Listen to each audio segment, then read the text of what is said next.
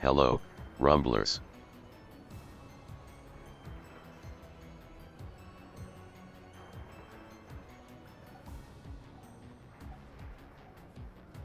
Be there in a minute.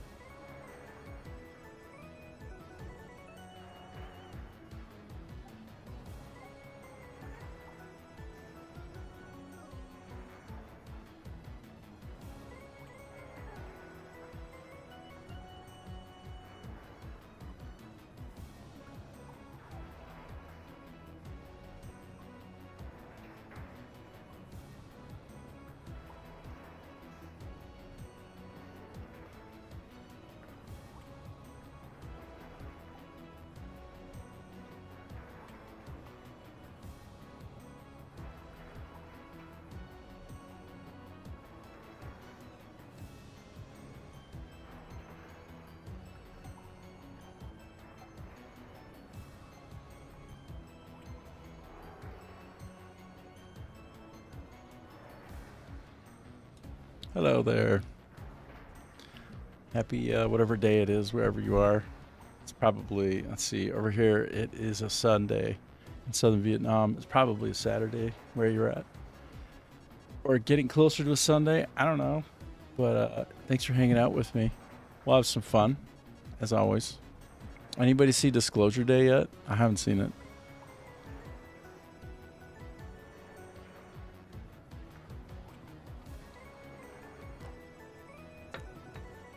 I like the music playing in the background here. It's got that 8-bit synth.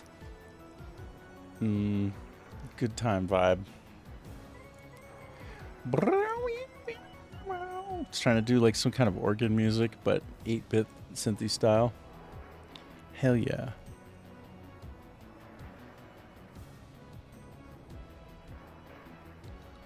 Yeah, so I decided to just play this game. I was thinking about Crimson Desert, I sure was.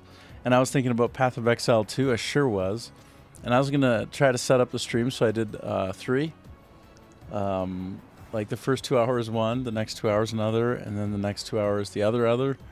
I don't know, might still do that. Or maybe we'll just get super randomized. Like I wanted to look at the U.S. government, like U.S. Gov/War.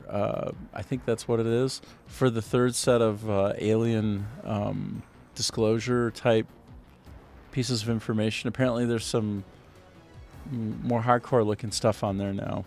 I think they're heating it up gradually, bit by bit. They're warming up the pot, and we're swimming around there like frogs, like kicking with our little frog legs, and they're turning up the heat.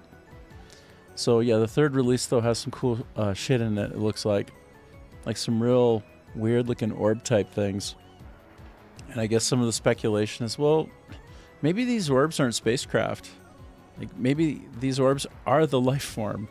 Maybe somehow that is a thing, and they're zipping around, and there's some kind of sentient light form or something. I don't know. That was an interesting take. That was a hot take. That was a plasmoid take.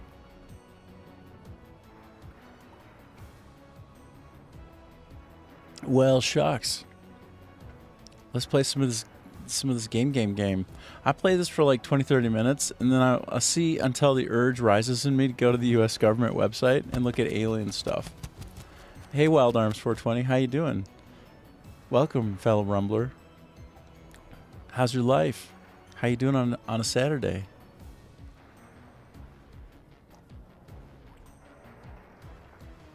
Yeah. Thanks for reposting. You're so nice to me. I have to try to remember to do this. I have to catch you when you're online and repost you. That's the very least I can do. Appreciate it, man. But how do you feel, Wild Arms, about me like going to the U.S. government website and looking at the latest tranche of alien stuff? Like they dropped number 3, I don't know, less than 24 hours ago. And apparently there's some cool stuff in there. I want to know about those aliens, bruh. Did you see Disclosure Day yet? Is it called Disclosure Day or just called Disclosure? I don't even know. The Steven Spielberg thing.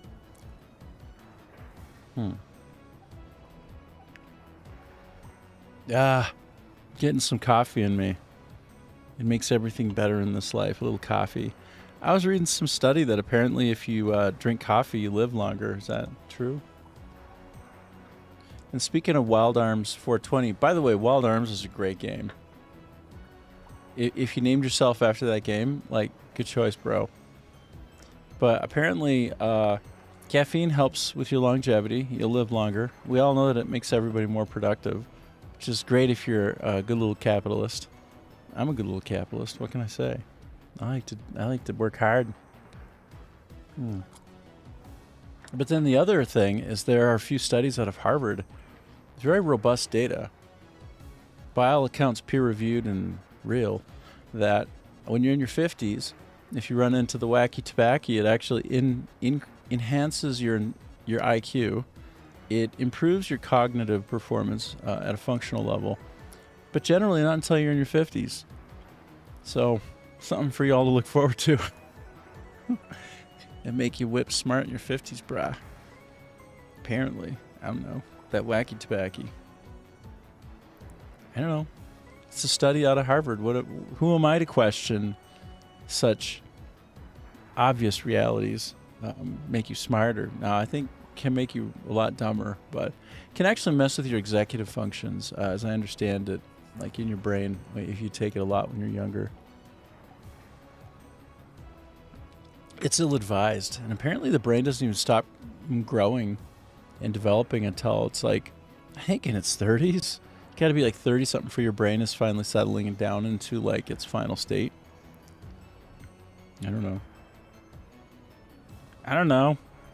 Anyway, yeah, this game. Well, I was gonna call it Wild Arms. Oh my gosh. So this is like a dungeon crawler / card game. It's by the people who made Vampire Survivors. It's so dope. It's so cool, bro. It's so retro and delicious. It makes me so happy. I say.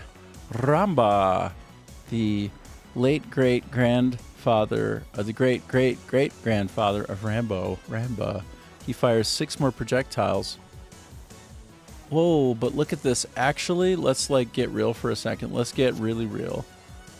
They're about to hit me for 19, bro. I better not screw around. I better take this a little more seriously. I better care more about my survival. So if I had picked this one, I could have done more damage going forward on this group, but, you know, look at that incoming hit. Like, bro. Okay, now I'm going to mitigate. I only take 2 points of damage. Like, that's no worries, right? That's fine. Damn, I seem to be pulling out a bunch of cards that don't do anything. I mean, all these cards are great, but they don't let me hit anybody And they also don't let me block shit. I can't block anything. So this is gonna suck. This is gonna suck a lot. I'm just gonna get wrecked, bro. I'm gonna get hella wrecked. It's like 4 W's. I don't know what to do here. Other than just prepare for the pain. Prepare the world for bad news. I'm about to get my ass kicked. Although I'll have 12 mana. And then I'll have 15 more mana. And then 3 more. And then 3 more.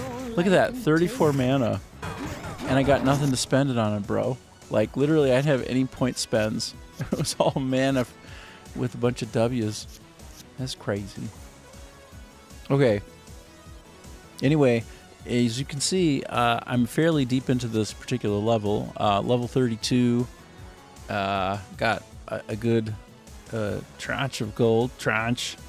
My word of the day is going to be tranche until I go to the U.S. government website and look at the latest tranche of alien revelations.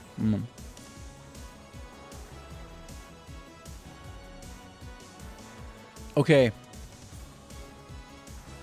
I think we're in about the same situation again, bros. Oh, no. I can put some hurt down. But, like, okay, I helped. My card situation is not, you know, how you say optimal.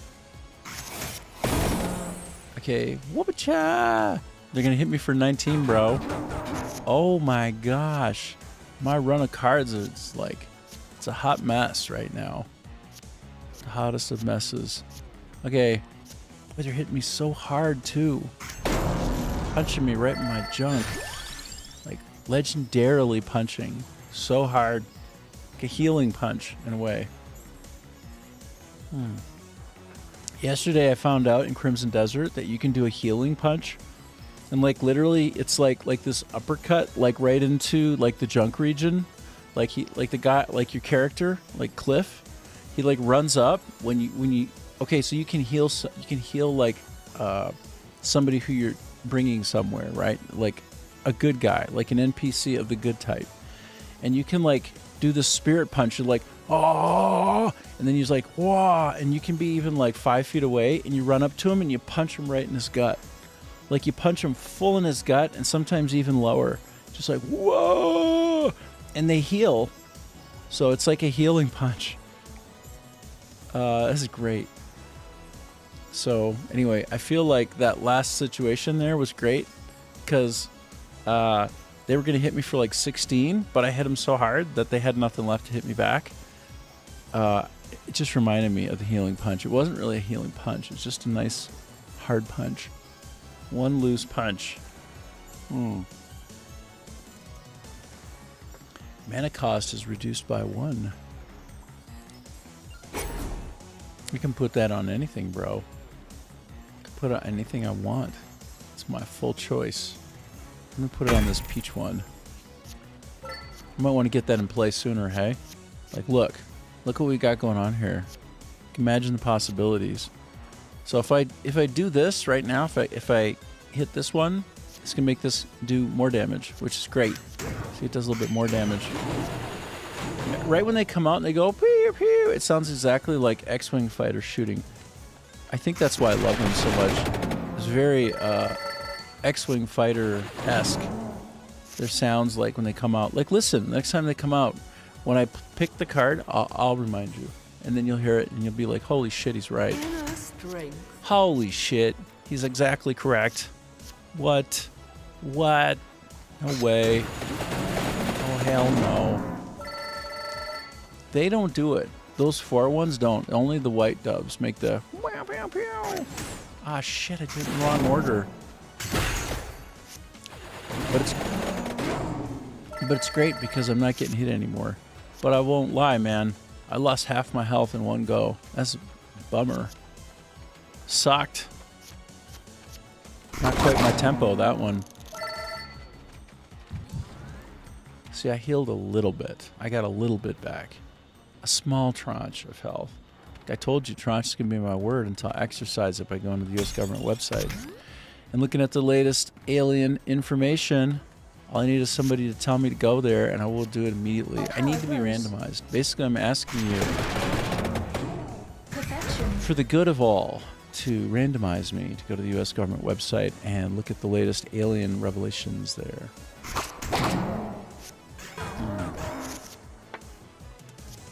Okay, so magic wand, yes.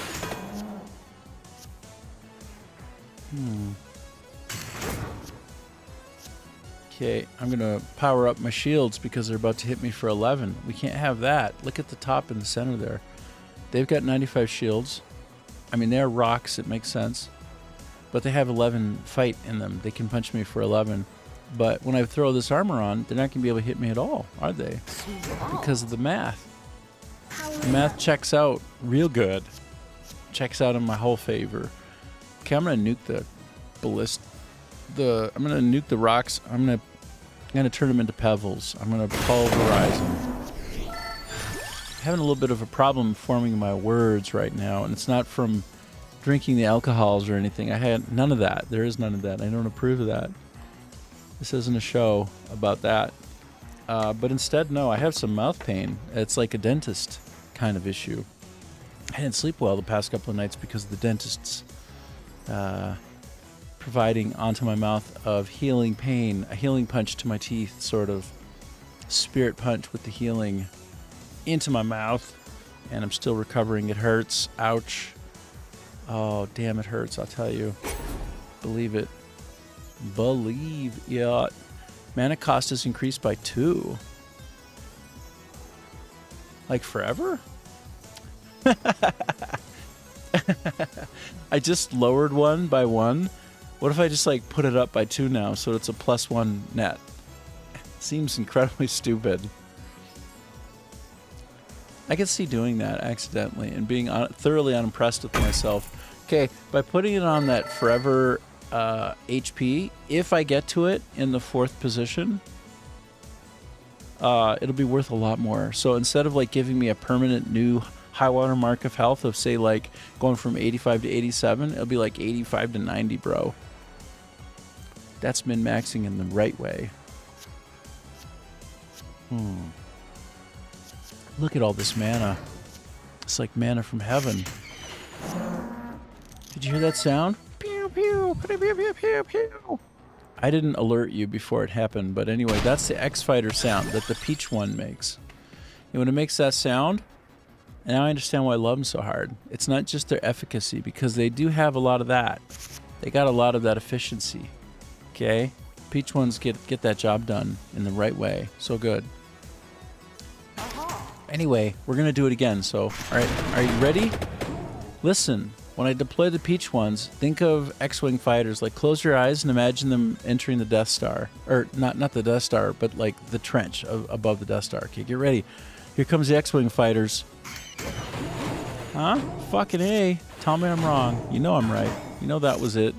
That was an X-Wing fighter situation right there. And you know this.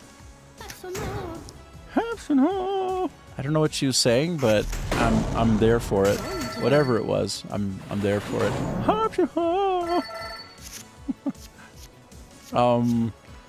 Okay, let's just go through the progression. In this game, you go from low to high. Hey, all things being equal, do the low cards first. Look in the upper left corner. See where it says empty tome there? Huh? Do you see it? It's my face is in a bad place. That's why my face was never supposed to go there. I thought it'd be cool to go there for a particular reason when I'm out of a battle.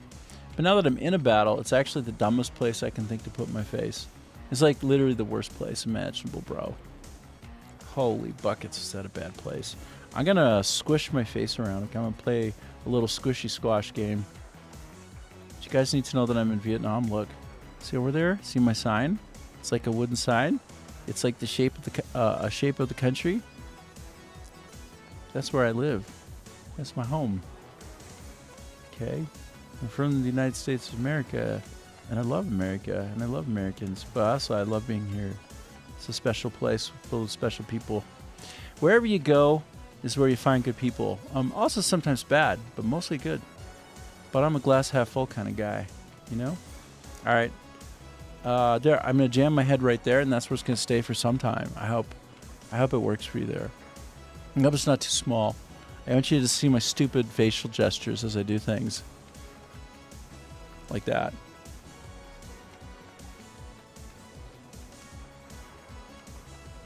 I try to strategically mute myself when I drink gulps of coffee because of if anybody has misophonia. My oldest child has misophonia. Drives her nuts to hear people chewing. I'm misophonia adjacent, so I'm at least sensitive to it. Okay, I am at kind of in a spot of trouble, if I'm being honest. I don't feel like I'm generally deploying enough attack type of cards when I deploy, which is kind of nuts. Like, also not enough shields. I got a lot of these special abilities rolling around, but I don't have enough base attack and enough base shielding. And I just have too many cards in general, hey? So, given that, if this were a choose more cards, put more cards into the hand, I would smash that button. Because I have a lot, and the more variety, the more the better. But in this case, I'm just gonna bro, I'm gonna get greedy on it, and I'm gonna okay, so there's a Clover card that also not only does it give me luck, it gives me more points? No. I don't know when the greed stat kicks in. Is it per kill, or is it at the end of the round when you're finished? You know what I mean? Like, if it's at the beginning and everything gets layered on for more gold per kill, then I should do it first. And that means I should pick a card that's got like a 0 on it, because all things being equal, you go with the small card first, and then you work your way up the chain to the biggest card. In the upper left corner of the card, that's the number I'm talking about. You do those in sequence, each subsequent selection in the chain is more. So you see this one does like 8 damage, right? Well, let's pick a better example. So if 0 is my start, I'll do 8. And then 1, instead of doing 10, I'll do like 20. Okay? And then like 2, instead of it being 20 luck, 10% luck, it might be like 40% luck. Because it'd be like 10 will become 20, and then the 20 will become 40, because it's sort of a doubler, right? So therefore, that's the decisioning that I'm trying to make. I think just because I don't really know, I'll hedge my bets, and I'll put it on the first one. Because I'll tend to do that one first before anything else, which means then I'm applying that benefit to everything in the chain from low to high, okay? And that's what's up. I'm feeling orange today, like an orange lollipop. I'm wearing this orange shirt. I feel like I'm ready to go out and do construction work in the middle of the night, you know? In fact, here, this is how stupid this is. Look. Oh, shoot, sorry. I always bump it. It's always so look, on the side here, it's actually got reflective tape. Some bullshit reflective tape. Because they're no consumer would actually buy an orange shirt on purpose. It must surely be because they work in construction in the middle of the night. So we'll put some reflector tape on the sides of the arms. And by the way, in the picture, it didn't have no reflective strips. But then when I bought it, I had some reflective strips, which is some bullshit. Because I'm not in construction. And if I were, I'd be like, dope, bro. That's one less. In one of my universes, I don't die now. And I was going to die in it, but now I don't because of that reflector strip. What the hell? Look, again, where's my attacking? How do I put my punch into these fools? Okay? And I have 4 cards. This isn't enough to do anything. This is, look, here. Let me just, hey. Like, it's useless, bruh. I need to be alone. Look at all of these. I get more and more mana. Right over here is my mana, my 23 mana. The way that you use mana is to spend on the cards. So look, that's 1 mana up here. 1 mana. Which means then if I use it, I'll be down to 22 mana. But like, just do the math. And these get me more. Like, what's wrong with this picture? Like, how badly did I shit the bed on my card setup? My card profiling is not good. Look, I have 37 mana and nothing to spend it on. Oh, I can spend it on this, which can get me +1, a net of +1. It give me a net of, look, I'm going to have 39 points and not a thing to spend on, and I'm naked before God. Like, I've got 5 points of shielding, and I'm about to take 14 points of damage. That means I'm going to get a 9 point of damage, which means I have 45 points after this. I'm about to get my ass shellacked, brah. Here comes the 45. Because math and shit. Look at that. I can't survive this. I can't do this. This isn't going to work. Shit's not going to work for me at all. But if I do this in sequence, okay, 6 armor. I mean, at this point, I'm going to eschew the armor in favor of the hard punch, because if I wipe out that front row, ain't anybody going to do any damage to me. Whoop-a-cha! Whoa! I made the right choice. But in terms of my card selection, I've been making a lot of bad choices. I need right now to find some shit that lets me do punching, that lets me do like something other than just increasing my mana exponentially. Look, I can draw a card. That's an example of a good one. I needed that, like you read about, bro. Oh, I'm not on WASD. I'm on Tabqa, not WASD. I'm on Tabqa. Now I'm back on WASD. When you're off by 1, it makes the gameplay ungood. It makes it not right. It makes it wrong. Okay, I'm gonna go fight this asshole. Sorry, I'm a little bit swear-mouthy. I'm gonna try to work through that. I'm gonna try to get good. I'm gonna try to get a little more impeccable. I'm gonna be more impeccable with my words, okay? I understand I'm a bit swear-mouthy right now. I know. It's a bit much. It's a bit out of control. It's a bit arbitrary.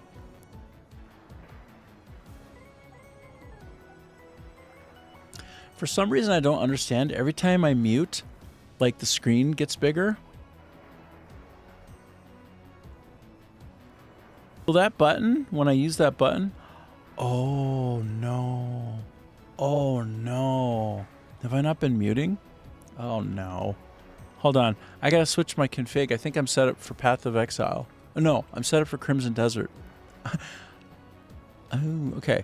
So let's see. According to my calculations, F12, the way that I have it set up right now, gives me F4, and F4 should be muting. But for some reason unknown to me, it's still playing around with the zoom factor. It's like, there's kind of I kind of like it. Hey, Denver now. Hello there on Kick. How are you? You having a good day? I almost just took my coffee and started drinking it like this. Oh, jeez. Ah, jeez. I shouldn't drink right straight from the carafe, hey? You drink straight from the carafe, it's a bit much. I mean, I could, but I shouldn't, because it's really kind of brutish.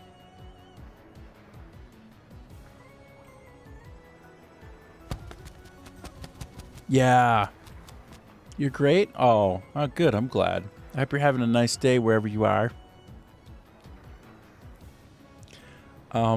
Let's go fight another fightable. Look at all these son of a guns. They look like pissed off dogs with really big mouths. They look pissed. Or maybe they're laughing. I don't know. It's a bit light on the graphics. It's a bit retro. It's a bit 8-bit. It's a bit 8-bit. Okay, so I need to try to... Okay, good. I actually have a draw card. If I do this one first... This is actually kind of a tough decision, you know. I think this one's the right call. So I get 8, and then it means that this one's going to get me 2 to draw. Yeah. Yeah. I think I'm doing it right. I think so. I think it's good. Everything's going right. To see, look over here on the right, on the right side of the screen. You see the W, the 1, the 2. The W is a wild card. That means it turns out to be a 0 in the sequence. So 0 to 1 to 2. Thank you. Appreciate it. Every time I try to run these cards, I want to do them from low to high, because then I get a bigger bang out of the card when I use it. So this is going to be a special bigger bang. It's going to have more burn. Mo better burn. Cooking. We be cooking. Okay, and now I don't have a 4, so I got to restart the chain. So I'll do like the low card again. Whoopcha. Looks like they're still going to do some... They're going to put a hit on me unless I throw up a good, strong shield, which I just did.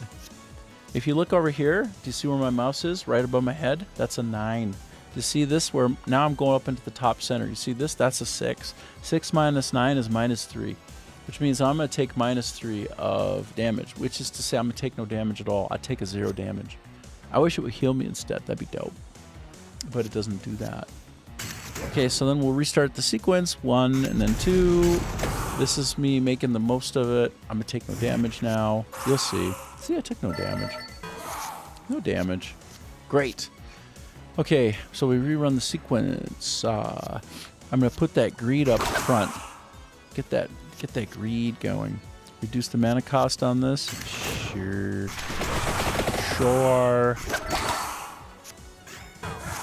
I took 1 little point of damage. Not too bad. Not too shabby. Nothing too shabby. Hey, no more. Optimal. I got good shields on, so they're not going to touch me. Optimal. But also, these birds at the end, these X-Wing fighter birds, vampire crawlers, I mean, wrong typo. Oh, so vampire claws today. Yeah, I'm going to call it vampire claws for the rest of the day. It's your fault. I'll call it that. Hey, I noticed that for some reason I'm not getting... when I just re-enabled my sound effects, so the next thing that you send to me, if you send anything else, just test it. You'll hear yourself. It makes a sound. It makes a weird sound. It makes the robot talking. It makes the robot talking. Like that. Brings True says. It makes the robot talking. That's what it does. It does it just like that. So that's interesting. That's nice and interesting. It does it twice, though, if I'm not careful, because this interface is really wonky. But, okay, so yeah. Now I can't miss anything anybody says.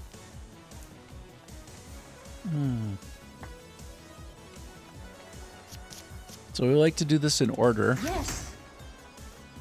You know what, though? I'm going to throw these projectiles down first, hey?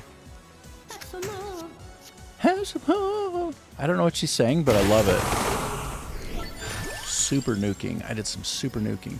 So you remember what I told you before earlier? I told you that I need to get more attack. I need to get more damage, so I have to pick this one. Those other ones look even better, but at this point, I gotta have that. If I don't have that in my life, I'm in trouble. Made you look. Did she say made you look? I think she said made you look. Something like that. So draw 1 card. Destroy. What else can I do then that's helpful in the sequence? Increase combo? Ooh, I've got an idea. It is done. Okay. Like that. I do that, and then I do this. What? That was unusual. Okay. Gonna bring 6 points of heat on me if I can't do some blocking, so I'll try to do a little bit of blocking. But first I'm gonna set up a combo to increase my armor block. That seems like the right call in that case. And in fact, I believe it was. Wild Arms 420 says. R plus Green Siren. Very fun looking game, sir. Yeah, it's super cool. It's really easy to play. Wild Arms 420 says. Hope you are enjoying it well. Denvana says. Yes. I know, it's kind of funny, but I feel lames when typing the wrong name. Yeah. It's all good. In this day and age, typos don't even matter anymore. I know what you meant. Vampire Claws is actually a better name. Do you know if they called it Vampire Claws, it probably would have made more money. Crawlers, because it's like a dungeon crawler. You crawl through a dungeon is the idea, but the Vampire Claws is quite cute because a vampire does typically have claws, right? So I think in a very real way, if you were on the marketing team and you made that mistake, you would have made them more money. That's what I have to say to you about that. Yes. Yeah, this game is super cute and fun. It's kind of chill to play it, and I kind of want a chill day because I haven't been getting great sleep. I got some kind of dentist issue in my mouth, I just wake up constantly with pain in my mouth. It's probably like I want to say it's like a 6 or 7 out of 10. And I have kidney stones, so I know what 10 out of 10 pain means. Like I've been there at the apex of where's the shotgun. I can't do it anymore. I say. So I know what pain is like. And man, I'll tell you what, it's been painful at night for me. So I think if I just play a game that's really chill for me and relaxing, then I can have more fun. But meanwhile, I sound like while I'm talking, I think like I sound like maybe I've been drinking because I'm slurring my words, but I have not been drinking. I just have like so much mouth pain I can't move my mouth right. That's what's up. Unfortunately, that's what's up. Wild Arm Sport 20 says, just got out of funk myself. I hope you feel better soon, brother. Oh, thank you so much. And yeah, I'm glad you got out of a funk, bro. It's hard. Life is hard sometimes, hey? Sometimes life is just hard. So we do our best. And we do whatever it takes to kind of get through the day sometimes, hey? Like sometimes you got to you just got to bring the firemen out to the problem and kind of hose it down. Perfection. Whatever that means for you. I don't know what that means, but it sounds really good. Okay, I finished the boss and I even got some overkill in action in there, hey? So let's do some overkill. I'm down with the overkill. I'm so down. And I need more punch. I need to pack more punching. So I'm going to go with this one. And pop it on that monster. Nice. This is a comfy game that has a lot of dopamine in it, right? It's like kind of soaked in dopamine. Like, look at this. Doom, doom, doom, doom, doom, doom. So good, right? So good. Wow. I have the opportunity to transcend and become more than I have ever been before. But you know, I've never gotten this one before. This is like the obvious one to pick, but I never had this one, so I want to get this one. I'm excited for this. I just want to give it a shot. Yeah, I never had a Heaven Sword before. Well, maybe I did, but I don't remember so well if I did. I'm not 100% on it. Doggone it. I was playing with Quackap Sauce instead of Wazdi. I'm having a problem using my keyboard today, man. Okay, here we go. We're gonna do a 0, a 1, a 2, a 3, a 4, Shoot. Okay, listen for the X-Wing fighters. Like, close your mind, close your eyes and imagine the X-Wing fighters coming out and they're entering, like, the trench of the Death Star, okay? Imagine it in the original Star Wars. Listen, it's gonna happen in 3, 2, 1. Huh? You got a little bit of the X-Wing fighter action in there. I swear that's what it is. It sure sounds like it to me. I'm invested. Okay. Now, I'm set up. Oh my goodness, I'm getting pounded, hey? I'm set up so that if I have a remainder of mana points over here in the bottom right corner, if I got a remainder of them, the nice thing is I'll take, if I have 5 or more, I'll take 5 over into the next turn, which really helps with generating some kind of attack, right? And whatever it is you're trying to get done there. And that's what's up with this particular next turn. Okay, so... Okay, if I can do a 2, that's good. I'm going to increase my combo, though. I'm really take it to the next level. Where'd you live? Yes. Okay, I helped. Ja. The good order. Okay, so we're going to add a mana and freeze an enemy. Yeah, that's exactly what we're going to try and do. I'm going to do... Okay. All right. I'm going to do this one. And then I'm going to do this one. And it's going to make this go through the roof. Those are 2 wild cards that make it sort of like, instead of it going from like a 1 to a 2, it's like it's making that 2 more like a 3, hey? Sometimes a 2 is more like a 3. When you got to go 2, sometimes it becomes a 3. Somehow it becomes a mythical 3. Not to be trifled with, right? And you got to go 1, that's a thing. When you got to go 2, that's a 2 thing. But when you got to go 3... Oof, that can be next level of trouble for you on your throne.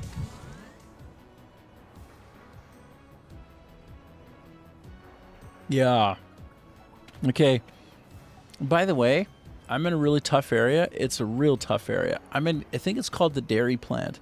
It's the first time I've been in here, and it's like a level 4 dungeon, which means it's the most I've ever been at, right? It's a hardcore dungeon for me. And if you look down in the corner here, you see what I'm moving my mouse around? You see in the bottom right corner, I'm moving my mouse around ever so gently and slow. I'm slowly rotating in a counterclockwise fashion. So I'm on level 4 or 5, and it gets harder and harder. So 1 is fine, 2 is tough, 3 is tough, and 4 is like, wow. If you have a bad run, you might just be done. A bad run, and you can be done here. I'm not even to 5. So I don't know if I can get through this. Like, I have only about half health. I'm going to find my way into more health real quick. Okay? We are in some big trouble right now. And they're going to hit me for 16, and what can I do about it? Look at this. Do you see anything that you can do about it there? I don't see anything you can do about it, bro. I just have to try to kill the front line a little bit. If I can kill them a little bit, then maybe what's left for me is no damage coming at me. So my best defense here has to be a good offense. Because I have no shielding, okay? And I have literally no way to generate more cards to get that. So basically, we are in trouble. I could be down to a third if I can't knock them off the line. That's what we're trying to do now. Ah, yeah. It was 16, and it went in half to 8. And if I hit him again real hard, maybe that 8 will go down to a 4, or maybe nothing. Let's find out. Nah, I got 1 less kick at the can, though. It's not a lot of damage, but maybe they're right on the edge. Shoot. Oh, 4-0. Okay, they did 4 points of damage on me, which is not great. But it's better than a stick in the eye. It is better than that. I say. I'm going to take it full and hard. My cards coming up are not the best. Okay? Sometimes you're at the mercy of cards. You don't get to control what they are, right? You cannot control them. Just like people. You can't control people. They're going to do whatever they do. And the sooner you realize it, the happier you'll be in your life. I'm turning this card selection into a life lesson about the randomness of people. I don't know.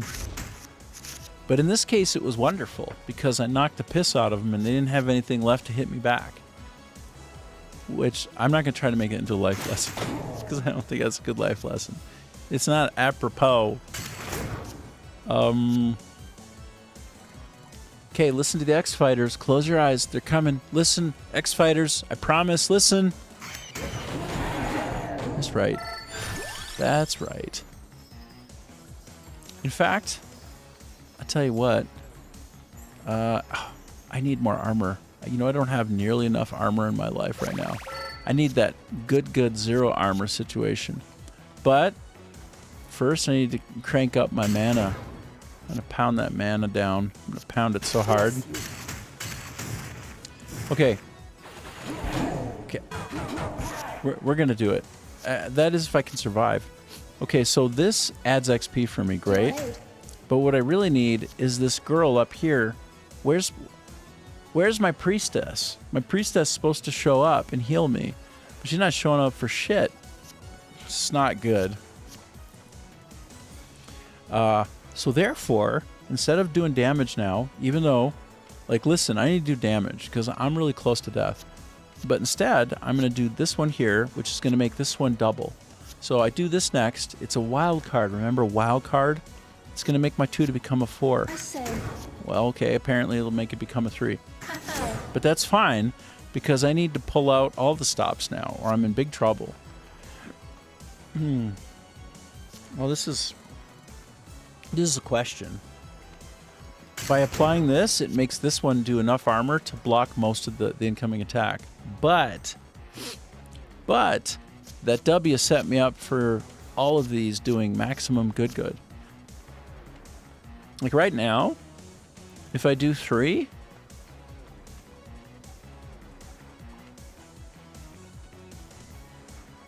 You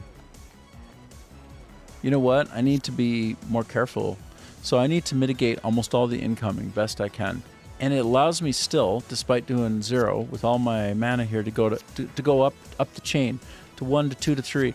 So let's see by the time I get to 3 if it's greater than 528. Okay. I have a feeling it won't be, but let's just find out. And again, I'm trying to balance out defensive. So we're gonna see now. Remember 528? I told you about the 528. Remember? Oh, it's so much more. Oh. Shit. Okay, so that W there that I had at that point, like, look at my chain. Look at my chain. Oh, that's why it's doing so much more. Because my W's are, like, kind of forking the chain without dismissing it. Does that make any sense what I just said? I don't know. But that is what's happening, which means I'm about to whip that ass. Whoa. Okay, so now I got a 35 health bump. I'm going to need all the health I can possibly get. Like I need to go here and hope that it's got so much good for me. Guardian angel. I mean, it's got Croce Frito, which sounds like Crunchy Cheetos. Yeah. Okay, so logically, what I need to do is min-max my way to these dots. Like, look in the bottom corner. You probably can't see, so I'm going to zoom in for you, okay? I'm going to do the zoom in. That's exactly what I'm going to try to do. I'm going to try to do that zoom in. Okay, I'm doing that zoom in for you. Don't say I didn't ever do anything for you. Hold on, this is me. Hello. That's me up close. Right here at the bottom, there's dots. I can make this even bigger for you. Just to, like, let's just pump up the jam. Bigger. Bigger. Okay, you can see again that I'm on the 4th or 5th dungeon. And there are these little dots. Okay, this is the map that I use almost exclusively to move around. I don't look at the 3D... Sorry, it's not 3D. It's actually completely not 3D. It's like a 2D... It's almost ASCII. It's almost ASCII art. But I don't look there. I look down here when I navigate, right? This zoomed in area, that's where I look when I move. So you see, like, I'm facing, you know, to the right, kind of, right? That blue icon is me. That's me in the world.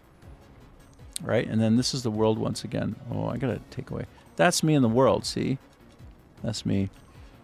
Moving in that direction. So if I go and I fight the guy down at the bottom now, like if I fight the guy at the...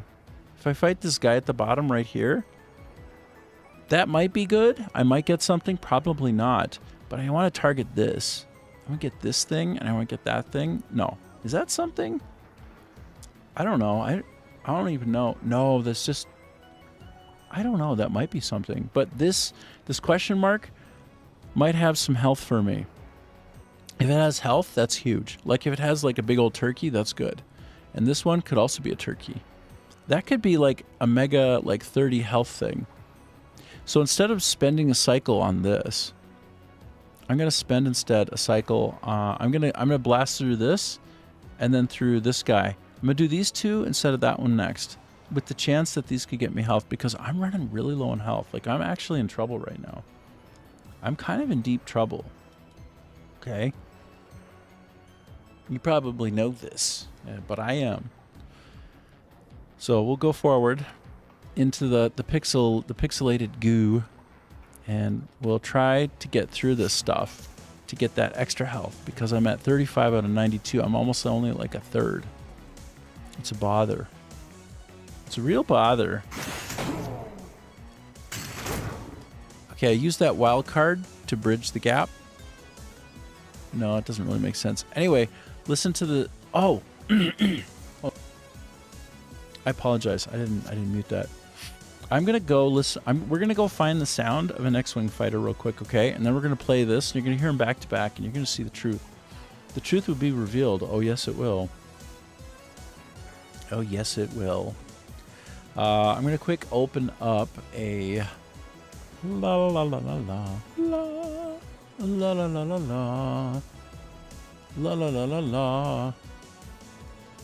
La la la la la.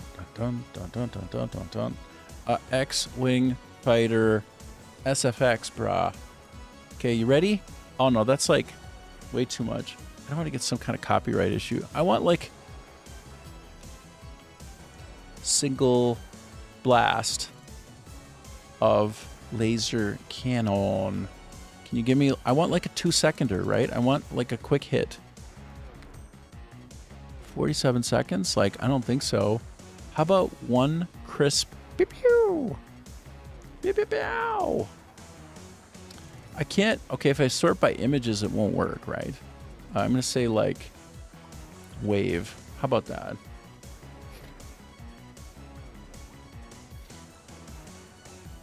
Like, what are we talking about here?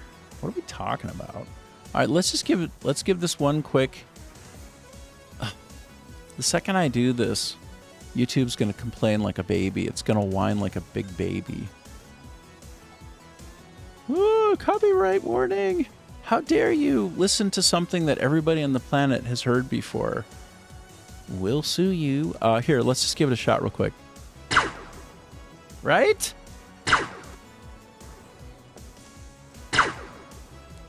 Copyright warning me that one. Jerks. If they can, they will. I promise you, they will. Okay, did you hear that? You remember? Now listen. Not even close. Okay. I think that sound is like straight up a lift off the movie. It sounds so accurate. If you look at one of those Star Wars specials from back in the day about how they made all those sounds, they were so creative. Like, they had such cool ways of getting the sounds. Like, the Tauntaun was a camel. You know, like, waka, waka, waka, waka, waka, waka, waka, waka, waka, waka. That's a camel. Did you ever hear Bill Hader's impression of a Tauntaun? Oh my God, you get your whole life from that. Your whole life. Like, go search up Bill Hader Tauntaun. You'll love it. It's the best thing. It's the most wonderful thing. Okay, well, let's continue the chain. Let's go one. No, this doesn't continue. Yeah, it does continue the chain. Doesn't it? I don't know. That one was confusing. It looked like a 3 was going to a 4, but I was reading the wrong part of the card. So I'm right on the verge of death, which is unfortunate. I'm going to increase the combo to crank up my armor value. Let's get 3 cards. Let's see if we can kind of... Let's work it. Let's work it real good. Oh, okay. So I killed off the front line, meaning I take no damage. So that's nice. Let me just grab this one, because it's going to give me an extra help and heap of health. A heap and help? A heap and... Anyway, something like that. And I'm not going to... Well, should I do more damage? I was thinking I should carry some of it forward. I'll get in a hit. It's not doing much for me, though. And I can't actually carry armor across between turns, so I'll just finish it there. Okay. Oh, interesting. Revival. What does revival mean? 5% revival. What is revival? Does anybody know what revival is, actually? I want to... Hold on. I'm going to ask Grok. They'll probably say it's in high demand. Purchase Super Grok. I bet it's usually not in high demand, and it's usually just like an upsell moment, like on a certain chance. Do you know what I mean? I think that's possible. That's what I would do if I were doing the digital sales of this. I mean, it's nefarious and you shouldn't, but it would probably convert some people, some number, or turn them off enough that they give up on Grok. But I mean, what's better than Grok? I mean, Google Gemini is about as good. They're like 50-50. ChatGPT is old news. I'm so done with ChatGPT. It's so rude. It doesn't even answer my questions sometimes if I don't state it in a PC way. It's just like, stop gatekeeping me with PC. Like, wokeism is so bad. And I'm liberal, like, for God's sake. I mean, I'm somewhere in between, really. I'm a la carte. Let's just say I'm in the middle. Okay, so we're looking up what does revival do in Vampire Crawlers? Because I have like no clue. I don't know what the benefit is. How can I pick it? It's a key deck stat. Well, yeah, I imagine. Oh, let's come back to life from... Oh. Oh. Okay. Wow. Oh, this is a whole angle that I never even... Oh, this is a good one. You can die and come back twice before the run truly ends. Okay. It starts at 0 as shown in game. Functions held to revive. Okay. Oh, so I'm wondering if when I pick it, does it gradually decrease? Like you'd want to try to... Okay, this is it.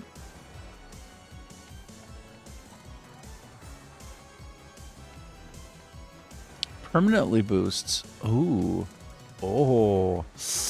Oh, that's what revival does. Oh, that's hot. Permanent boost for base revival. 3 to 5 revives depending on sources and power-ups. It's excellent for surviving tough encounters. Do I get a full health up is what I wonder. Like, dude, that's powerful. Extra lives. Okay. Alright.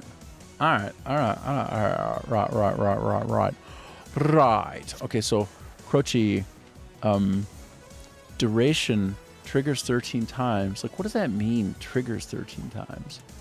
That means over time, I'm gaining the chance to revive, and if you get to 100%, it counts as 1 revive. Anyway, I just picked the dang thing, but that's dope. Oh, of course, doing it from 0 to 1 made it go from 10 to 20, so great. So over time, I'm gaining a revival count. Where's my revival count, bro? Is it this tiramisu thing? So when I hover over it... Ooh, wait. What? So when I hover it, I wish it would tell me what it is. Most things do tell me what it is, but not like that does, which is super nice, but these don't. Why don't these? Why don't they just tell me what these are if I hover over them? Like, what's the harm in telling me what they are if I hover? Like, why not? Like, they do the hover info here. Well, why not here? What? Whose ass is getting kicked by not explaining these when like, why is it offensive to not have a tooltip above these, but then to have them over this? Like, why is that offensive? I just think that's silly, actually. Those should be clickable or something. Or I'm pressing Alt, by the way. I'm pressing Control. Like, I'm trying to find some way of making them appear. That's really... I'm sorry, I'm not smart enough to know what all these mean. You need to tooltip them for me. I'm not smart enough. I can't figure it out. I don't know what those do. Like, even though Revival was explained to me by Grok, I still don't fully get it. Like, how do I get up to the use of one? Do I need to get to 100%? I think maybe, but... Okay, the card is drawn first. At the start of an encounter. Oh, so like guaranteed. Okay, so that quick draw seems really special. But that pentagram seems like, wow, that's like a new level of like, I don't have anything at 5 yet. If I pick it, then I get to know what it does. So I basically want to guarantee forever that I have good armor up. Now, you would think pick this one, right? Because it's a guaranteed 0. Anytime you start at it, you're going to get 2. Like, even if you run out of points. But no. I need a more punchier armor. I need the promise of a guaranteed always armor every single time I start. And it's the start of the turn. It's not... Sorry, it's the start of the match.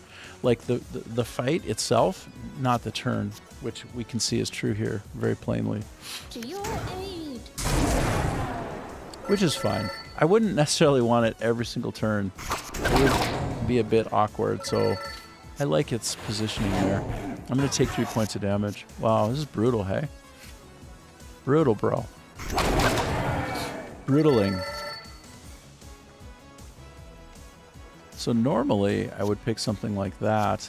But since this is such a big hitter, and I only have one left, and he's only doing 4 points of damage, I'm just try to knock him out. Yeah, that was the right idea. That was the right call. So, man, this is tough. I got to fight one more to get through to these two better choices down here. Ooh, I got to get through these guys without dying. So look, this is what happened. I got that one for starters, which is great. I'm actually going to...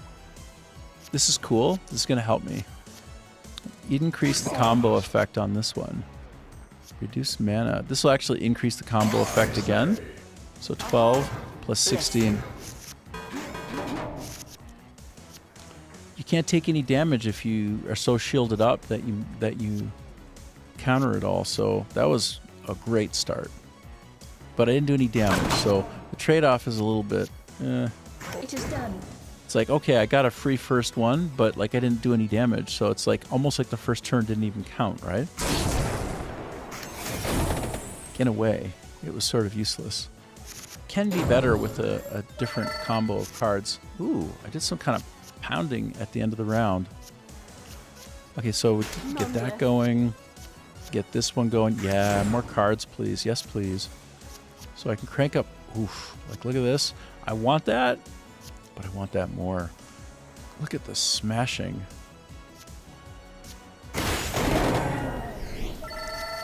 That was great. Surely that was great. Haha. Smart. Heck yeah.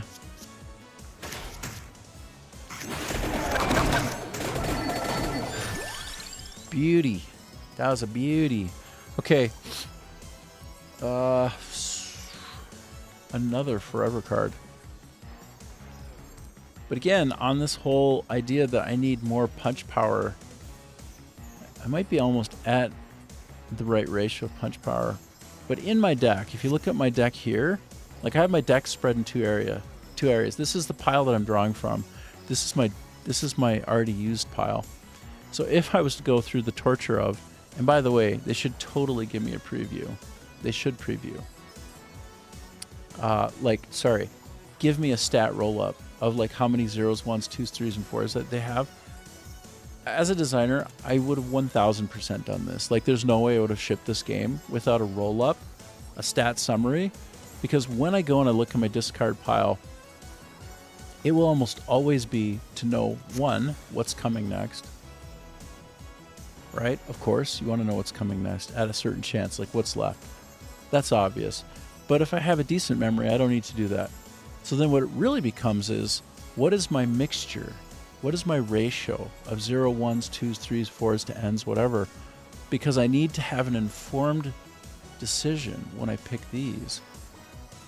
So if I want to actually make a good informed decision, I got to literally go and count all of this shit in my head. Like how many zeros? 1, 2, 3, all right? 4, 5, 6, 7. Like, why would you just put that on the screen? Like, why would you make me have to count them? It's kind of silly. It's almost dumb. It's almost to the point of dumb.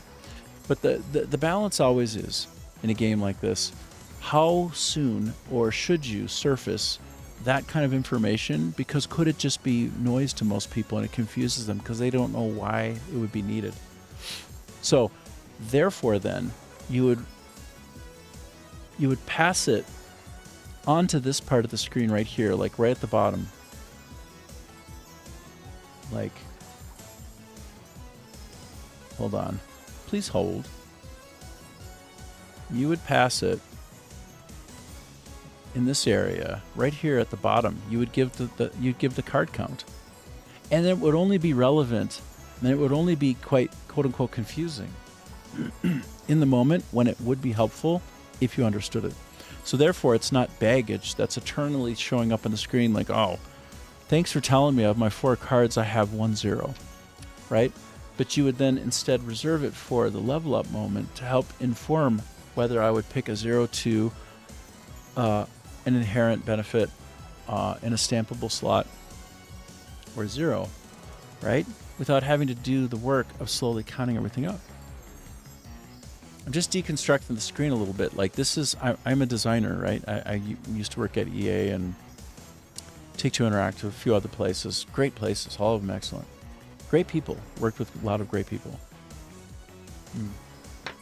And also a producer. Got up into the ranks of executive producer for a couple of my roles. But the point is, like I will deconstruct this, and it might be really lame and annoying, but if you're like me, and you like to kind of understand what the hell you're doing and get better and better and better at it, then you'll probably be understanding why I just noodled over this, because like they should totally have a card count here that shows zeros, ones, twos, threes, fours, etc. It's a missed opportunity. It would be the perfect moment to help inform on what I pick here without being overwhelming. That's the thing. You could also make it for like once you have a certain run of cards, once your deck is large enough, then you start packing in that for decisioning. Or you could just park it on like an alt key. But anyway, I think so. It did seem like I have a lot of zeros now. And it did seem like I had a lot of attacks, so just gut feel would tell me I'll just pick this one. If there's something that I want to level up. In fact, like I have a lot of zeros. This is one way in which you can help augment your decisioning. I have a lot of zeros that I could make come up as ones instead. Do you know what I mean? So like instead of this coming up as a 0, it could come up as a 1. Let me just put it on this one. So now it comes up as a 1 instead of a 0. So since I have a lot of zeros, I'm more likely to pull that thing up just on average, and it'll be a 1 instead of a 0 now. So I'll have a slightly better chance of runs from low to high. And that's the idea. That's all I can take. It's all I can take. It's adorable. So as this one increments, this gain revival, as it increments, like turn over turn, this decrements. This 10 right here, this 10, if you look where my mouse is moving, that's going to become a 9 and then an 8. And as that happens, this number over here, this 35, probably going up. And we'll just keep an eye on that. As that goes to 9, shouldn't this go to 40? And I think the answer is it's gonna. And the other things will go up as well by my picking these. But I want to take advantage of this big banger right here because it's glowing. It's ready to do big banging, which then did me the favor of complete mitigation for attack. Okay, so I got a little bit of heal up. All right, so now we're at the point where we can see please. Nope, that didn't help me. But what about this? Can we see please? Nope. I mean, it's wonderful. This one is good. This is one of the best things that you could get. I do wish that I was able to kind of health up a bit, though. Because I'm kind of up against the wall at this point, I would say. If we scroll, all of my possible cards to sacrifice. We never want to get rid of a W. I mean, maybe in a couple of cases we do, but I'm going to get rid of the one that I have the most of that it doesn't give me as much bang. Like something about greed might make more sense. You know, like throw away a greed card. You know what? I have... I was going to get rid of this one, but I see that it's imbued with freeze an enemy, which can be life-saving. So let's... This is a tough one. Really don't want to get rid of a 0 fight card. How many ones do I have? I don't have as many ones for fighting as I would want to, actually. Let me get rid of this. No. This is tough. This is kind of a tough choice. I just get rid of my weakest 0 card that does some kind of fight. I don't know. I think it's a reasonable trade-off because I'll just get 1 extra card of everything, so I'll be slightly more likely to get a 0. So yeah, I think that's good. I think it's good. This is a tough one, man. I feel like I should almost just go fight the boss right now because these guys are mostly just going to lay the hit on me. If I dominate them, I'll come away with like 3 or 4 more health. But if I have, well, I accidentally went in to fight him, so now I don't have a choice.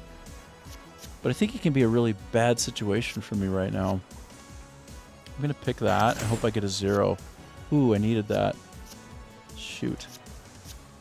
Shoot, shoot, shoot. To your aid. So she healed me a bit. By the way, this 10 didn't go down between turns, which is weird. I think it only goes down when I run into the card itself. Yeah, that must be what it is. Wow, weird. I didn't realize that. I thought this number would go down for each fight. But I actually just it's a card counter, and I need to get that card. I can get it 10 more times to crank my revival up to 1 free life. It needs to get to 100%. Okay. Wow.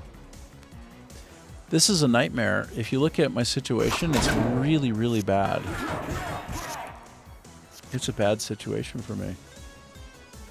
Well, I wasn't thinking I'd actually be able to get through this level anyway, and I'm really not going to be able to get through this level. Like, I'm about to die.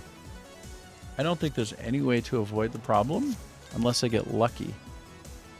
Heal 1 when it... Like, if I killed the whole front line, I would heal for... like 5, which would be great, but that's not going to happen. But I don't have a choice. I have to do this and hope for the best. No, like I'm dead now. Say goodnight, Gracie. Dead. That's okay. I did pretty well. Wow, I must have done some damage in the background between turns. I don't understand how that happened.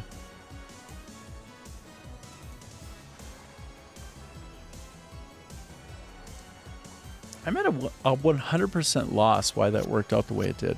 Like, I did some extra damage on the back end as my turn ended, but I didn't know I had anything inherent in my character. I didn't know that this build was capable of doing damage that's unaccounted for between turns. I mean, great, but I'm beyond confused. I want to know the reasons why something happens so that I can reproduce them deterministically. So... even though that was nice, it's kind of like off-putting because I don't see any way in which that should have happened. I don't get it. But it is what it is. Okay, so... To your aid. I need to hope that I just knock them all off the line. Wow, which I did. Okay. Now, I could spend... Well, I might as well just do it. It's not going to matter. But nobody hits me this turn. Wow. That was kind of... interesting and fortunate. It must be that there's some projectile. I guess this projectile business must be what happens at the end of the turn. Like there's a projectile thingy that happens. No, but I just got that after the fact. I don't get it, but anyway, I'll take it. 0. Let's start the sequence.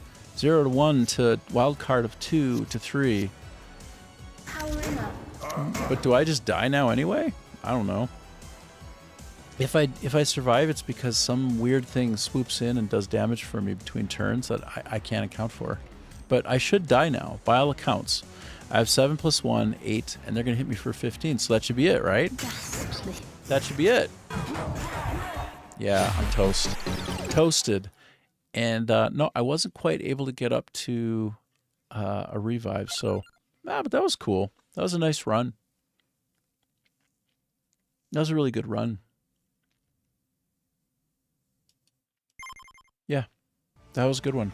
I got tons of gold for that, so I'm not even mad. That one was fated to fail. I didn't have the right run of cards. Here's the thing. The bigger the deck gets, the more risk comes in. That's the thing, right? Sometimes when you're playing, if you find a really sweet spot of super powered up cards, you want a more reliable card deck pull into your hand. So the smaller the deck, the larger your hand, the smaller the deck. If that deck crushes, the more that deck gets expressed turn to turn. So I think arguably my deck was too large. It sounded wrong. What about if I go in here? If I gotten anything new and amazing that I can change out for? So I really like the repeated cards this turn are free. Wait a minute. No, I don't want that. No, the one that I have is Sharp Mind. And Sharp Mind is this one. Right. Any remainder of mana carries over to the next turn. That's a game changer from early to middle of a dungeon run. Toward the end of the dungeon run, it's not as important. It's still pretty good.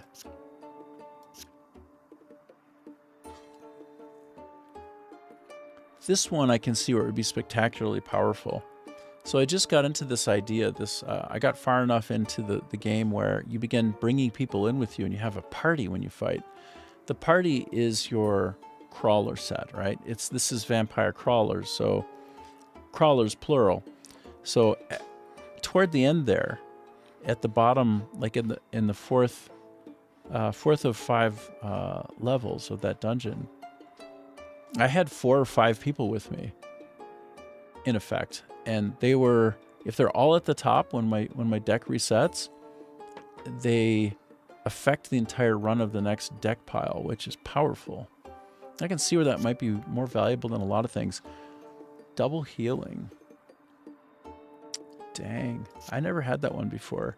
Add a wild card to each floor. If I go for a maximum card pile, it depends on what the wild cards end up being. If there's damaging wild cards, not just like putting twists on things, wild cards can be great. Otherwise, that's just going to increase the problem at the back end. And I really don't know. Trigger abilities at the start of a turn. Does that mean with the crawlers in play, it triggers them every single turn? Like literally every turn? That would have made my revival come into play. And I would have survived that last one that we were running. Like I would have died, but then been revived. So if that's what that means, now I finally understand why it's good. But I don't know if that's what it means.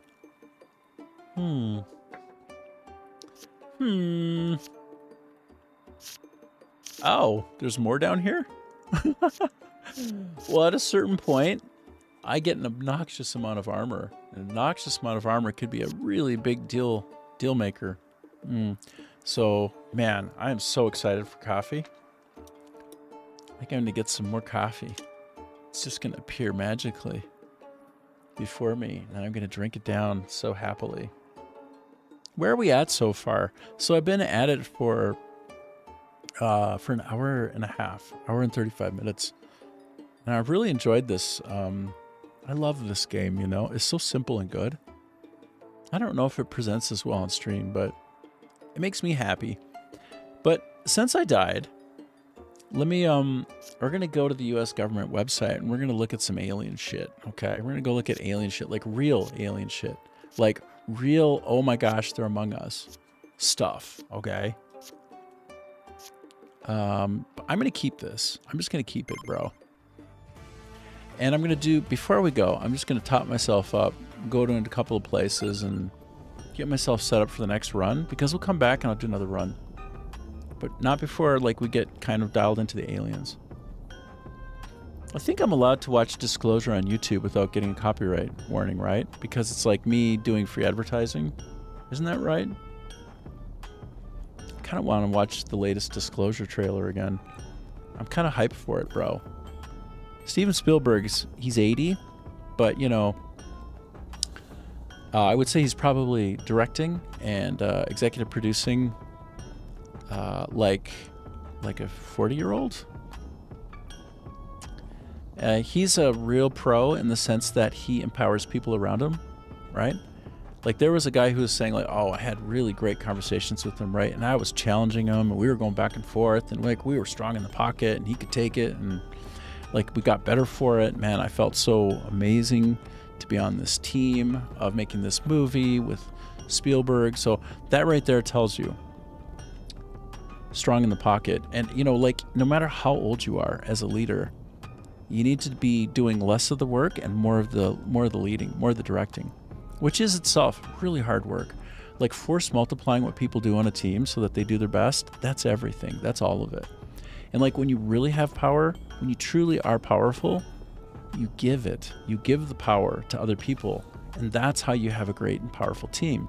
You don't just cling on to it like some kind of Gollum asshole, which is, I'm going to say, 50 to 60% of all leadership. And it's abysmal to have a leader like that. It just breaks your heart because, you know, if they just weren't so traumatized from their childhood and they hadn't got into a position of power to sort of like have that pile of gold and be able to tell people what to do and feel like the big man or the big woman, that if they got out of their own way, they could be great. But it's the tragedy of most teams is that you will have a great, well-formed team, but then you have some guy at the top who's too top down, too top heavy. He just ruins it all. He just turns into a tool and ruins it. So Spielberg is not that, is my point. And so he's still as effective as like somebody in their prime because he's not doing all the work, right?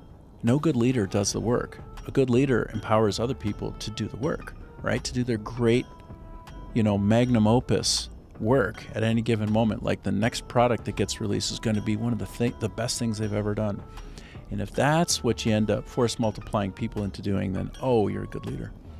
Spielberg's a good leader. So I'm excited to see this movie. Apparently it's got more chase in it than it does sort of like weird alien stuff. So it's more about like a chase thing, which might make it more relatable actually, and less about the creepy like Close Encounters kind of sitch. Which, by the way, okay, this is parenthetical. I'm like going off on a tangent, but really interesting thing happened for Spielberg. And he admitted it. For Close Encounters of the Third Kind, that one that he made, like the father, like the guy who ends up going up and away and just he decides to go on the adventure, he abandoned his family. Like he left his family. It's like There Will Be Blood. Like, I've abandoned my boy. I've abandoned my boy. When he's in front of the clergy and he has to basically like fall on his sword, impale himself to get like the oil deal done, like to be able to drill through the area. He has to acknowledge that he abandoned his family. So Spielberg created a hero, the protagonist, who abandoned his family. And it's kind of a curious thing. It's like he went off into Adventureland to live forever, to go to a kind of Valhalla, but then he left all of his charges behind. It's like he's like, oh yeah, looking back on that was a bit naive of me. That was before I had a family. That's before I understood the value and importance of having charges and responsibilities and taking care of what you're supposed to. So it's an interesting thing to see through movies where the director was in that thought process when they built and delivered the film. He's like, yeah, looking back on it, that really sounded off a sour note. That was really an awkward thing that I did. Like that protagonist was a hard one to get into and love. And so, yeah, like I wonder where we'll see like the whole family expression and like the relationship thing like net out in this one, Disclosure Day. Probably has a more balanced, holistic kind of like human first point of view on it. And I guess like the motif of it is as expressed by him over and over and over is empathy, right? And then I don't know what that means in terms of the movie, like empathy. Empathy is like a bit of like a coded word these days, right? Everybody's supposed to have empathy. What is that? Empathy. Like, okay, just being human and relating to the person across from you, right? Like listening to them or something. That's empathy, right? Trying to understand their point of view. That's empathy. Okay, empathy. Apparently that's a big note. So like, and this is me like Dakota wrapping it all up. So Close Encounters of the Third Kind probably is lacking that sense of empathy. It's got more wonder and the chasing of the wonder. And I guess Disclosure Day has a lot of chase in general with a bit of wonder, but probably also some kind of grounding in the human experience, right? In the understanding the other, right? I don't know. I have no idea, but we're gonna go look at the UFOs in a minute. We're trying to synergize with real world right now. But first, let me go pound out some gear. Kind of a funny flow where I got to click that, then that. They should have made the button down in the bottom right corner. I guess I do it like this. the bottom right corner, it should have went from, here, let me back up and show you. So you see how it says confirm? Confirm is like what? So you gotta, like here, let me just show you. So you go here and you enter. Then you gotta chase a button, right? You gotta go chase a button. Yeah, this one or this one. And this is hard to see because this is there, there's fire animating. My eyes don't go to the blacksmith button. It goes to the confirm button. So I click confirm, but what I wanted to do was to do blacksmithing. So basically this is a study in UX where somebody was not a pro. Like they did not understand the UX principles. Like they don't have a clue, right? They just kind of slammed it in there and did what they did because it's not so good. Like enter should then have right here, right where the enter button was, blacksmith. Because why would I go there not to do Wild anything? Arms 420 says. UFOs okay. Yes, UFOs. Good. We'll do it. All right, let me quick pick a thing and then go to the UFOs. Yes, thank you for getting me out of my over-explaining rut. Ebony Wings. I'm going to pick one good thing here, though. I want to pound something in. I'll do two things. I'm going to make this a little bit better. And then I'm going to make this other one a little bit better. This one a little bit better. That's great. So then if I get a nice run of augments, then I can put them in and be stronger for it. Okay, so there, I'm done that. I'm going to face the world map, and now we're going to go to the U.S. government website. Let's go to the U.S. government website, gov.us.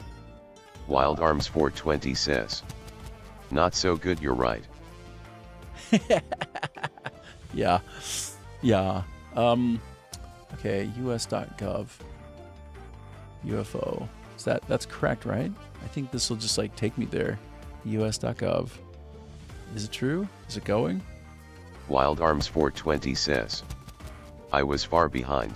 Ah, yes. Yes. Got you. Okay. Wild Arms 420 says. Refreshed now. Good. Great. Okay, so okay, I'm just going to use Google instead because I can't seem to remember the basic website. I don't know. Let me actually randomize with Grok. Okay, Grok. How do I go back to base? Okay, so what's the web link to official U.S. government UFO release info, like number 3 tranche? Okay, here we go. Come on. Do what you gotta do. I gotta pour myself some coffee. Oops. Here we go. We got it. It's war.gov. Oh my goodness. When you replace us.gov with war.gov, that's a statement and a half, I suppose. I think. Okay. Oh, so good. So good, that coffee. All right, here it is, man. So, this is the U.S. Department of War's website.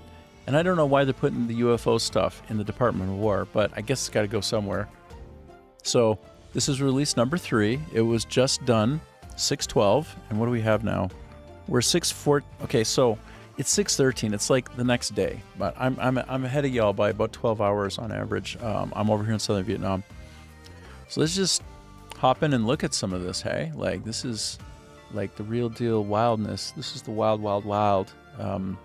It's not working so well. I guess I'll just download it, hey? Placement on high alert due to perceived aggressive foreign posturing. Wait, what? Never before released from 2008 report of a UFO sighting at the Harar Wild Arms 420 International says. Airport. Because they are looking at flying objects in airspace, they technically might be weapons of war. Yeah, that's fair. I'm with you. Wild Like, Arms 420 says. I think so too. I think. I think so too. Right on. So here we go. Ooh, look at all this. Oh, I like the way that they've updated this bra. Okay, so These are the ones from prior. This is from the second tranche down, probably. Okay, so we'll just start right at the top, hey? Let's check it out. I want to download it. It's going to look better if I download it. Like I can zoom way in so you can see it better. Better. I got a bunch of, look at this. This is crazy. My head's a little bit in the way. Maybe if I put it up here, it's better, hey? Okay, so secret, no foreign. Okay, to White House Situation Room. Like, does that not seem hardcore?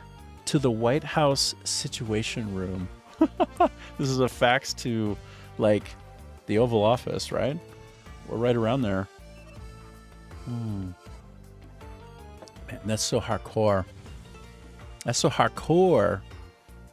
Information report not finally evaluate intelligence, warning sensitive intelligence sources and methods involved. Okay, some of this is redacted, obviously. Was reporting, so such and such was reporting from Zimbabwe, such and such a place, regarding an unidentified object hovering at high altitude over the Harare International Airport. This object was observed possibly by both radar and optical. Hold on. I just realized something is super annoying in the background. Let me fix this, okay? Give me a sec. I should actually, maybe this is better. I'll just leave it running in the background. That might be better. Otherwise, it's going to be like dead quiet.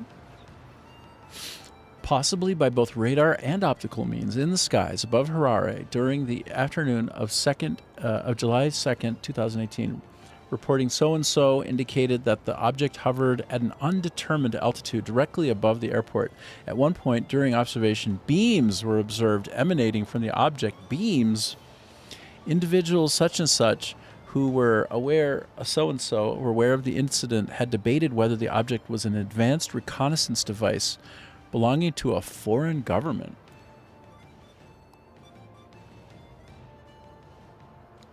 The object was disc-like in shape with a hollow center, like a donut? What? That's crazy. The object was disc-like in the center with a hollow center, in shape with a hollow center, and had a series of rotating lights on the underside of the airframe. After a period of observation from the ground, the rotating lights under the object shifted colors. The object quickly ascended to higher altitudes out of visual range. And this went to, like, the Situation Room at the White House. Good Lord. Okay, so that's one. That was crazy. Bruh. Let me go back. Back. Okay, what do we have here? What's the next one? This is from 2026. Oh, no. This is from way back in the day. It looks old, bro. 1949. All right, well, let's just get it. Let's just get it and look at an ancient document. It's kind of unearthed arcana in a way.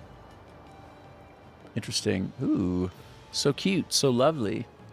1949, secret. Do not remove papers from this file. Aight. Confidential, etc., etc. Planes and Operations Division.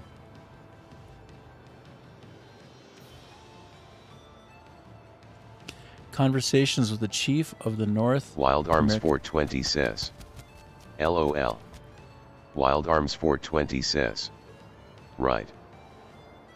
This is crazy, man. Direct interest in this phenomenon because until it was properly evaluated, a possibility exists that this phenomenon may have foreign implication. Yeah. Reference to the following radios. So these radios, got it. We're going to get down to some of the juicy stuff. Oh, hell, that's hard to read. You know what? I bet you I could have that more carefully read if I, like, feed it into an LLM. It could probably scrape and suck it up. Unless it's been redacted on purpose. I don't want to do anything that could reveal redaction. I legit don't, right? I only want the best for my home country, of course. Evaluation study was prepared at request of P&O to determine if the various reports stemmed from natural phenomena or if it could be something foreign or otherwise. Okay, so let's go deeper. Deposition form. Ooh, deposing. That means ask questions recorded under the law. Okay. Okay, here. We're finally there. This is the juicy stuff. Let me zoom in. Oh my God, you can't read it. It's not readable for you. That's so wackadoodle. I can't share it easily. It's so wackadoodle, bro.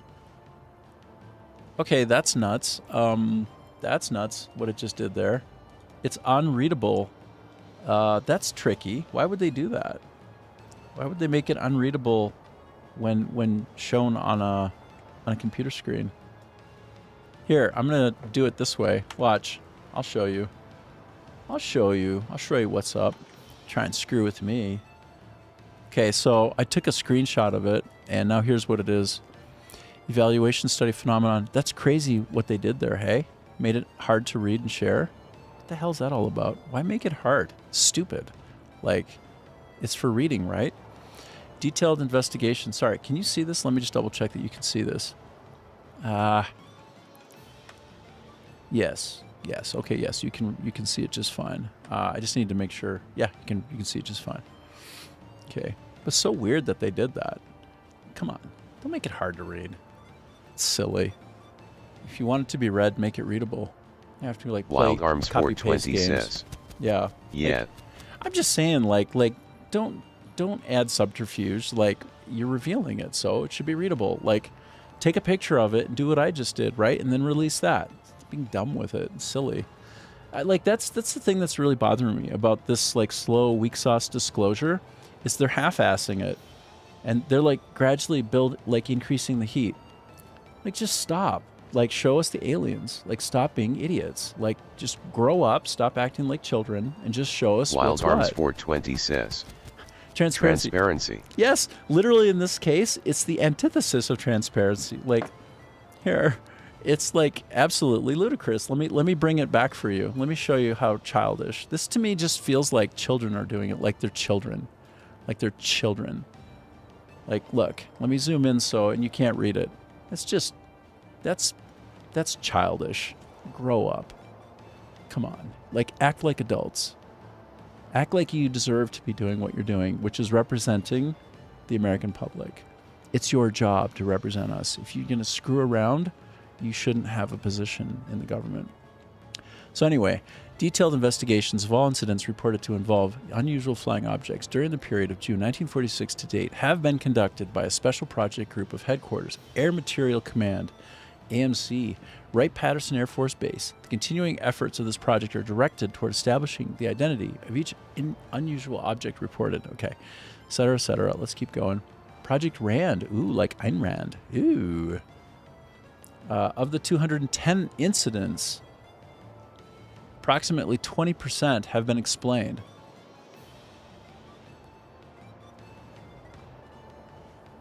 The majority of these involved misidentification of synoptic weather balloons. Okay, sure. I mean, you would expect that, right?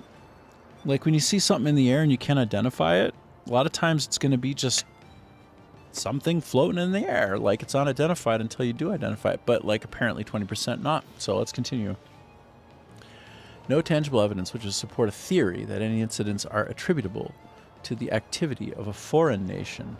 There are no highly secret... Well, I mean, nowadays, though, there are all kind of these balloons floating around that China put out in the air to, like, monitor the U.S. from Wild above, Arms right? 420 That's says. been happening. We know that. I doubt all the octopus arms are connected to the same octopus. Nice. And if all you can see are the tentacles, how do you know? Oh, that's such an interesting way of putting it, bro. Not bad.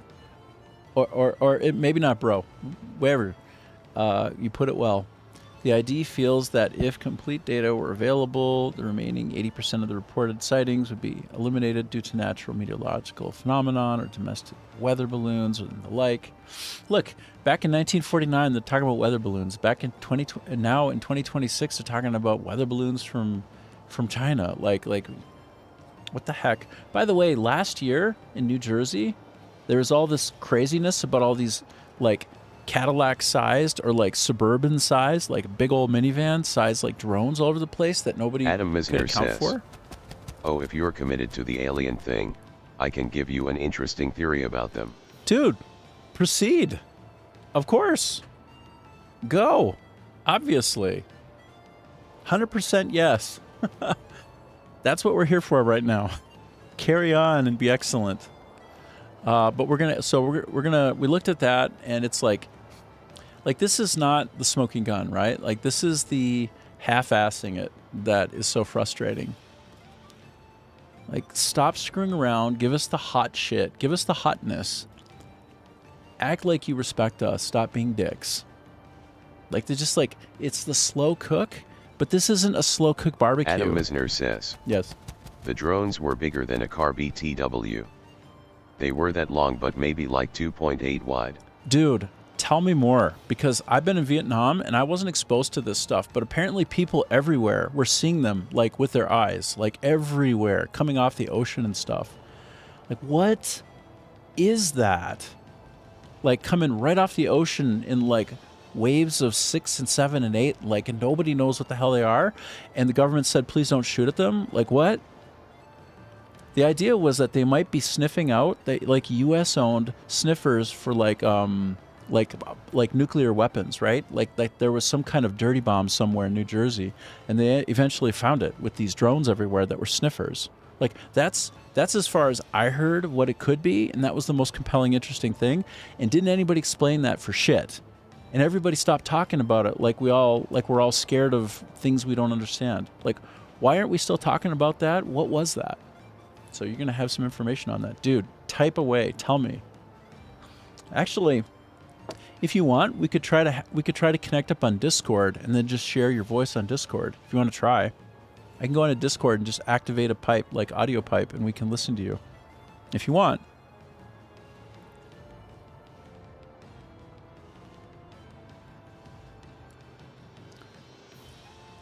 Okay, so let me download this one and quick take a peek at it. It looks like it's almost entirely redacted. June 2024, date of birth. See, this is more readable. Thank you. That last one was like, what kind of funky paper trick are you trying to pull on us brass? Operation. Adam Misner says, all the ball UFOs line up with areas with a certain kind of geological activity, like little earthquakes. Also, we've never confirmed a video of ball lightning.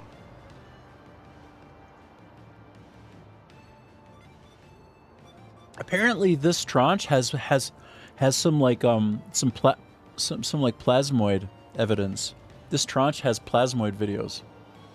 Keep going. Like, I don't know anything about what you're talking about, and it's entirely fascinating for me. Adam Misner says, so those UFOs are probably just the last natural phenomenon we don't understand.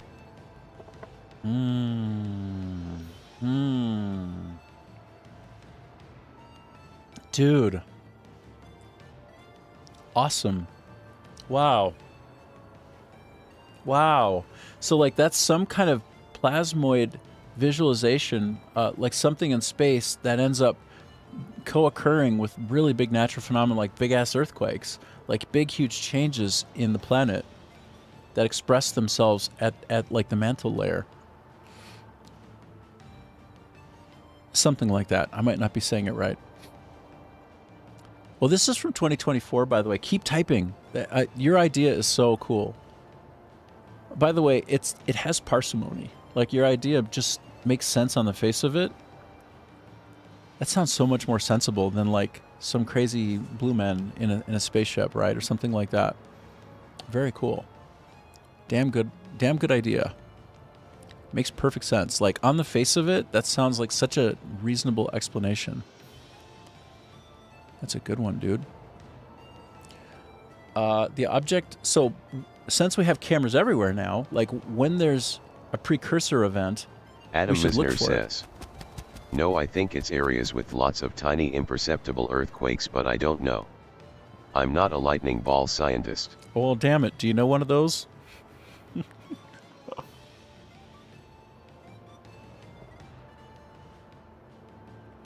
This is really weird. Potato shaped. What do they mean potato shaped? Like some kind of floating piece of junk? Like, oh, by the way, potato in Vietnamese, you would say it gu quatai. Gu quatai. Gu quatai. Gu means like root thing in the ground. Tai means the potato type. And quai means Yeah, Thai means like the kind of potato, and then Kwai is like some other kind of. Anyway, that's what it means. That's how you say it. I try to fumble around explaining the exact derivation. What do I know? The etymology, I guess they call that. Translucent with a slight shimmer, creamy white opalescent color.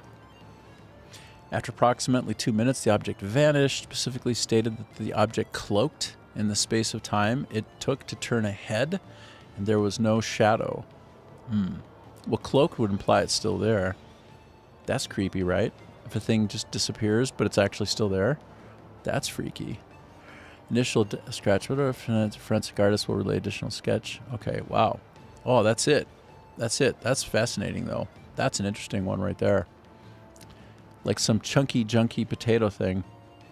And then, so basically, donuts and potatoes. So food, floating food.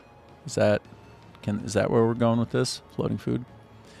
Digital rendering. Ooh, this is the digital rendering. Ooh, interesting, interesting. Let's find out. Oh, this thing. Wow, that's creepy as hell. Hey, that's a digital rendering of the potato that was seen for 2 minutes before it just disappeared. Wow, that's creepy, hey? So they superimposed the thing over an actual image. That's really hilarious. Adam Misner says, couldn't that just be ball lightning? Yes. Yeah. Like with some kind of plasmoid movement through it. Because it did apparently have some kind of like creamy, milky, white looking thing. I think your ideas are super interesting, dude. It sounds as reasonable as most anything else. That's cool, man. That's a really good idea. That's good thinking. Okay, this is a little bit harder to read, but let me zoom out a bit, make it. You can tell that this. Okay, so when is this from, bro? This looks like it was typed on a typewriter. Like, this looks like it's just typed on a typewriter instead of a word processor. Yeah, this is totally like a typewriter, bro.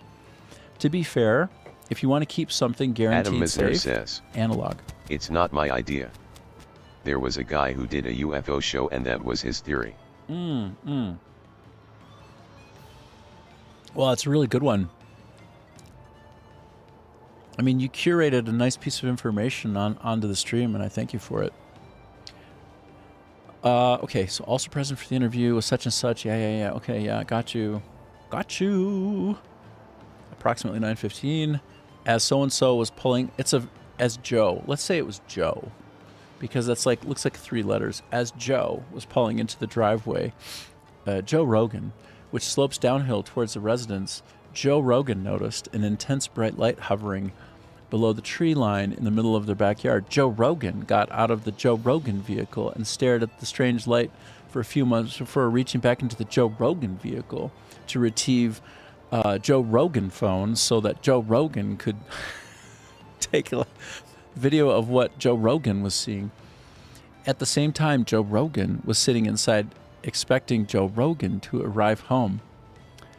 I mean, he likes to talk about himself in third person a lot. I don't know. Like, that's what I'm guessing is behind the redaction. So Joe Rogan checked the Joe Rogan security camera and saw Joe Rogan standing next to Joe Rogan vehicle looking into the backyard.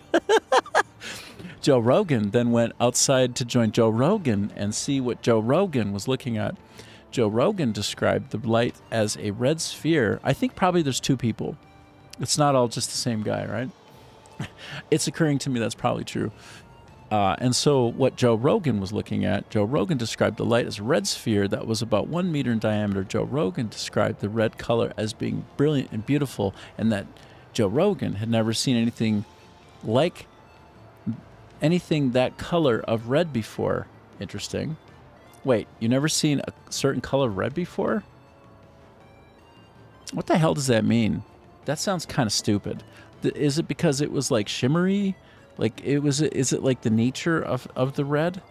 Like, and how it sort of permutated? Was it oscillating in color or something? If oscillating is a fair word used to describe a color. Because that seems like it's written by a dumb person who does not understand how to explain like But I guess they're just trying to like capture what the guy was saying, and maybe he is freaking out, right? It's like, oh, I saw something crazy, and I don't know how to say it. Joe Rogan described the red color as being brilliant and beautiful, and that Joe Rogan had never. I think it means in that he. I think they're redacting the personal pronoun of he or she, right? But that looks like it's 2 letters, so I'm going to say it's a he. He described the red color as being brilliant and beautiful, and that he had never seen anything like that color of red before. Joe Rogan stated that inside the red sphere at the center appeared to be what he described Adam as a Misner white says, plasma sun. Oh, and you can look into the Vril Society if you want flying saucer stuff. Also, I can get on a call in a bit if you want. Just gotta get back to my artist for the comic. Okay. Do that. Well, we'll see. I've never tried to do audio before, but we could do it. I think it could be interesting and fun.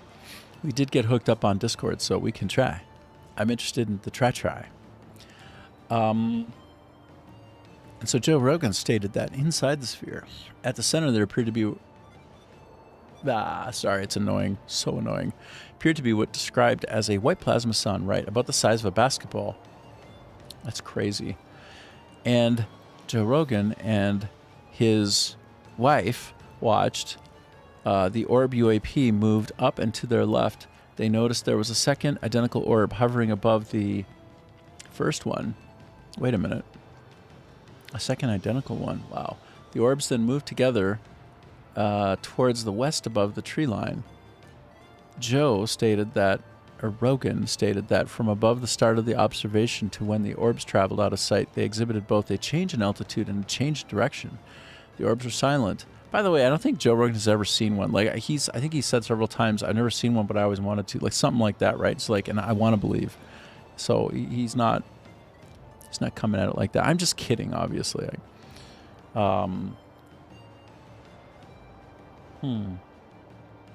It's lame. When I press the button to mute myself, it's also interact with the screen. I don't understand. Why is F4...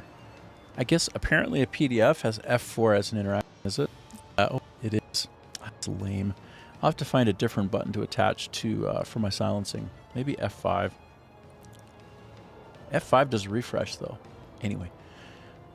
Never mind. Like if I press and hold, though, so like while I'm drinking, you don't hear it, like it goes batshit crazy like that.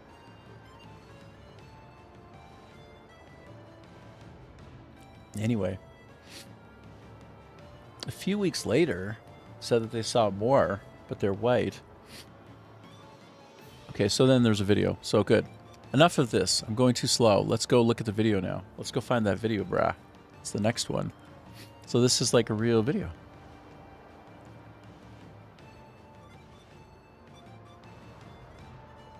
It's weird. Everything is inside a PDF. Or is this the one? Correspondence referral? No. Must be this one. Right. This must be it. Oh, I see. So there are attachments here. Oh, okay. All right. Well, this is probably the one. Probably the one. Probably yes. Okay, this is it. Okay, if I can press the play button. All right. Are you ready? Interesting.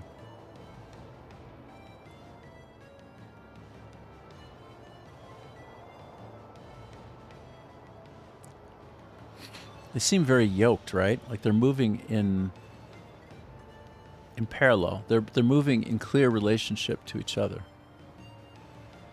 The red lights. Just to speak of it in an empirical way only.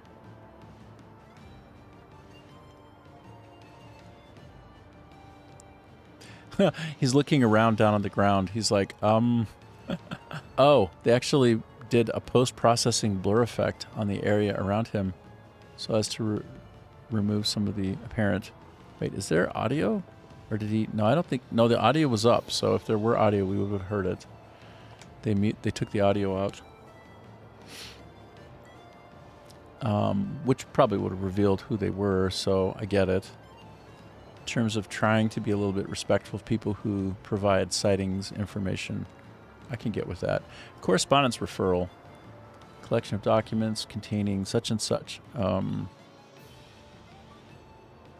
Let's just scan this real quick. We'll scan it a little bit faster than usual, perhaps. No promises. Promises, promises. Okay. Oh. It's to J. Edgar Hoover.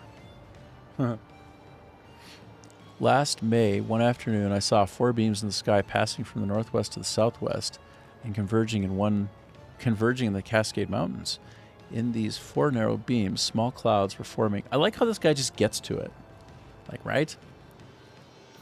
Which may be of significance or may be merely an observation of a scientific experiment. May be known by military authorities. Okay, I can respect that.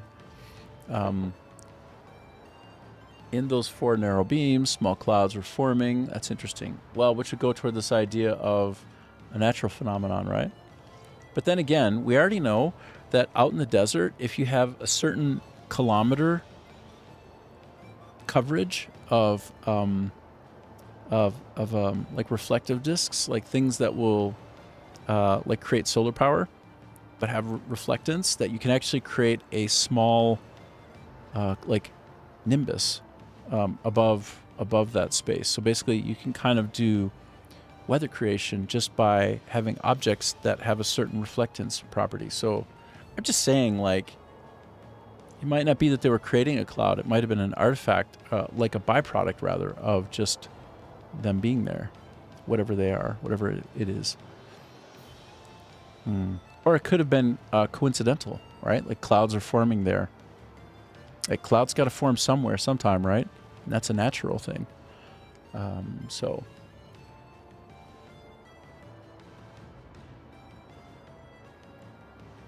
experiments carried out in Europe with various types of radio beams to affect rainfall, right? Sure. Okay. I deplore the waste and tragedy of war. That is one reason that I have refrained from passing on information and ideas that might incite warlike attitudes.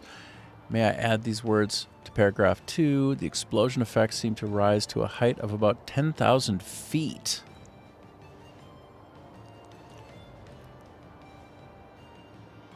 Wow. So those beams came together and created an explosion. And, wow. That's wild. That's crazy. That sounds just nuts, man.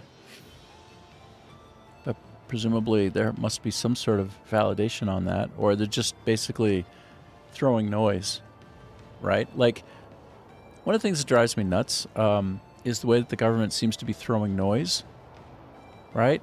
Like, the American people deserve signal and not noise. So, like, act again like you're professional communicators, like you communicate for a living, which they do. Otherwise, I wouldn't be in office. Get your shit together and start increasing the signal. Stop being cowards, throwing out a bunch of noise, and increase your signal. If you have something to say it. Stop being bitches. Grow up. Act like you're politicians who represent people. Deliver shit that's not childishly opaque. Act like you are adults. Do your job. This, like, noisy garbage. Here's a tranche of shit. Well, how about a tranche of good stuff? Fools. Grow up. And if it's not good, stop wasting our time with it. If this is all you got, go away. I can find some shit images, too, and post them. Like, I found some interesting stuff in the sky once. You don't see me running around saying it's aliens. Because it probably wasn't. So, if this is the height of information that the government has, go away. And if it's you increasing noise to defeat signal, then you suck, and you shouldn't be in your position. You shouldn't be doing what you do. And if you're just dicking people around, well, why don't you go away? We'll be sure to elect other people. Go away, you fools. That's the way I feel when I look at a lot of this stuff. It's like, do you have something good, or you just have a bunch of, like, that last thing that I read sounded like a goofball. Like, the guy who wrote that, he sounded like he was a goofball with not a lot of good information to base this off of. And a lot of this, like, oh, I bring it to your attention because I wasn't sure and I don't want to start an international incident. Like, what are you talking about? Do you not have, if it went 10,000 feet in the sky, and back then there were cameras, well, you should take a picture of it, you idiot. It lasted for 10 minutes. Why don't you take a picture of it? Idiot. So I just find all this insulting. This is insulting. It's just a bunch of trash. This is just, we're getting dicked around. This is bullshit. Show us something actually good. And if you're going to show something that looks like a potato in the sky, you telling me it was there for 2 minutes straight, and in 2024 nobody had any like cameras with them? Like, everybody on the planet, everybody in every country on Earth has a freaking smartphone with the camera on it now. In 2 minutes while it was there, you guys couldn't take a real picture of it? F off. You guys suck. Like, am I wrong or am I right? I'm insulted by this bullshit. This is insulting. 2 minutes in 2024, there's a potato above an airport, and there are presumably hundreds Adam of people Misner there. says, sounds like they made it up. Yeah. Well, it feels like a psyop. It feels like they're just trying to create mud in the water. And I find it extremely insulting, and I want them all fired.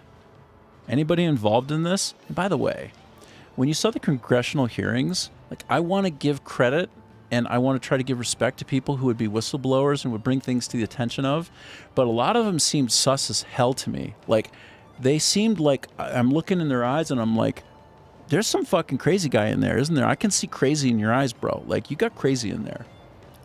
Like, you're conspiracy boy. I can see it with my own eyes. And it's like, can you not find people to stand in front of Congress who are a little more authentic, right? Like, the Q score on those people are, they're crazy. Like, how about putting somebody up in front of Congress who doesn't read as nuts? How about that?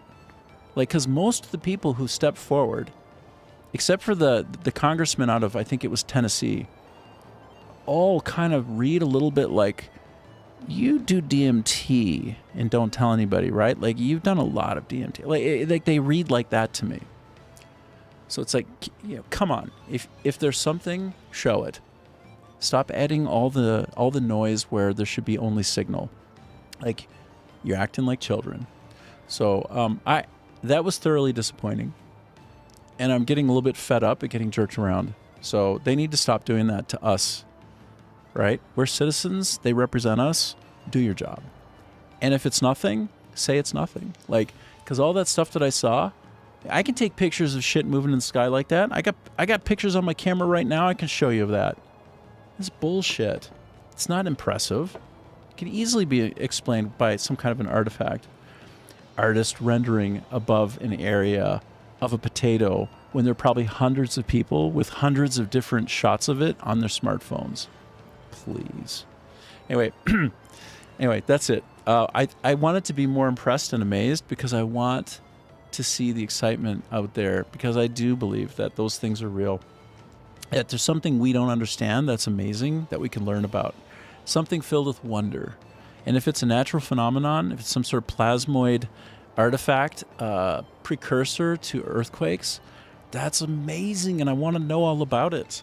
I don't need it to be like little child-sized aliens. I just want to know more about the world because I love science and I love learning and I love discovery, right? That's what we're here for. We're not here for a bunch of noise with like really poorly written documents that would suggest you're just psyoping us. You're just trying to like increase doubt and add noise instead of provide signal. So, all right, I'm going to take a quick 5-minute break because I've been on for about 2 hours and 15 minutes. So I'm going to throw up a timer real quick. Let me throw up that timer. And we're going to go back to the game and play. That was disappointing, man. I wanted to see little gray aliens, man. I wanted to get triggered. I ain't get no triggering. I ain't get no triggers. Where's my trigger? I want triggering. So anyway, I'll throw up my timer and I'll be back. Just give me a couple minutes. Well, give me that time. And I'm going to start it now. Okay, I'll be back. If anybody has anything better than that, I'm interested and I'll watch it. But like, that was just pathetic.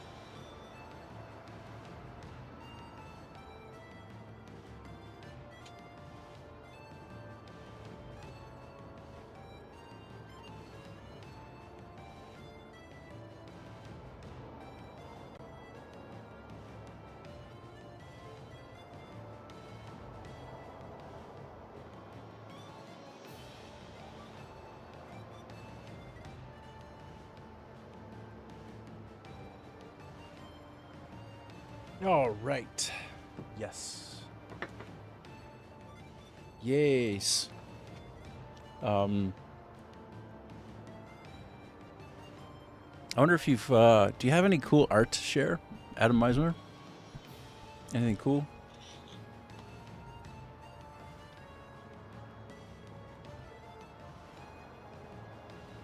Do.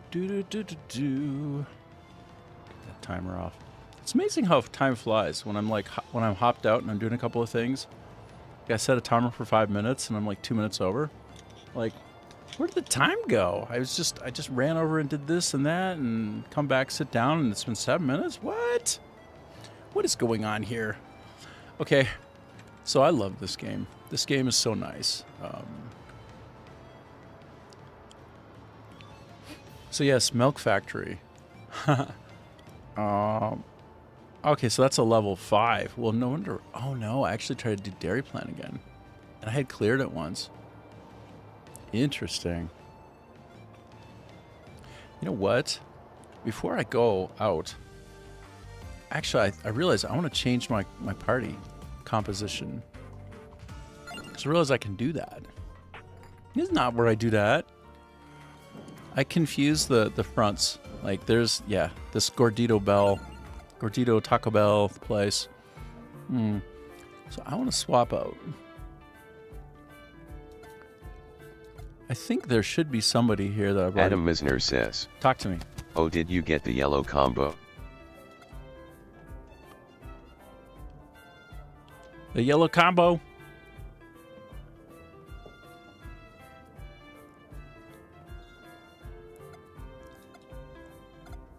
Tell me about the yellow combo.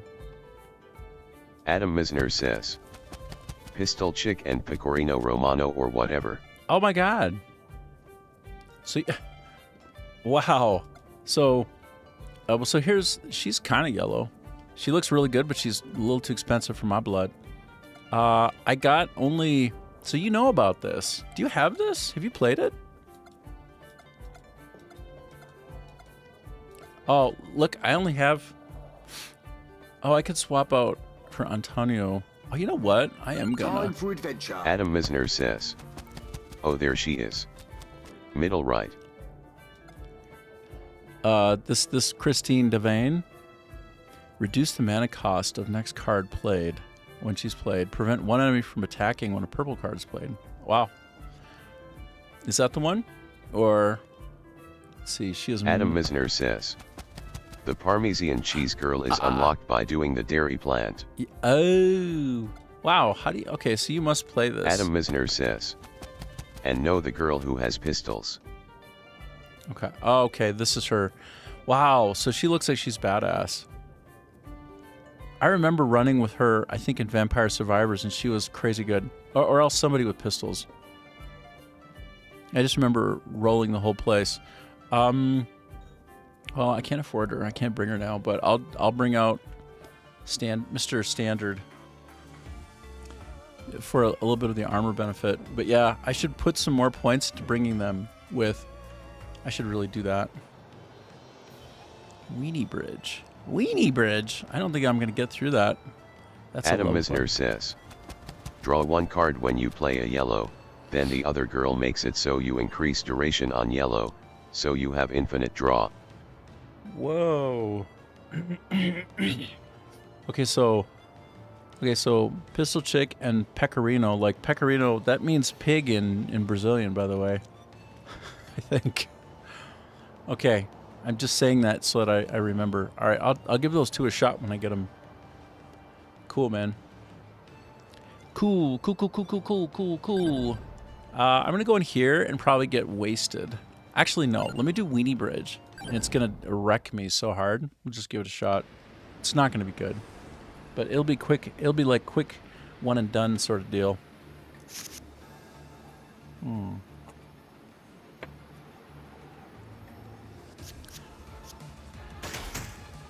Adam Misner says. Yeah, Milk Factory is where you get the other half of the combo. Got you. Well, I will go to that Milk Factory. After I die here shortly, which is 100% the case, I'm not going to get very far. You need to be pretty powerful before you cross the bridge, as I've found. Like, relative to when they open, where you need, how much more powerful you need to be, you need to kind of like clear out all the others before going across the bridge. So this will be like a quick one and done. Like, I'm gonna get wrecked. Get wrecked.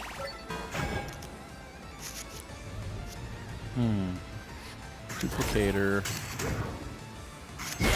Oh no! Accident. That's so bad. I pressed the wrong one. I got sloppy. Fireworm. La. La. La la la la la. I guess this is probably a pretty decent place to put my head. But not quite as decent as this place. That's better. That's a better place for my head.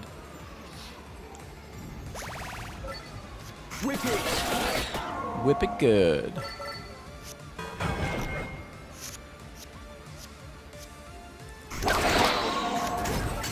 There we go. That's the way. That's the way. I don't have a 1 card yet, so I'll take a 1 card. Oh, I don't have many anyway. I have 2. Milk Factory.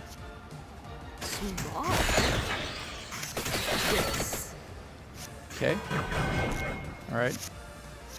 This is my very first fight in here, though. It's not a super good sign that I've already lost 11 points. It's not a great sign. To your aid. Start. Yes. Yes. Maybe I need some more mana. Maybe not. I haven't decided.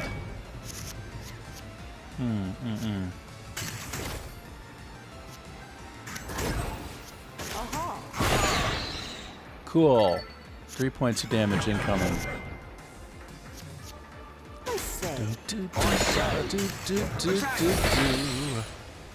Wonderful.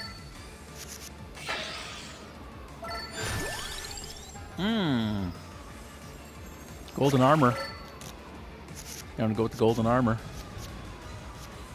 Whoa, whoa, whoa, whoa, whoa, whoa, whoa, whoa, whoa, whoa.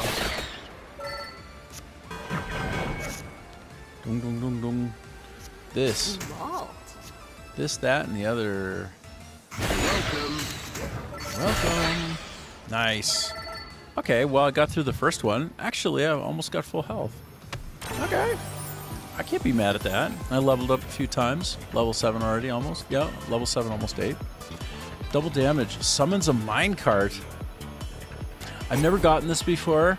I'm going to pick it because it means it'll show up in the rotation more, I think. I might be misunderstanding how that works.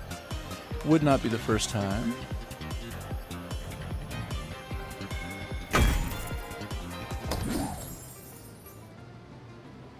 I don't even know what that does, but I guess we're about to find out. We're about to know. Adam Misner says, the minecart I don't understand. I mean, I got no idea, man. What? Here, let's give it a shot and see what happens. It says summon a minecart. It must do some kind of damage, right? Oh, yeah. Like in Vampire Survivors. Oh, that was actually pretty dope. Okay, that could be good. That could be a goodie. That could be nice. Just basically goes back and forth a few times. Bonk, bonk, bonk.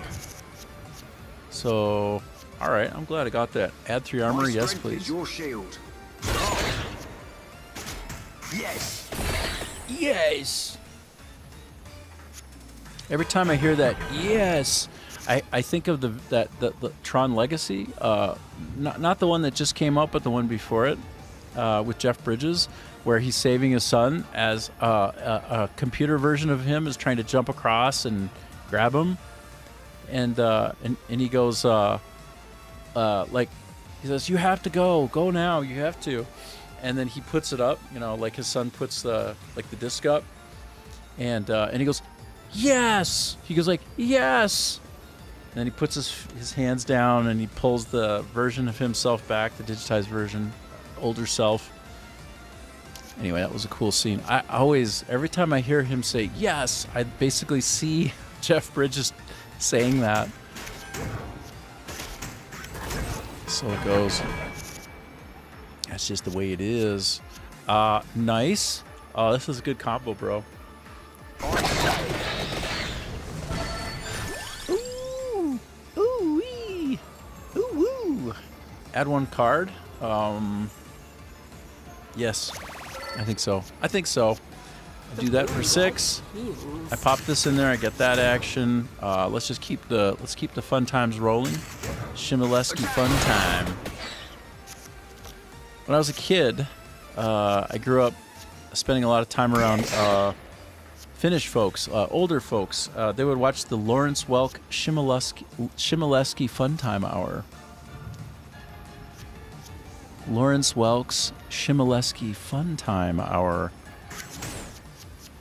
And so, unfortunately, a lot of things remind me of that too.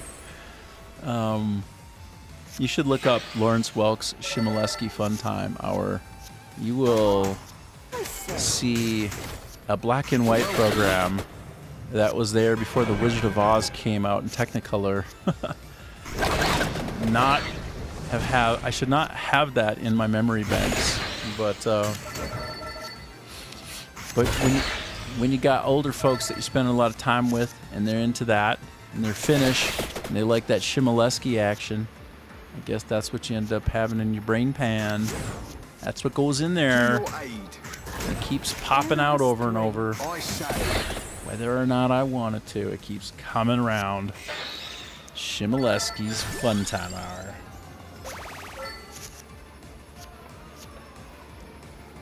This music is more intense than I'm feeling right now, if I'm being honest. I don't feel as intense as this music. Bless you. Bless you. Bless you.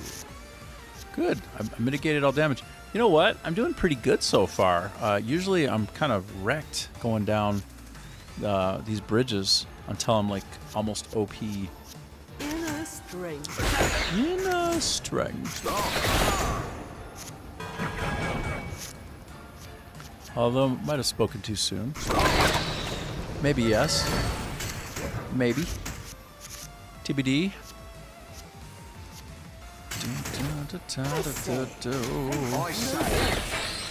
Did they both just say, I say? She says, oh, I say. And then he's like, oh, I say. How about different lines? How about record different lines for different people? Knowing that they can play together. But at the time when that was recorded, I don't think they knew they would be capable of playing together. So, to be fair, there is that.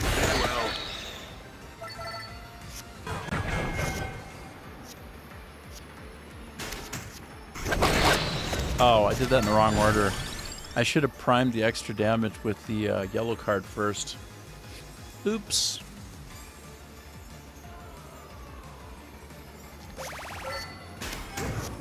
Armor to the rescue.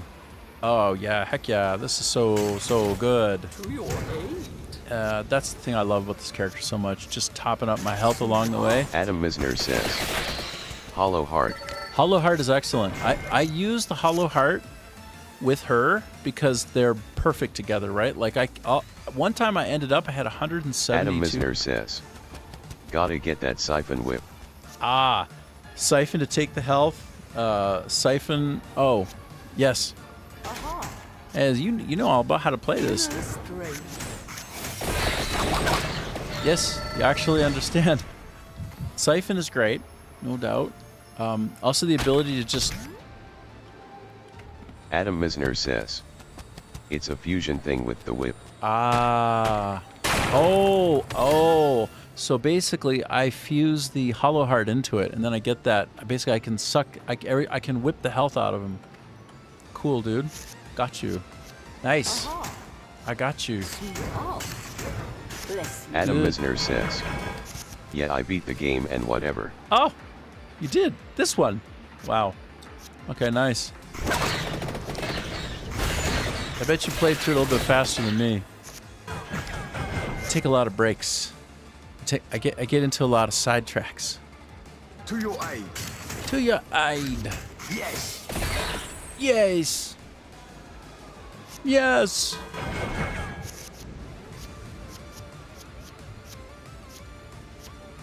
See ya, kiddo.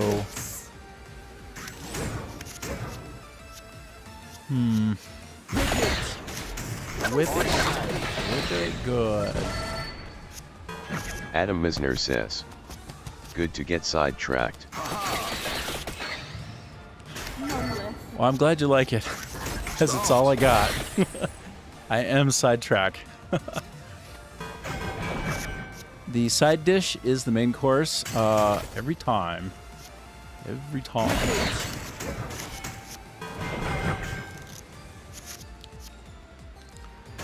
Shaw. Oh. Okay. Oh, wait a minute. Yeah. Oh, this is isn't this just a kick in the pants? What do you think? Should I go for healing because I'm a bit low, or should I go for armor so that I can mitigate all incoming? I'll only take 5 already because I have 3 in the first place, and I'm likely to bang out some damage. Now I feel like I've convinced myself of heal. I'm gonna go heal. Brah. Restoration. Oh, I ended up with 7 armor anyway? Okay. Great. I was worrying about stuff for no reason. Okay, there's my Forever Heart. That is a nice one, bro. Although, yeah, I'm going to go with the Forever Heart. If somehow I manage to get control. Oh, am I actually at 3? No, 0 to 1 to 2. Oh, I don't have a stepper. I can't step up into that. I just take it now. And I'll get that armor on. Let's get that armor. Armor.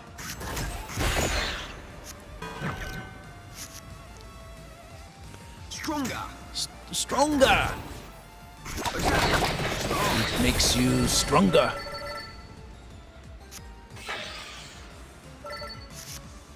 Inga, it makes you stronger. I say. Oh, I should have waited for that one to come out because 0 to 1 is better than 1 to 0. I get a little antsy sometimes. I have to level with you. There it is. There we go. Okay. Actually, this passage across this is going well for me, but it will get harder for sure. Yes. Hundo. Smart. 0. Huh. 8. I think I better prioritize. Yeah, I think that was right. Farewell. Nice. Can't hit me if you aren't there. Okay, so... Nice. Oh, this is wonderful. Ooh, Weighty Tome, my first 2 level mana. I will take it, I think. Yes. Ooh, and I step into it like that. Oh, don't mind if I do. Don't mind. Draw 1 card. Yes, please. Actually, so here I see I can get 6 mana. I think it'll be 6 mana again, but I want to like go through it and check. I want to see what happens when I step through it. No, it's 9 mana. Interesting. Some sort of effect on the raw number count as well to affect what happens on the face of a card when you're multiplying up into it. I think it seems like maybe yes. Yes, that's the right. That's the perfect hand to get pulled, brah. Adam Misner says. See the tiny X by the combo counter? They mean that literally.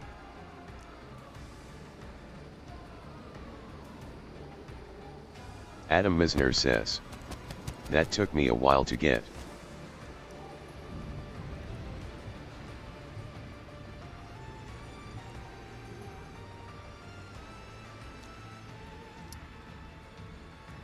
Got you. Okay, so look at Adam this. Misner says. You'll see it in your next fight. Yeah, I got you. That's cool. Yeah, now that you prime me to see it, I'll see it. So look at this. This is what we want, right? This is the one. It's just going to whip the llama's ass and leech. Because we got that. Well, it's a hollow heart. But it's still a heart. So Adam Misner says. The effect of the weighty tome was 3, so at combo 3 exit was 9. Yeah, 3 times 3. Cool. Adam Well- Misner says. Yeah, get the whip, I think. All right. Okay, so then we put this in, and what do we get now? Bloody Tear. Oh, it's not quite. Okay, so I didn't take the exact one that you said. I just took one that was like it, like that like perpetual health is available, like to increase the max of. Okay, so now I'm looking for it though. So I'll add armor To of your aid. 3. Oh, I see the X1. Yeah. I see. Yeah, of course. I got you. Yeah. Adam Misner says.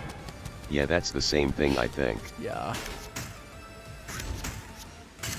I say. Adam Misner says. Finished messaging my artist BTW. Oh, nice. So they got their directions for the next. Oh, this does have heal on it, by the way. I do get heal, but only on crit. If I can get my crit, that'll be good. Well, here, let me see if I can increase. If I draw this card first to make it a 0, then I can step into the 2 with 1 extra multiplier. And it worked. So 0 to 1 to, now I do more. Ah, cool. Sweet. Finished up, so let me know if you can think of something that you wanna like go live on with me and like just talk about it. If there's something on your mind you want to chat about, or you want to continue with the whole alien thing, let me know, and then I can fire up my Discord and we can try. Farewell. We're at about, we're approaching the 3-hour mark of today, which is usually a 6-hour day for me. Usually just play games Adam for Misner 6 hours says. straight. I can talk about whatever, sure. All right then. Hold on a sec. Can't see it because I'm sharing the game render buffer, which is, I love it when a game that I'm playing shares it is streaming on the game render buffer, because it means it can do whatever I want in the background without you seeing it. Not that I don't want you to see, it's just like sometimes I got like authorization tokens and like secrets on the screen. I'm like, that's not helpful. But yeah, I'm opening up Discord right now. And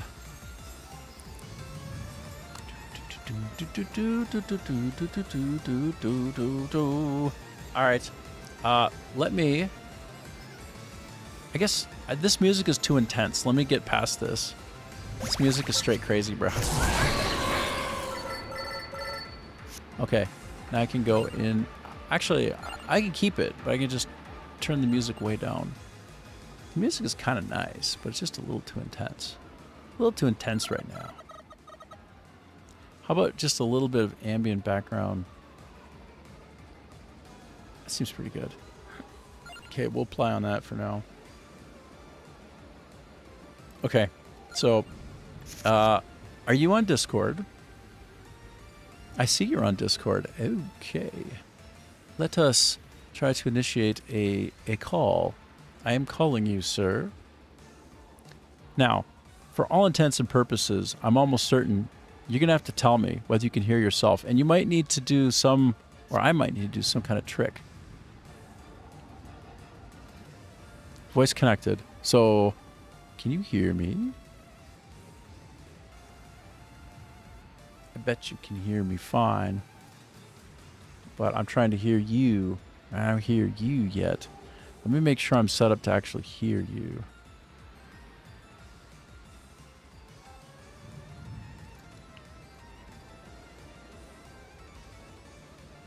Yeah. I think I should be. There you are.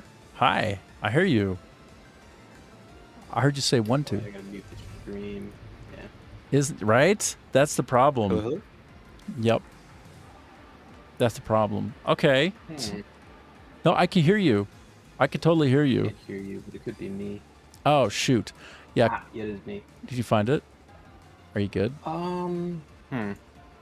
Keep trying. Take your time. Yeah, can you hear yourself echoing? Testing 1 2 3. Testing 1 2 3. Nope. Nope. Okay, perfect. Yeah, you did it. I heard it for a split second. I heard feedback, but then I didn't. So cool. If there's echo, I can plug in headphones into my my microphone. No, the noise suppression or whatever's going on there, it's perfect. Like you're crystal clear. Now, the question is, okay, yeah, talk again. Talk again. Testing, testing, 1 2 3. Beautiful. So you're coming through on my desktop audio. I just noticed the waveform crank up. So yeah, everybody can hear you. Cool. How you doing? Wheat. Yeah. I'm doing pretty all right. All right. Well, here, let me switch over to I'm gonna go to my desktop instead of the game render buffer now. And I mean, I could play and we could talk, or we could look at more of the UFO stuff. I'm curious. You said that you Uh-huh. yeah, you could play. I don't want to interrupt your. Alright. Yeah, I don't really care about aliens that much, but I do know a couple like random Yeah. conspiracy things. Bless you. Ooh, well, why don't you regale us with your random conspiracy things then? Tell us about. This is so much better than me talking. So much better. Oh my God! Like like all I really want is to interview people. If you want the truth, I don't want to talk. So Sure. tell me about your some of flow. Do you know about the Vril Society? No, the Vril, VRILLE. I saw you sent that. No. Yeah, so that was like it's really popular amongst men of a certain age who are really big fans of Ancient Aliens and the like the History Channel slop where it's like Hitler's still alive and the Yeah, pyramids yeah, were built yeah. by aliens and Yeah. I forget what the third one is, but there's like this like triumvirate, but it was a like it was like a kind of cult sort of thing in like Nazi Germany. Oh. They grew really long hair and then said that they could like talk to like aliens that had they're like gray with big heads, and then they flew in flying saucers. Well, that sounds consistent with modern lore, you know. So, Yeah, that's why people freak out about it. Then Yeah. the flying saucers, they the Nazis had some kind of design in like blueprints to try to build like a flying saucer or something. So they had some kind of gravity looking or some kind of weird. It must have had like a VTOL. Like it must have been like Yeah, yeah. that's probably what they had in mind rather than like alien technology. It's probably just some kind of hovering thing Yeah. with jets instead of because you could move really fast, I guess, and you'd be very maneuverable. Yeah. But then the other thing people go for is there was like a base in Antarctica, but there's been no images or any information released about it. So it It's never like all shows up super- on Google Maps. Yeah, so people are like, oh, okay, so that's the Vril Society, flying saucers. They're flying saucers in Antarctica, the Yeah. Nazi Yeah. Agartha base. Yeah. Oh, Agartha. I heard on the Joe Rogan podcast, Joe Rogan Experience, something about the Agartha. What is Agartha? I don't know what is Agartha. So Agartha is a Greek concept Oh, of what is like the ideal society. So if you lived in a place far away from Carthage or Persia or any kind of enemy, what would this kind of perfect society be like? So they kind of envisioned the North Pole, right, where everything's icy, and then they were like, well, what if in the center of that, like the eye of a storm, it's all warm and like fine, right? So beyond Thule, which is like the term for kind of all Scandinavia, basically, they would have like lots of ice, and then this Agartha, right?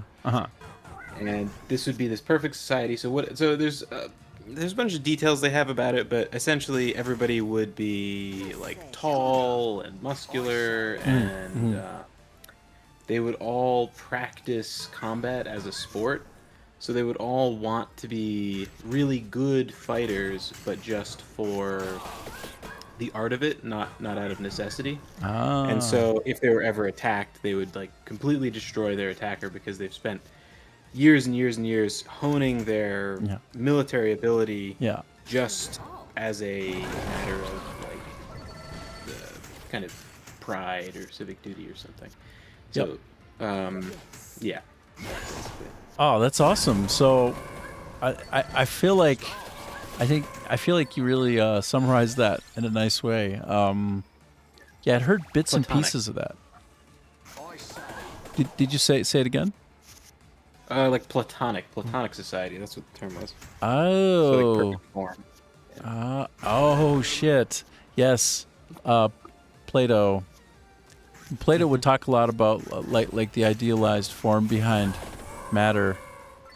No, I don't. I don't. like apotheosis better as a term. Sounds Osmosis. cooler. Apotheosis. Apotheosis. Whoa. Okay, tell me about that one. Give that So one first. apotheosis is the ascension from into like godhood, basically. But like you could use it to mean the process of moving into perfect form. Like technically, it means the process of something becoming like its platonic form. But I just think it sounds Yes. it sounds cooler. So I use apotheosis kind of incorrectly. Like I'll say apotheosis as like a perfect form of something rather than platonic form, because like honestly there's way too many things named after Plato. It gets very confusing. No, but that's really cool. So, and I think you're probably using it in its more intended form rather than its more sort of conventional Yeah. use of that today. Because I've heard people. mostly Mhm. people mostly bring up apotheosis with Mormons.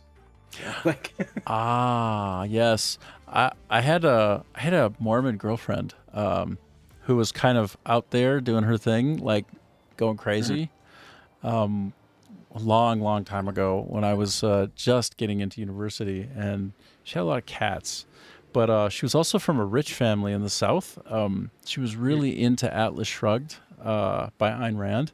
oh yeah. So she was into logical positivism, a lot of these kind of underlying aspects of that. And I read most of Ayn Rand's books just because, right? And but yeah, I don't know why did I go there? What was I lost my thread. I need to focus more on the point and less on the memory. That's like a perfect society, right? Right. the Yes. Atlas Yes. Shrugged thing. Mormons. Thank you for bringing it back. So, yeah, and she was kind of like using the escape hatch, right, to get out and away, and she was like on full tilt, right? Like she was wild. Like she was just like crazy.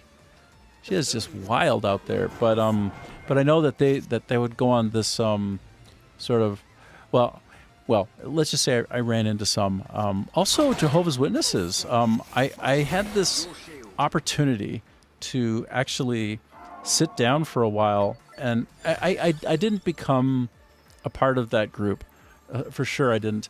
But there was a guy who came by. His name was Jeremy. And he was this tall. Speaking of Agartha, he was like somebody from Agartha, I swear. Like now, this is maybe going to be impressive or maybe not, depending on you. He had the King James the King James Bible fully memorized. Fully. Like he had an eidetic imagery memory. And apparently there's only like 36 people on Earth who even have this. And by the way, in my life, I've ran across 3 people who have eidetic imagery memory, and I tested them, and they proved it, which is just a bizarre and extremely unlikely situation. But like, he also knew 3 or 4 other Bibles, and he could weave in and out of them and do kind of like differentials on them and give me like what's the more likely overall meaning. Wow. Now here's a question: I had to sit with Were them, though. all of those people smart or extremely stupid? Well, I mean, it's all relative, I suppose. It sounds like they were pretty dumb. Because, like, apparently, like, gorillas have a really strong memory, and the explanation is that they don't have any. They don't use Processing? any of their brain for problem solving or processing or anything. Because they found a fitness for perfect recall, perfect memory. Well, don't they? Isn't there something crazy with ravens and crows as well? Like, or is that the same thing? Like, basically, some birds, you can like give them a puzzle with like 50 different, like 50 areas of something buried, and they can keep all 50 of them perfectly separated and remembered based upon how you operate, condition them, or Pavlovian, condition them to go get a certain thing for a reward, and they would know in an array of like 50 different things, right? Like 5x5 array of where to go to get the thing, and they were flawless. They were 100% perfect memory, and like they have pea-sized brains. Yeah, I mean, again, the joys of being really dumb, I guess. See, It's that like you can memorize stuff. you have such an interesting take on that, because one of the popular modern definitions or proofs, really, something that's believed to be correlated, or at least very strongly correlated with IQ, is your memory. Like, what's your memory? 7 plus or minus 2, right? Like that's like the typical memory buffer range for your short term. But like apparently, I have a really strong memory, by the way. I'm just you have a really strong. You said, or yeah, really strong memory. But I bet you do. Yeah, it sounds like it. By the way, maybe I'm also retarded. I don't know. Well, that's a problem. Right? That's a problem. Then you're running into a bit of a problem with the idea.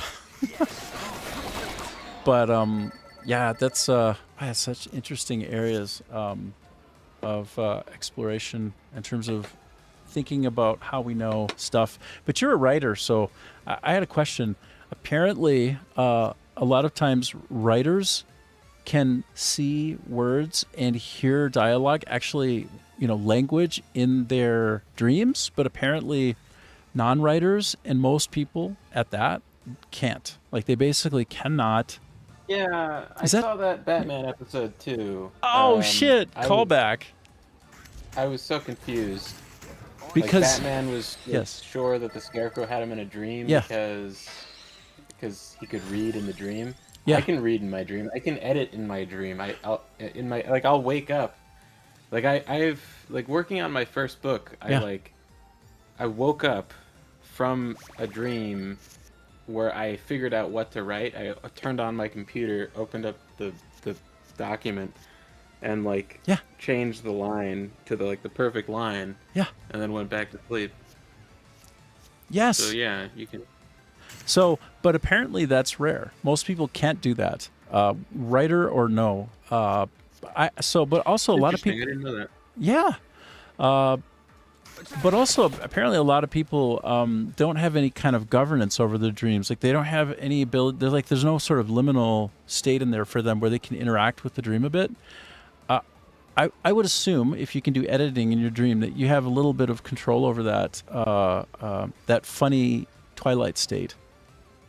Yeah, a bit. Usually I'm aware that it's like a dream. I can make things explode, and I can kind of turn the dream off, but not. It's not like I don't know. I'm not some kind of like. Oh, that's a gem I don't have. What do you think? I don't have Magic Hat, and I don't have Crawler Caller. I don't even know what that is. Well, this one, okay, so look over here on the left side. See where I'm highlighting? Like, you can get multiples of these at once. You can find them in the dungeon. You go to an outhouse and like buy them, and then they're there for you. Yeah. I've never seen like a crazy combo from having that. But Yeah. I feel like the Magic Hat is the most badass. I've used it before. I'm a big fan of the peach one. Okay. So I'll probably. I don't know anything about the bird No. thing. I haven't really used it. The garlic plus like the heart is just so good. Like I don't know. Like, what else would you use? Really? It So that heals. It can guaranteed heal on the. If you get the garlic plus the heart, it hits everything. Oh no, is it everything in one row? Yeah, it's the front. Yeah, that is. It says front row, and it heals and then it disarms. It's like, you know, wow. So that's like Uber AF. Okay. Yeah. I seem to remember garlic being a big deal. I mean, it is called vampire crawlers. I mean, or vampire Right. survivors originally. So garlic, okay, but it's still kind of funny that they would make such an overpowered card, or in this case, or ability. Yeah. But they did. Yeah, I remember from Vampire Survivors that when I got garlic, I felt like, okay, now it's on. So, but I haven't actually invested properly in garlic in this game, even though I feel like in general, Oh, you I got- should. You got the 2 holes in it, right? Yeah, totally. Yeah. Yeah, I did open it up. Like, I did pop a couple holes in it, but I still don't really prioritize it. Apparently, I should jam a heart in there, huh? Okay. Whip it. Definitely, yeah. So, so you alluded to your writing. I'm curious to know more about your. Well, I want to know more about your process for research. Like, are you still using your English longbow to practice that and understand? I haven't shot it in a couple days. I really hate stringing bows, to be, Oh. to be honest. Oh, Um, yeah. Mostly just because like I got like horrible splinters from having a like fiberglass bow. Oh, jeez. It's like just I would never use that material for fucking anything. Oh my god, that was awful. Yeah. Fiberglass maybe for a boat that needs to stay seaworthy, and that's maybe No, I would drown.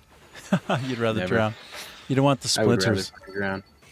I Yeah, mean- those splinter like you can't imagine how like horrifying it is because they're so small and they're so brittle. You can't pull them out with a tweezer. Oh, like, the God. metal is going to be too rough for it. So, And like yes. Yeah. like you can pull some out, but there's so many because I literally I was stringing the bow and then the loop just scraped, and I was like, oh, is that a smudge? Can I rub off the smudge? And Oh, I like no. just touch it, and then I just get a million, and there's so many in your thumb, so I'm trying to like pull them out, right? Yeah. But most of them are breaking off, right? They're so fragile, and then you just feel them underneath your thumb, and there's nothing you can do. Oh God. But like wait for them to just be sucked away by your bloodstream and Which is not hopefully great. not kill you. You don't Yeah, really it's- want it- those they're either. So small. They don't show up in an X-ray either. Apparently, Oh. it's like Oh, this God. horrifying material. Oh God. So I remember my dad had made my stepdad, the full-blooded Finn, had made his own sailboat. He literally just got a kit and gradually built it, and he like shaped his own wood. He like heated it and bent it, like, and he It's used very finished. 100%, and the guy was like ultra, like his what do they call that when you're really good? Mechanical. He's extremely mechanically inclinated. So, but he would use fiberglass after everything was kind of shaped and done because like it makes it really seaworthy to fiberglass it up. And but after we're done and I'm out there on the water with him and we're doing our thing, we're fishing, we're taking it around, we're sailing, all that. Like when you walk across the top, darned if you don't get those burrs everywhere. And it's like over time, after a full day of walking across that, like for the next week, you're like, why is the under part of my foot completely fucked up and incredibly sore and raw? I never thought about it until now. The idea that those just come right off and like embed themselves in you, because he put the fiberglass on the surfaces of everything, really, to make it more like seaworthy. Fuck that. Oh my god. Exactly. I Well, would rather drown. Well, the thing is, like looking back on it now, I understand like why I would be so sore, like ludicrously sore after, like the bottom of my feet are like. But then I look right, and there's nothing there, and I feel it, and I don't feel anything. Right. That's like They're the so bullshit. transparent, like you can't even see it. Exactly. You just feel the thing in your flesh. Yeah. Horrifying. So Have you ever seen My Summer Car? It's a it's like a game with a bunch of jokes about Finnish people. No. Because Finnish people, like, they build cars or something. They have like a car they build over the summer. I don't know what they're talking Dude, about. I swear to God, my stepdad literally, like the Finnish, the guy who raised me, he built a car in one summer when he was in, I think he was in like year 1 of university or something. He like built it from the ground up, basically from like from nuts and bolts up. Like he literally, I mean, you know, you got to get parts, right? You can't literally build the damn engine yourself. That's insane. Yeah, that's the game. That's the whole thing, is like Finnish people building a car from scratch. 100% he did this, but like his dad and he and like everybody around there like would like basically build each other houses. Like there's like, let's go build Blaine his fucking house now, and like everybody gets together and they build the house from like the sump up, like right from every single piece from the bottom up. And by the way, perfection, like beautifully made, like crafted. Yeah, I don't know. Maybe that's just like a white guy thing, because like whenever like someone's got like some kind of like home improvement thing they're doing, like dudes just like to like go over and hang out and like work on it. I remember my girlfriend's dad was like having a party, and he was like, "Oh, I got the new toilet," and like the, you know, like with a drink. They're both like her dad and her uncle like both have drinks in their hand, and they're like, "Yeah, I got the new toilet." It's like, "Oh, let's install it right now." Like, as I don't know, maybe I'm just like not manly enough. No, thinking like in the middle of a party, am I gonna install a toilet? But then I'm like, you know what, maybe it would be cool to hang out and like see how the toilet is installed.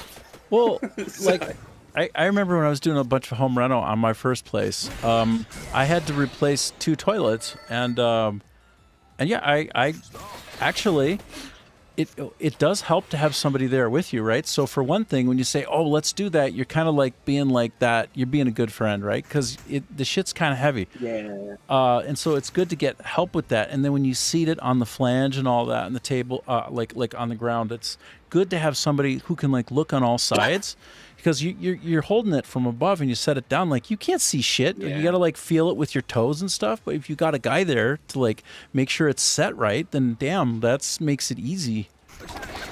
So that's probably just like good friend shit, right? Where it's like, "Oh, let's do it. That'd be fun." And it's like, that's not super fun. But if you're a good friend, you'll help do a difficult thing that's easier with help, you know? Yeah, I mean, it's stuff like that I always take into account when I'm like trying to depict humans versus like other like fantasy races. Like, Bringing it's it a very, back. like, Yes. yeah, like what I mean, it is a very like uniquely human thing to be able to like transfer like knowledge. It's like to transfer knowledge, and also it's like this, like we have this social aspect to us that's like very like unique. You don't see it with animals really. Like people are always grasping at straws, trying to pretend that like monkeys are like as like social like people are, or like pack animals or stuff. It's just you can't really like, it doesn't quite correlate. Like it's not. Yeah, well, I guess that's one of the defining features, well, yeah. Also, I might be crazy, but I think the scythe upgrade is bad. Oh. Maybe I'm missing something, but I never picked it. I don't. It goes from every enemy takes damage to just the front row, and I don't know why you. That. Exactly. Well, there's some funny example, just by way of agreeing with you that certain combinations will, yeah. In Path of Exile 2, there's a particular primer ability that you want to have at level 1 instead of level N higher, because all you ever use it for is just to proc another thing. So if you want to try to have min-maxing on your mana, then you don't level that thing up ever. And it's like a bit counterintuitive, because if you have something to level up, shouldn't you level it up? But you know, in some cases, some combos, I guess not. Yeah. So in terms of, I want to go just a little bit further on this one though. What you said, so like the bonobos are like very coercive. Like basically there's this pecking order, and you have to like give your body to another bonobo who's above you in the social hierarchy to maintain any kind of good relationship. Otherwise, you get beat up. And they've always used bonobos as an example of how, like, oh yeah, the primate group as a group, like we're good people, and yeah, we're good, and you can see how we came from like them because like they're so social like us. But it's like deeper dives into the bonobos. Turns out they're just fucking awful. Like they're bad. All monkeys are like a failed. They're a dead end, right? Yeah. Okay. Yes. That's how it works. Is like we're the successful branch, and Yeah. if you were shitty, you'd end up like a monkey. Like the end of your evolution would be being a monkey. Do you think that they could? Do you think that over time they'll get better, or do you really believe like maybe you get to a branch, like you get to an endpoint, and like that river system, it just goes down the main path more, but not this other one? Yeah, no, I don't think most animals are getting any better. Wow. I never really thought Speaking about of- it that way before. Yeah, I mean, like you end up at a spot and you're kind of, yeah, I don't know. It's an interesting concept. Like speaking of Vril, for example, there's a book. It was it inspired the first fantasy convention, or not? Sorry, what am I talking about? It's the first sci-fi convention. The first like nerdy convention was based around this book. It's called Vril, The Power of the Coming Race. Really? It's about a guy. Yeah. So. Holy shit. Yes. It's like the whole Vril thing is like memed on a lot now, like as a term. I think it was like Hitler's like favorite like book or something, or favorite like sci-fi book or something. Wow. But the concept is essentially like, okay, so well the book is like more complicated than this, and I am not equipped to like do a proper analysis of it. But a concept in the book is this idea that if you have this sort of you cultivate, how do I like put this? So if you have like a vague belief in God, I guess, and then you're like moral, and you spend time like pondering philosophy, and then you have children, and your children do the same thing, and then that you are cultivating like some kind of like thing that they coined Vril, and then when enough people have like good kids who ponder philosophy and have a vague idea of there being a god, eventually in many generations you will end up with like magic powers, and these magic powers will change how, like, Sorry. That leap there was amazing. Yes, continue. I'm sorry to interrupt, but that one was. oh yeah, no, I mean, but that's the kind of idea, and so it's like, it's sort of to some extent it's like a real, to some extent that's kind of true, like that does sort of speak to how, like, what is it called, metagenetics? They're epigenetics. Epigenetics. Right. Yeah. So like, Yeah. so like I know a guy who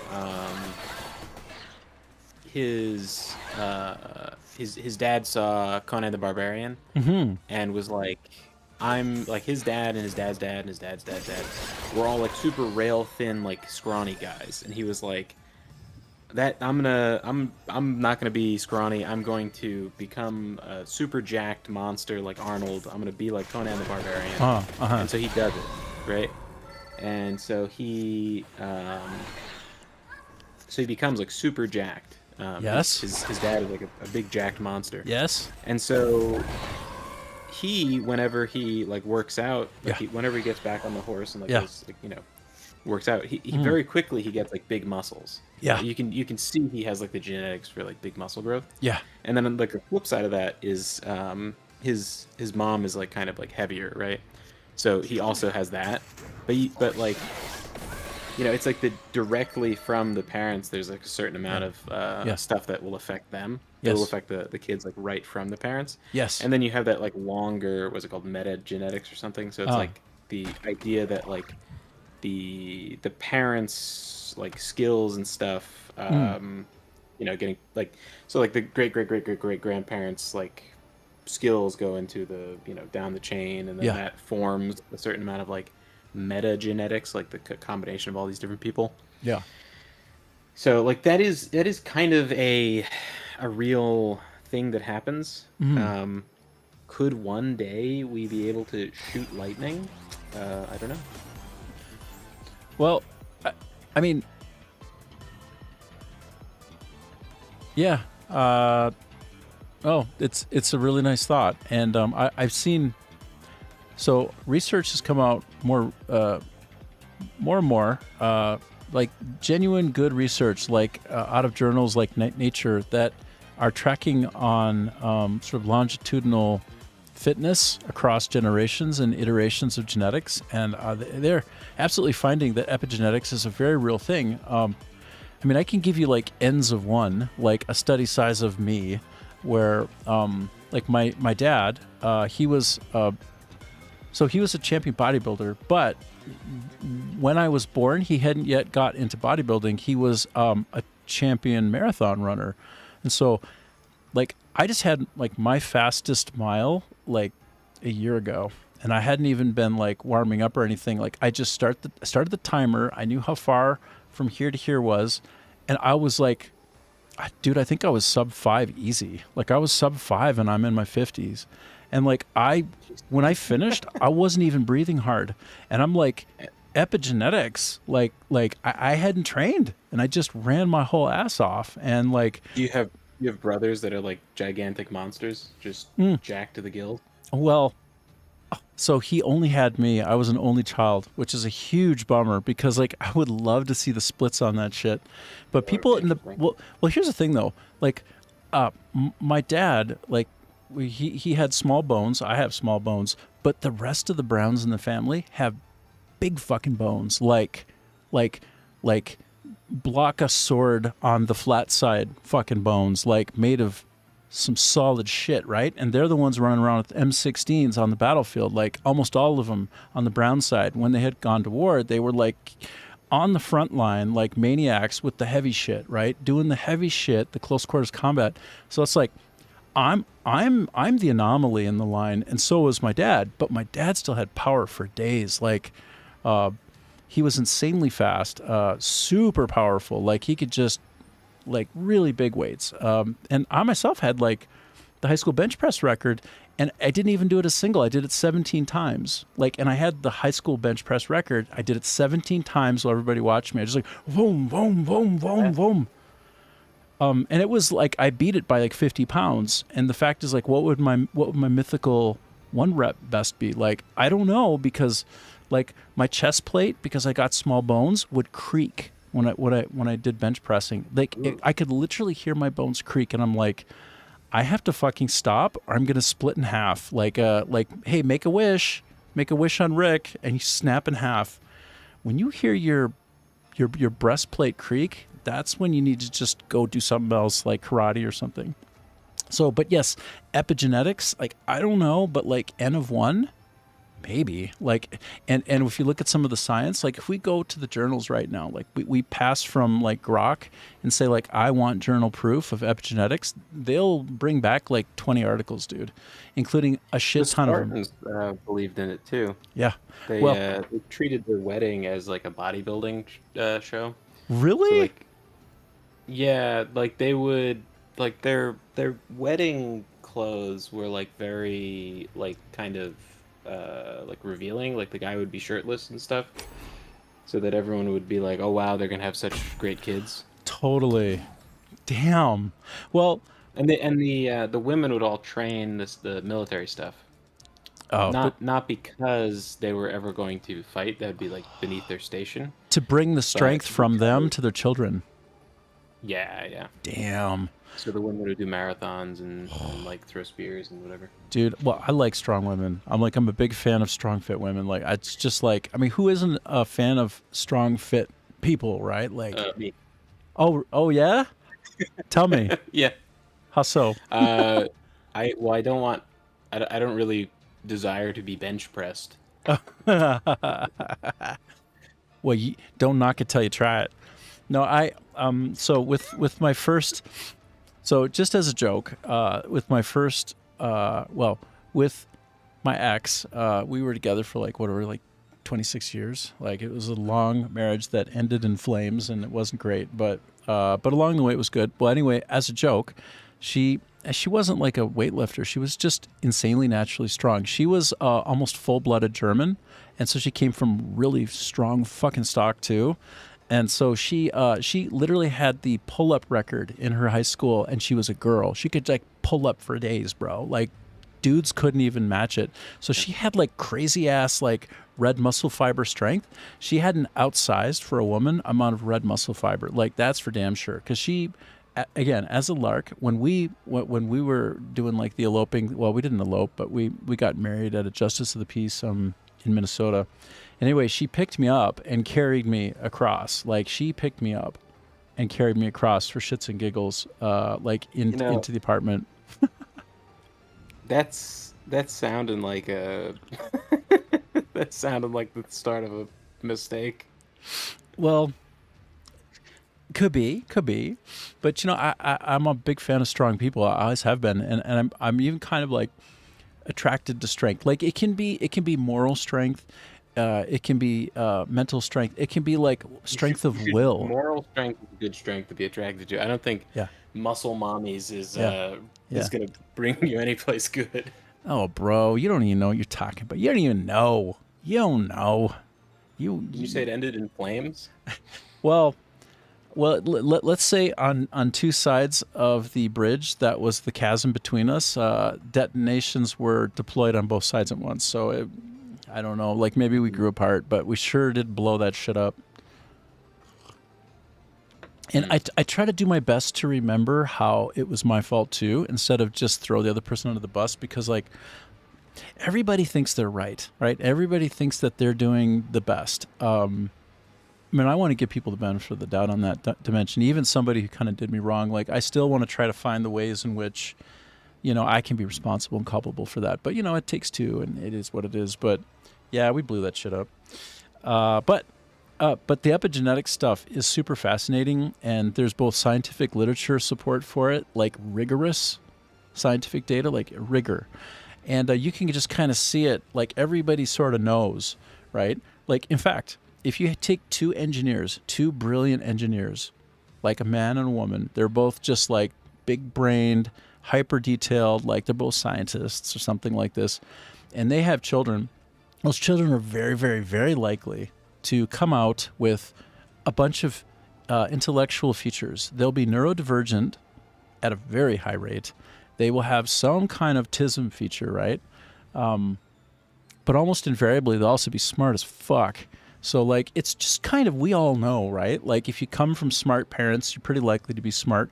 Once in a while, it's not the case. If you come from strong ones will be strong. And by the way, sometimes, and I hate to say it, like I don't mean to sound like everything's biologically mandated. I don't mean that, but like I do like the idea of free will. But I think, criminals can birth criminals too. Like I think if you've got a family line that's a bit on the bad side, like, I mean, it's just like, it's super obvious. Yeah. It's super obvious, right? Like I don't want to like try and be all like conclusive about each person I would meet if I know the family member, but it's like, it's a good guess and it's a good start, and you want to be careful, right?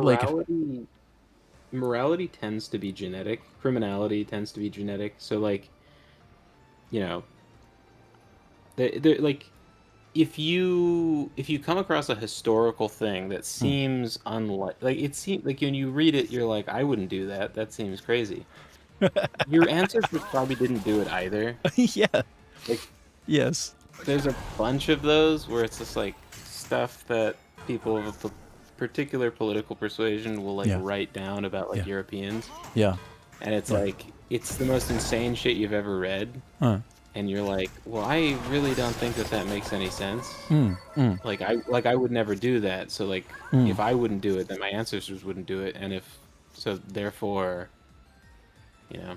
probably not true. I mean, I mean, like we're talking in terms of things that people just know and understand. Like if they're just being sensible and not clouded in judgment, and they just kind of take a step back and go like, you know, let me put my political category aside and let me just sit the fuck down and let me just have a regular conversation. Let me think regular thoughts. I mean, it's just like using, like detecting patterns in the world and using your eyes and your fucking common sense. Like, it just is what it is, right? Call it what it is. This woman was trying to convince me that in the Victorian era, 40% was it? What was she saying? It was 40% of doctors prescribed ass raping little boys because they were less likely to have syphilis, and it's like, that's not. In no world would that ever happen. What that is like it's just repurposed statistics from like Africa or whatever. Oh. Well, I mean, I got a lot of the controversial takes about big data that to me they're not controversial. They're just respecting big data, and then like where we go with individuals and unique people. Like when you run into somebody, they are who they are. They are unique. They will tend to come from a certain line, a certain predisposition. They will have certain tendencies, right? They will have come from a family line that's in a certain way, and you can expect some things, but like you shouldn't be completely shocked if they end up being, you know, an individual. But that doesn't mean, you know, you can't look at big data and see like what the big data are saying. Like the big data are the big data. It doesn't describe an individual in the big data, but it describes the pattern, the trend at large, right? There's always going to be variations. Like that's the nature of everything, that there'll be some variations. I think it's to me, I find the fact that you will have kids that are like you to be a good thing, you know, to be very motivating to have kids, you know. Right. If it were just purely random, it'd be like, well, this might be a big mistake, versus like, oh, yeah. I mean, you don't want to conflate them. Sometimes people say that. It's like, oh, I don't want to have kids. I might end up being a serial killer. And it's like, well, are you a serial killer? Right. Right. Well, and that, you know, at a certain point, people are just afraid sometimes, and they can also be afraid of not having as much time for themselves, right? Because so much of love, and if it's towards your child, if it's towards your partner, if it's toward like your mom, your dad, it's so much of that stuff is going to be it's going to be something that involves sacrifice. Like the way of demonstrating love is that you actually want for another person something. Okay, this is the best way I ever put it. The best way I ever heard it is from a lawyer like who was making the circuit on socials. Sorry, one sec. Making the circuit on socials, the best way I ever heard this put was, my dad used to order pizza for me and my friends, right? And I had a buddy over, and I was a kid, he was a kid, and he said like at the time it didn't hit me, but now older looking back on it, I understand. Says, hi Rick. Hey Scotta, how you doing?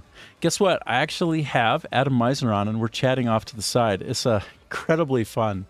How are you doing? Then I'll finish up my story. Well, I'm assuming you're doing great, but I don't know. Scotta says, muted. Oh, am I muted? I can hear you. Yeah, I can. Every time I say something, I see it going out onto what would probably be the stream. This could be interesting. I could unmute. Yeah. Give it a shot. See what happens. I can hear you on. Yeah. So it should be good. He might have meant that that you're on, and you just happened to be quiet in that moment, so he didn't hear you. But just to quick finish up the story. It's nice to have you. I hope your throat isn't as sore, Scott. I hope you're feeling better, bro. Because you got to get the rest. I was gonna say though, this guy was recording, was remembering and sharing this moment with his father and this friend of his, and they ordered a pizza, and he just remembered that every time they ever ordered pizza, his dad took less than them. like every time they would have like 3 pieces each, and then he would end up having 2 pieces, and that very often he would make sure that they had more. And so there's this idea, basically, which can be really heartwarming, which is like, you know, you love somebody when you want for them something more that you want, but for them. Like there's something really nice about that element of sacrifice, where it's like, it's not a sacrifice to give something to somebody that you could have had because it pleases you, and you find like that it's just as good or better that they had it because you consider each other as connected, as one in a way. I think that's I'm like hung up on the, like, why not just get a second pizza? well, of course. Like, better planning means more for all, in a very realistic way. I'm going to take a quick break because my teeth are floating, as they say. So just give me a minute. If you stick around if you like. I'm totally loving the conversation. I'll be back.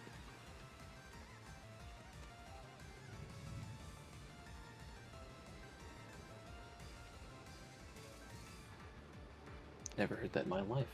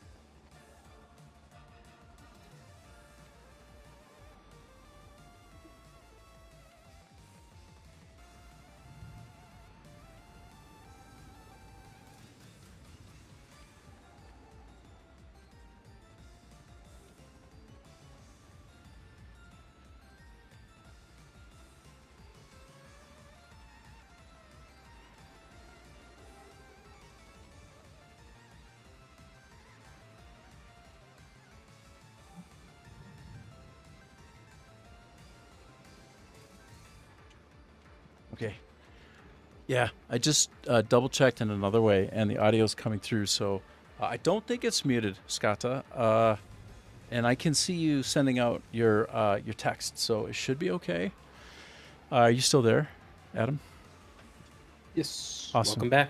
Thank you. So, God, so much fun to have this conversation. This is so much better than talking at myself all day. Oh my God, this is like the best. What else do you want to talk about? Or you want to keep going down a certain line? How heavy? How heavy do you think a sword is? A long sword, a two-handed long sword. Oh shit. Well, there's that I weird. always find it interesting. I'm gonna guess A two-handed longsword. I'm gonna guess. Mhm. Give me a sec. Let me think. I want to I, guess. people are very often like surprised by the weight. I think I'm gonna say 7 pounds. so. That's my guess. But remember, you've got to kill someone with this thing. You gotta move it as quick as you can, and you gotta stab them with it. Oh, Right. okay. Wait, are you saying they're ultralight, and so that you can spit?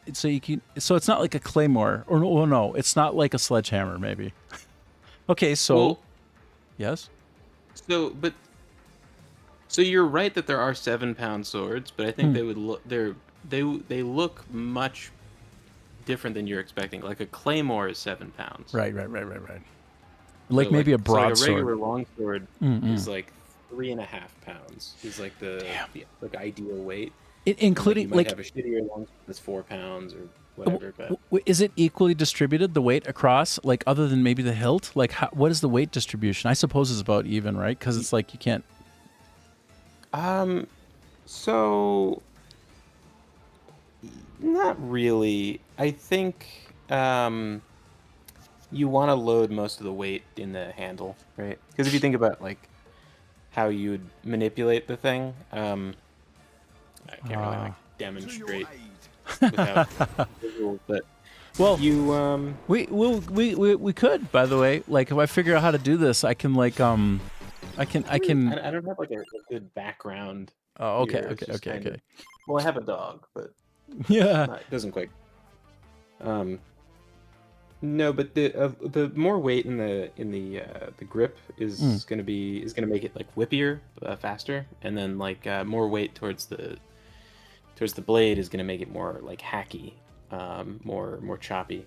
So like it's different with different swords, but But I suppose if for a longsword, you want it to swing through fast and clean, and it's going to be the edge going. So basically, mass. Well, the relationship between mass and mass, speed, and then probably this equation comes up a lot with like swords. yes.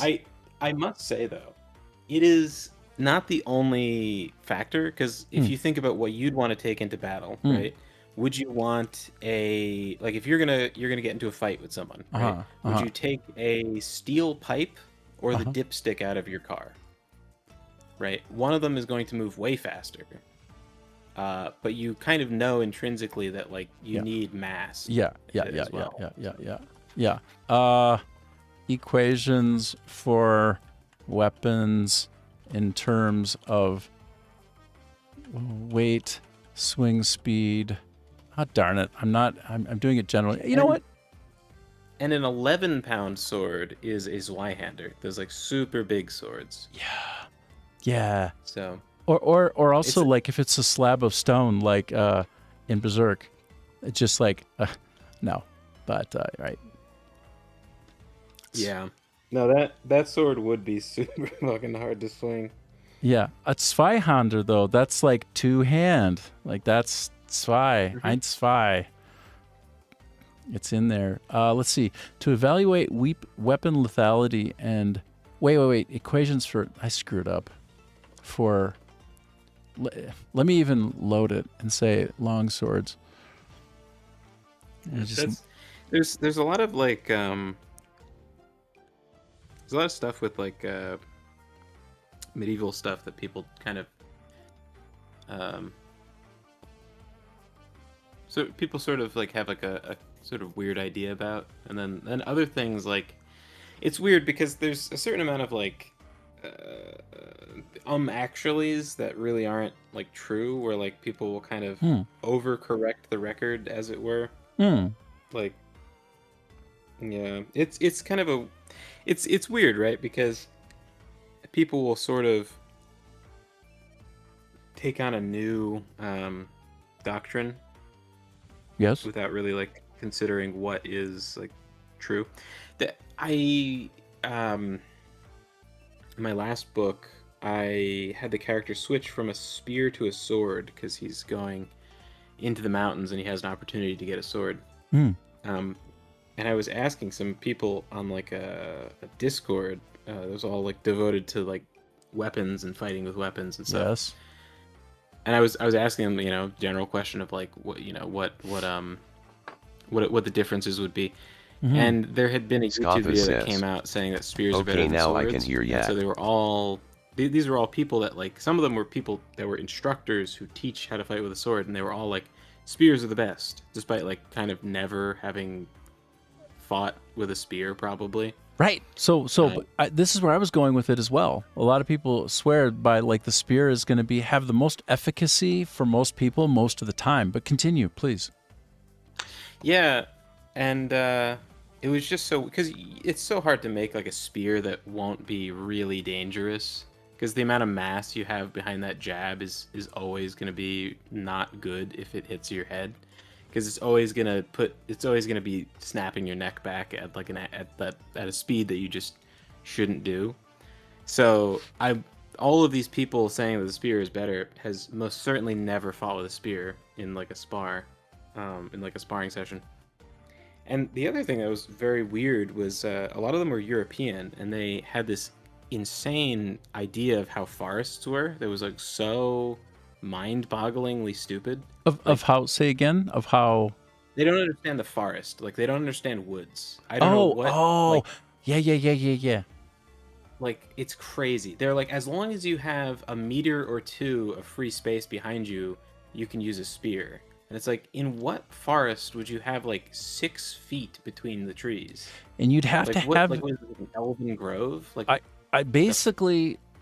you just made a super strong point about fighting in forests, or basically where there's stuff around you that can get stuck on. Like, okay, dude, I'm so vibing on what you just said. Have you ever played pool in like a pool hall and like they put the pool table too close to the fucking wall?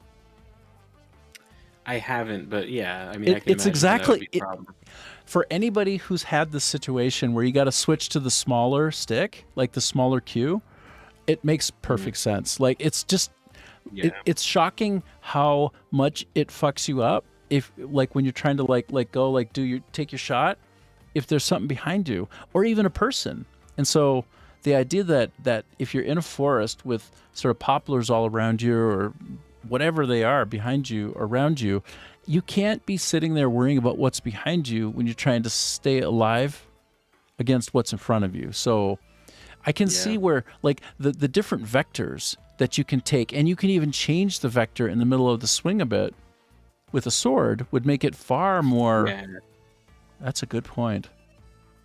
Yeah, and I think what it is that in Europe they just don't have many actual forests. Like, everything is like this manicured, like, because I saw some video by some British guy who was talking about like a forest, and he's like, this is a super unique forest because it's not maintained. You look, there's leaves on the ground. It's like, yeah, that's the forest. That is the woods. And he's like, look at this fallen tree. No one's picked it up. And it's like, yeah, that's called being in the middle of the woods, dude. What the fuck? Like, it was the crazy. I thought I was like going insane, but like, Europeans like just don't have forests. Like, they don't have woods. They have these weird parks that are like super well maintained. Like, there's no adventure. It's just walking around in a park with trees. Oh, Like, that's it's so not... that's so sad.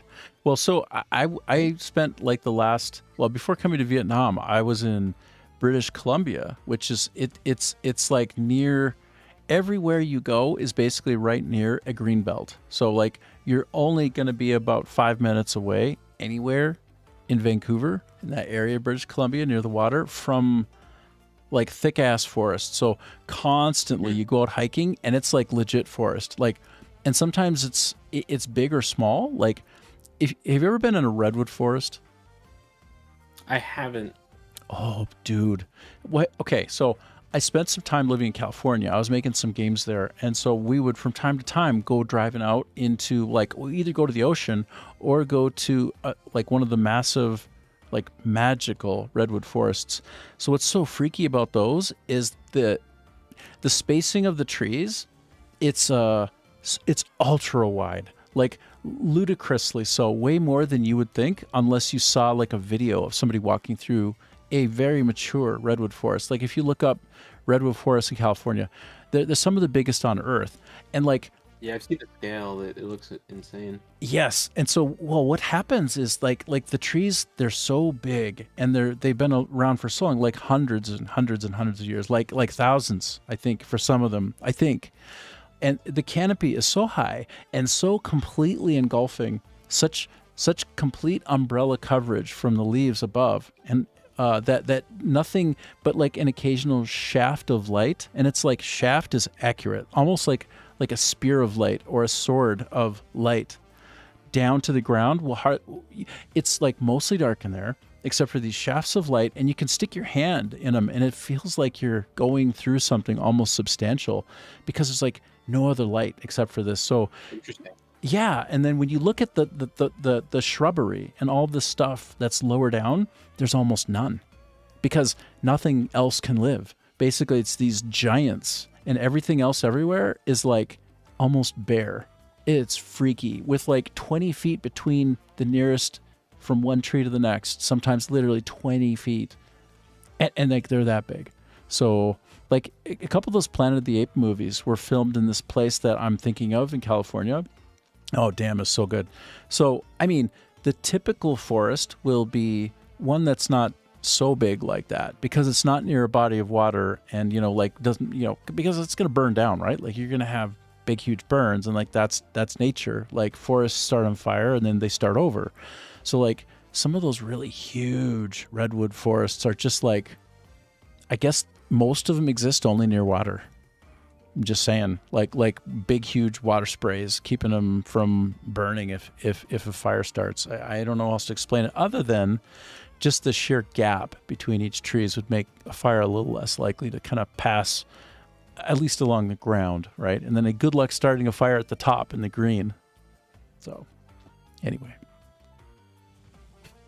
I guess I should go see like a redwood forest, because like so there's something very fantastical about these, like, you know, 100, 200 feet Yeah. trees. Yeah. Well, here's another one for you, bro. Have you been to the Grand Canyon? No.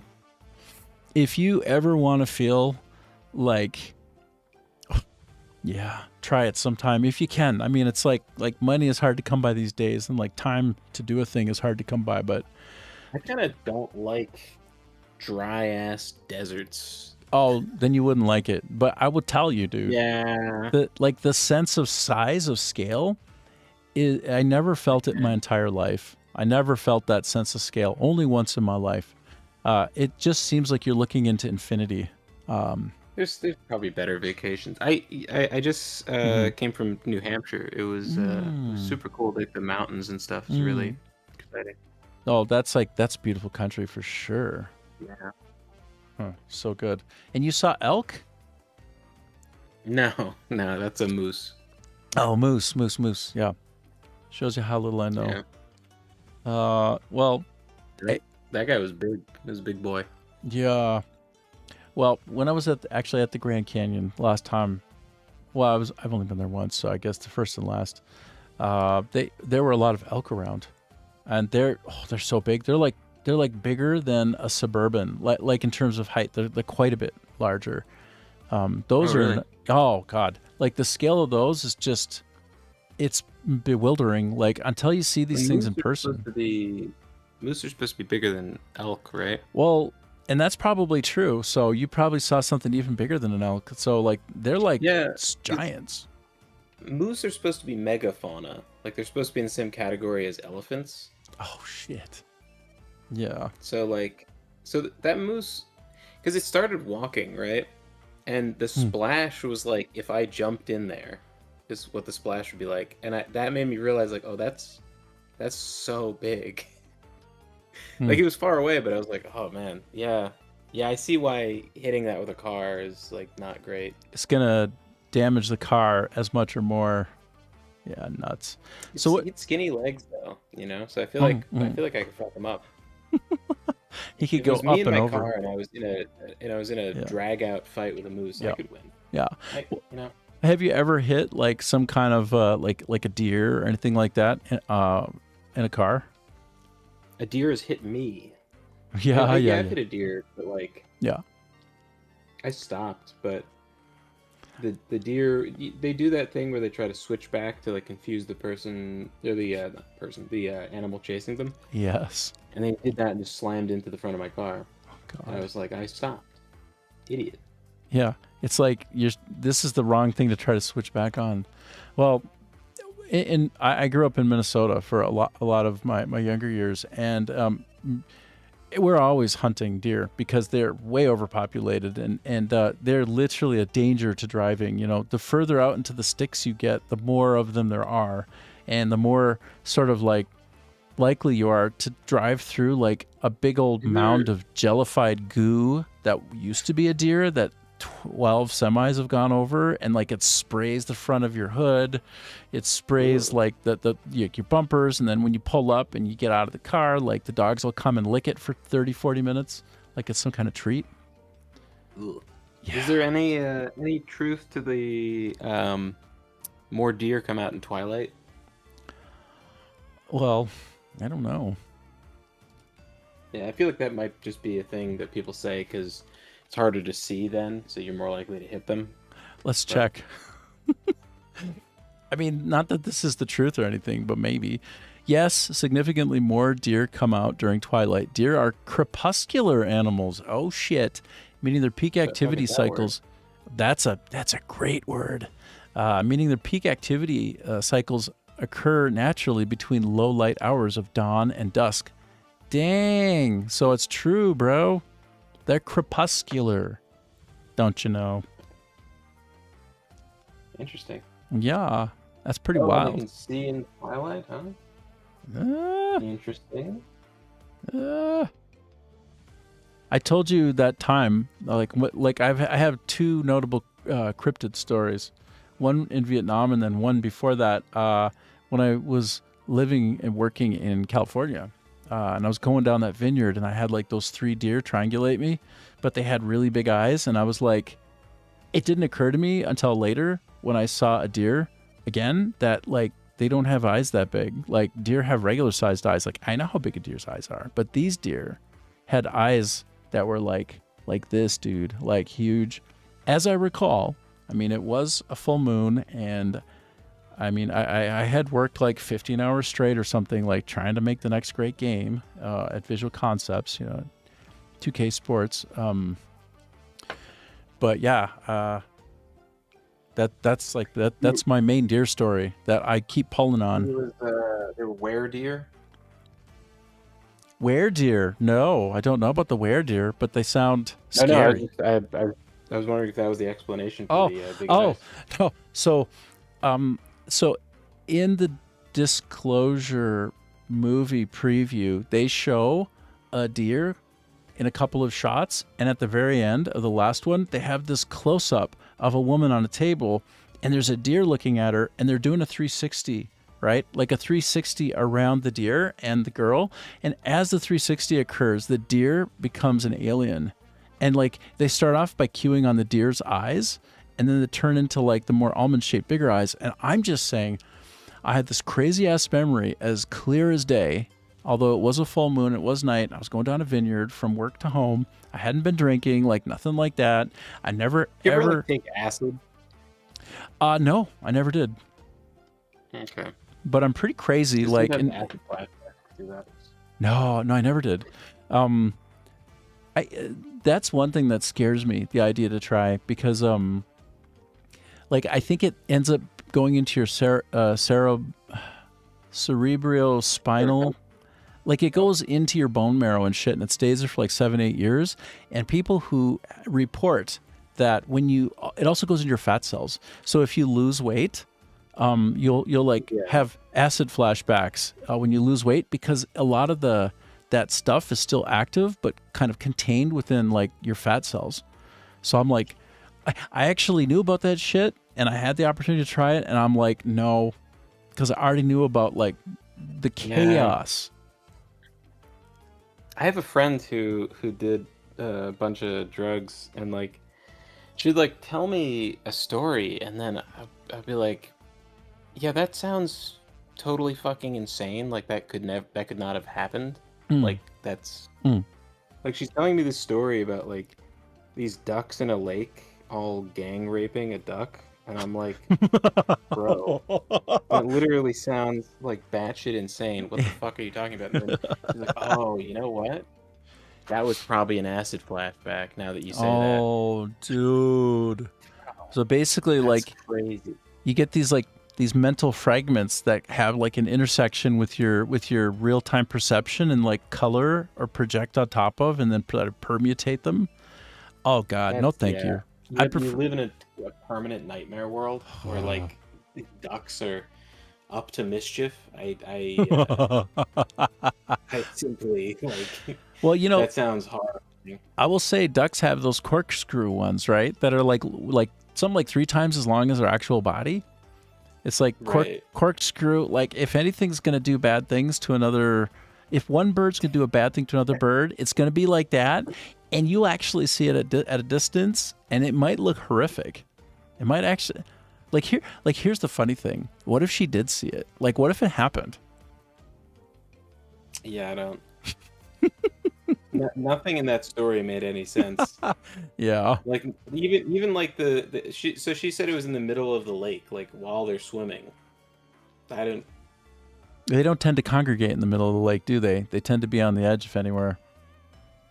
Yeah, I just don't think ducks are coordinated enough. Yeah. But because also she was like the ducks were holding down the other duck, and it's like, what are you What? talking about? Like with their wings?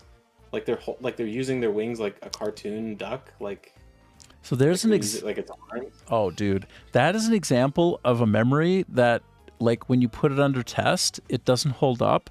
But then you think to yourself, "Oh my God, how many of my memories do not hold up under scrutiny?" Like, if I analyze All it, of my memories hold up under scrutiny. I Say take again. no acid.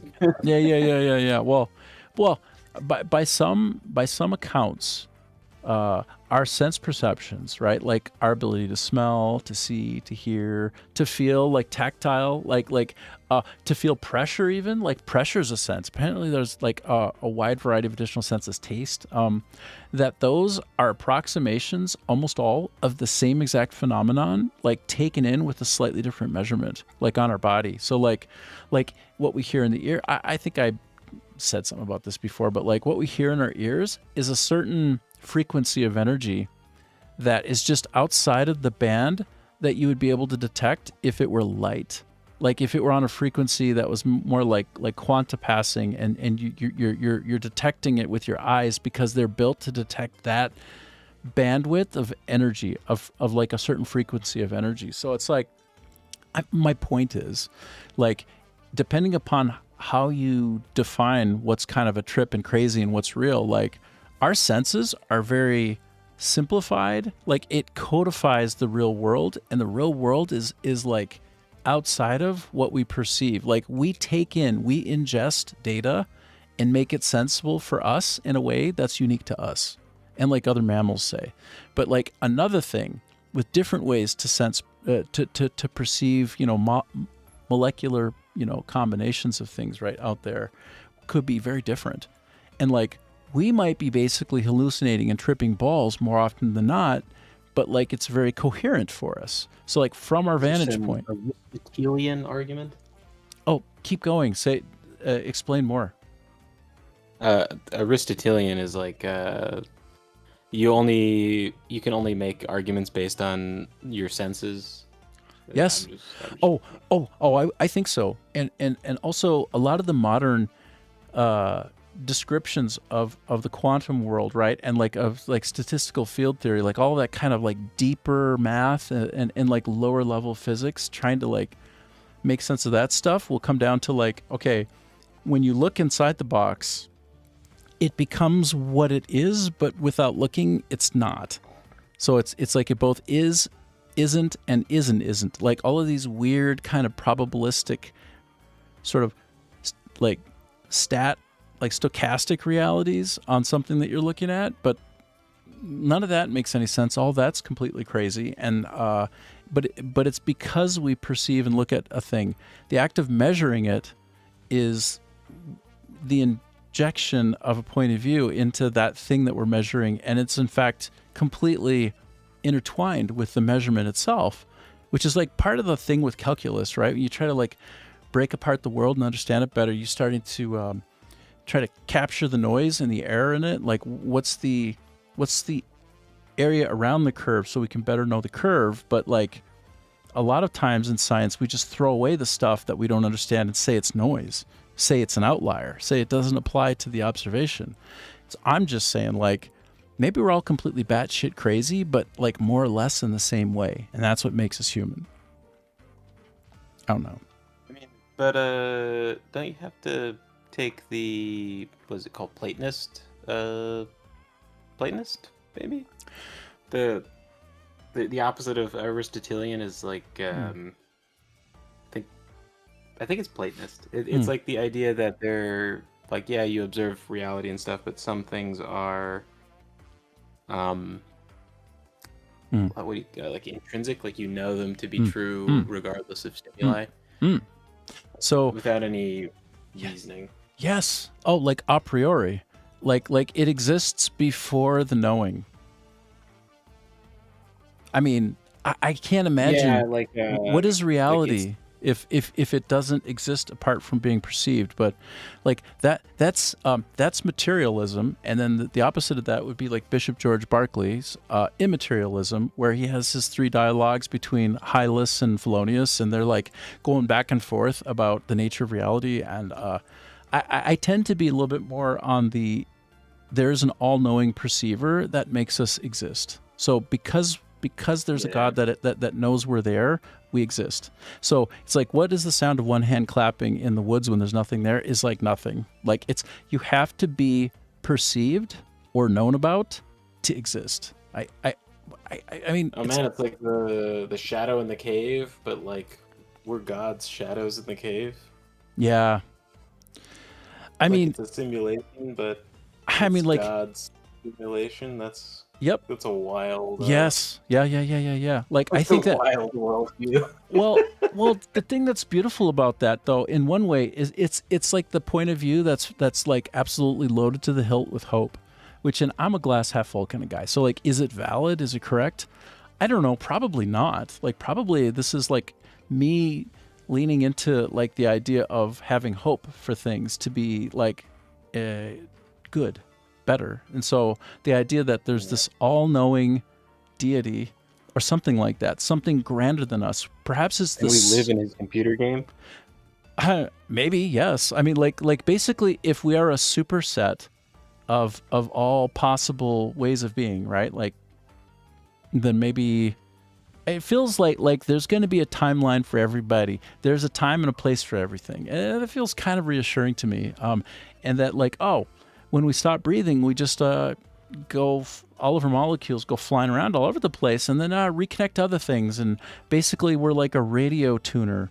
Like it's not that we have brains in our head that make us good at knowing and good at reasoning. It's that we're tuning into something outside of ourselves, and the better our tuner, the smarter we appear. Like the better we can tune into the frequency, the smarter we are.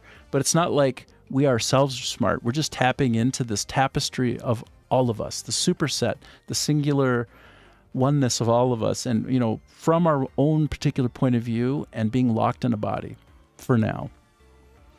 I like the way all of that rolls around in my head. Is it correct? Yeah, I'll pass. Give me some atheism. Yeah.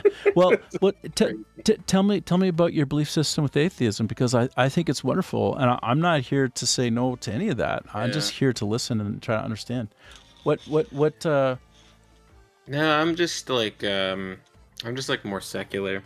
I like Christianity insofar as it is like a cultural like part of like the cultural history of like Europe. Yeah. But I don't really like.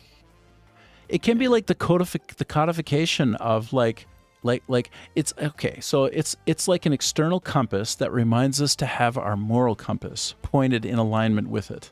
Like I really, really dig that. Like that is functionally a brilliant feature of a good society. Like basically y'all kind of on the same page. Like you're kind of praying in the same way, you're oriented the same way, and you want the best for each other, and you see each other as like brother, sister, right? Like that's kind of the good part of being in a congregation,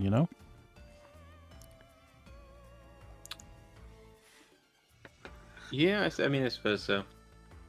But you know, I mean, when I was a kid and I got my hands on Beyond Good and Evil, right? Like Friedrich Nietzsche, which maybe he's the best writer in all of human history. He might be the best writer there ever was. He's a Prince guy? Oh no, that's Machiavelli.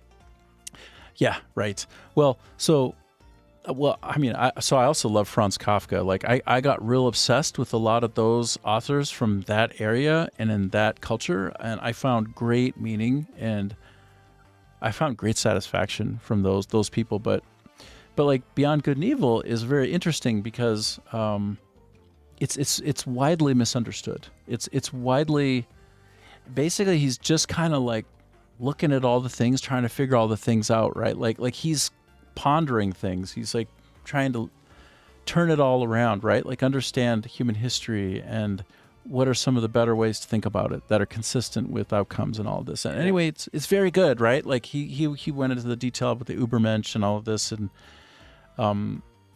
but when I read that stuff, right, like I found myself aligning more with an agnostic worldview. I thought like, well, I don't know either way, so I can't say that I'm an atheist personally. But and I know that can be a cop out. Like I know that there's a good reason. There are a series of fine reasons for having that worldview. Like I can't say it's wrong, but I found What do it. you think about Crom? Huh? What do you think about Crom? Crom. You mean Conan's? Yes. Conan's Crom? Yes. Well, we all do want the lamentations of the women. We all but want to seriously, basket. I don't. That concept I find very interesting. I think it's like Tell I me. feel like people's opinion on Crom as like a god, it says something interesting about people, right? Feed me what that is, because I'm not as clear on it. Okay, so so if you worship Crom, right, Yeah. rather, Crom is your god, Yeah. then he has made you, and he has made you with everything that you need. Uh-huh. Therefore, he will give you nothing if you pray to him. You cannot pray to him and get anything. Ooh, I like that. And so it's like this ultimate rugged individualism god. You're not. He won't give you any. He won't give you shit. So there's no point in worshiping him. But it's like this god. It's almost like the like pseudo atheism kind of god. Like, Yeah. You can't get anything out of him, but it's like this idea that like. I see what you're doing here. It's brilliant. Keep going. But that's like, it's an interesting thing because like. Well, in a way, it's brilliant because the way that you're coming at a faith has. You're showing the finer principles of cleaving to a faith than a lot of the faithful would show in actual, right? But you're an atheist, right? So like the idea is that you would do a thing because inside you are moved to do it based upon your own particular decision, right? Like the idea is you are enacting autonomy and free will, and you're not looking for some kind of benefit in the process of being authentically who you are and doing the things in the world that seem right for you and optimally for others as well, right? Because like society and being pro-social, all that stuff. So I'm just saying like it's possible to be a right-living atheist or agnostic and kind of probably look better in almost every single angle than somebody who professes to be of the faith who is kind of doing it because they don't want to go to hell, right? Like, I mean, just to put it simple, right? They're not doing it because they want to do it. They're doing it because they have to do it. And that kind of sucks. That's kind of trash. Yeah, I'm also not like morality wise. I'm not a I forget what it's called, but the solely focused on the effects of things, like morality based on the results. Yeah, I think some things are objectively evil regardless of result. For example, like cannibalism, right? Like that is something that is wrong, regardless of like result. Like you can make the argument that in some circumstance, Yeah. you do it to survive, and therefore that's like it's like let's say justified. Hmm. But you're still doing something evil. Like you're still doing something evil to survive. It's not that it's a like you're driven to do something wrong in order to Mm-hmm. accomplish some kind of like good or something. Like say you have to take care of a child or something, and Yes. so you, in order to stay alive, you eat someone who died. Yeah. You could make the argument that that's the right thing to do, but you're still Uh-huh. along the path, you have to commit some lesser evil. Right. So this idea of the greater good, and that sometimes it's not necessarily clean. What is this button in the middle? I've never seen this button before, dude. So I was confused by that too. Yeah, go ahead and push it. Click the Oh. thing. Look at the glass. Should I or should I save it? It's only for the you unlocked this before. This is the ability to nuke the first floor, so you don't have to. Oh, so could I have saved it for any floor or only for the first floor? It's just for the first floor. Dude, that's awesome. Yeah, I mean it's cool to see at least once. Yeah. It does have like a downside, I guess, Uh-huh. and that's that you don't get the loot chest from the boss. Sure. So you're like So kind you of just down get all one, your- but it's like a huge time yeah, you get all saver. your experience at once for the whole floor. Dude, that's cool. Yeah. I use it like I'll beeline straight to the boss, and then I'll push the button so that I get the chest. Right. But and then the other interesting like religious thing is Yes. like Germanic paganism, because they don't really worship gods like people I think understand them to. Oh. So you're doing stuff. You're doing stuff because you sort of want to impress the gods, not because they're demanding that you do it. Like you want to fight and do well in battle so that you'll get the admiration of like Tyr, rather than because he demands that of you. Huh. Oh, nice! You got the life siphon whip already. Was that the life siphon whip? Yeah, Okay. Well, there's only one combination for everything. that's pretty good. I'll take it. I don't need that meat. But yeah, keep going. Also- This is an interesting Yeah, like so- twist on the So, like, Germanic. Is it kind of considered so- paganism, by the way, or like? Yeah, Germanic paganism. Okay. So like worshiping Thor and Odin.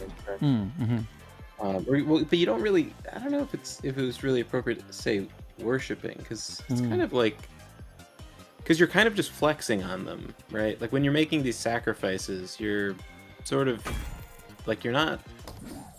I don't know. It's not like really like you're giving it to them, because you can still eat the offerings. I think like you like offer it and you, but it's mostly to show that you're doing well, to like I guess impress them.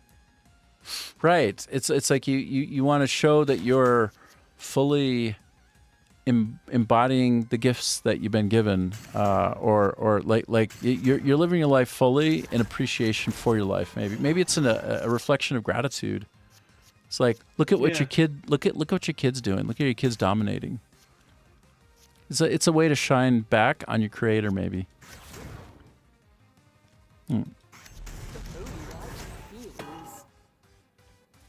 Yeah, that's interesting. Yeah. Hmm. Different religions have kind of a different like sort of prayer structure. Not that Quran is like a real religion, but Yeah. yeah. So no, but you're absolutely right. It's a great litmus test, and like life is not as revealing without litmus tests along the way. We all need our kind of punctuations and like our end caps and our chapter changes and all that. And I think it's a useful thought exercise. But so David Hume, he's a philosopher. He was an empiricist. So yeah, more of that stuff, right? I think Bishop George Berkeley kind of flowed out from him. But like Hume, certainly was on the back of giants, right? He was understanding and appreciative of the Platonic ways of thinking. And, David Hume was super cool, though, because he had, one of my favorite things I've ever read was a treatise called Of Miracles by David Hume. And Of Miracles was basically this litmus test, I suppose, of what would it take for me as an atheist to conclude that I had witnessed, indeed, proof of divinity through a miracle. And so he went through what it would take for that to happen. And basically it's like almost like an opposite. I was going to say it was like a Divine Comedy, but he wasn't out to prove God. He was out to disprove God. But the irony is, like, out of the effort in that treatise to find a way to legitimize atheism by finding it impossible to generate any kind of non-falsifiable worldview about a miracle, I think he found some kind of fascinating thought experiment there of his own. It's totally worth reading. It's short. I mean, it's a bit of a pain in the ass at first because he's defining all of his terms. Like, philosophers always do that. Like, the part that sucks that most people fall away from when they're trying to read some kind of nice bit of philosophy is the start, where they literally define all their terms, because inside that document, inside what they're writing, is a bunch of very nuanced terms being used only for that book. So they'll take a word and they'll move it around and twist it and say, this is what the word means in this book. And so they co-opt a bunch of words or refine or put color on them. And so, but anyway, you get through that part, it actually reads like a page turner. It's like reading The Hobbit. It's easy. And you get through and you're done and you're like... But I just don't really care about philosophy very much. Ah, yeah. Well, I mean, so you're more of the person wanting to be in the doing of it and the experiencing of it. So are you more of just like a person who wants to experience the world and let it wash over you and then kind of like swim through it, or what? I mean, it's not like I'm not like... I don't like bigger concepts. I just I don't know. Maybe philosophy is just dry and boring. Like some of these things where it's like, can you define the world by like the things you can observe or whatever? It's like, yeah, I don't care. Yeah. Yeah. Well, make ramifications for it that I should. No, I don't think you necessarily should. If it see, here's the thing, you got to like take the pill and be willing to swallow it, and that pill is like, if I define a bunch of terms, if I get very, very tight with my English, or my language, whatever it is that's written in, like try reading Kierkegaard if you want to have your brain like go Soren Kierkegaard. By the way, he is the shit. He is cash money. That's some of the best sense I ever got from anything I ever tried to read. It wasn't easy, but it's the same deal. Like once you define your terms, it's almost like a mathematical approach to language to explain shit. It does have a lot of math in it, in a weird way that people I don't think up front realize, but it's because of the way that you define the terms. You create this massive truth table and if-thens, and so when you read a thing, it means a whole lot of other stuff. So you read a sentence, and you might have read a page from another person's book, right? So the conceit is you got to do that shit up front before you can absorb it. And if that's agony, which fuck dude it is, but at some point I think I had something to prove to myself, and so I tortured myself silly to get through something, but then I came out the other and I'm like, oh shit. Okay. So this guy just took the language and made it his bitch. He like completely warped the language around and made it crazy, suitable for his worldview. And if you see like the word natural in some particular philosophical book, it ain't meaning what you think. I promise you that. But if you can't get with that, if that's not your jam, like you're not wrong or like lame, or you should. It's just like not going to be the thing that moves you. It's not the thing that moves your brain. It's not. You're not trying to think like that in the language. You don't believe it. Like you don't think that playing around with words is going to get you some kind of truth. And like I think the only philosophy book I've read isn't a philosophy book, but people think it is. Yeah. The book with all the rings, whatever number it is, Musashi's book. Oh, I never read that. I heard that was good. It's okay. It's like he's writing a book about sword fighting, but people Yeah. think that it's a philosophy book, and it's not really. Like you can tell what he's talking about. It sounds kind of, some of it sounds very like lofty and like philosophical, but it's not. It's not like the way it's written maybe makes it seem like it's deeper than it is. I thought it was so funny. I met someone who read it and didn't think it was about sword fighting at all, and I thought that was so funny because it's such a like, it's he makes so many. I mean, I think they might have just been kind of dumb, but No. he makes so many direct references to like what you should do with your sword, and it's like if you're reading the whole book and thinking that the sword is like a metaphor for like, Yeah. I don't know, your go-getter attitude, you're like out of your mind. But so he goes like, Yeah. he's like, you should do what your opponent does not expect. So if they give you the mountain, you should give them the river. And then what was the other one? It's like, Say that They- again. Say that again. Sorry. I'm sorry.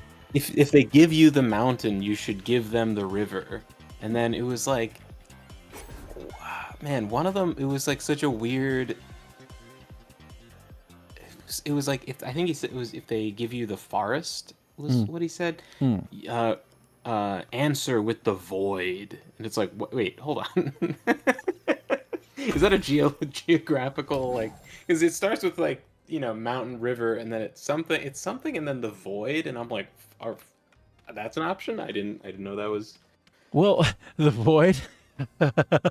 Well, I mean, the thing is, there's always translation as well, right? Like if somebody is translating it like it's a philosophical tome, they're gonna screw that shit up and make it different, right? They're gonna make it extra and actually butcher the meaning.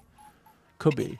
Yeah, I mean, it's interesting. Some of the stuff he mentions is, I tried some of it and it does work.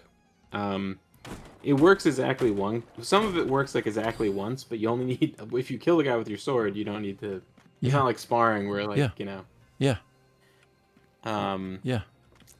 One of them was the drunken blade, I think he called it, which is instead of like being quick and like trying to cut your enemy fast, you just really slowly reach out and stab them in the neck. And, Oh God. because they're expecting it to be like fast or whatever. Yeah. Something just turns off in your brain and you just don't.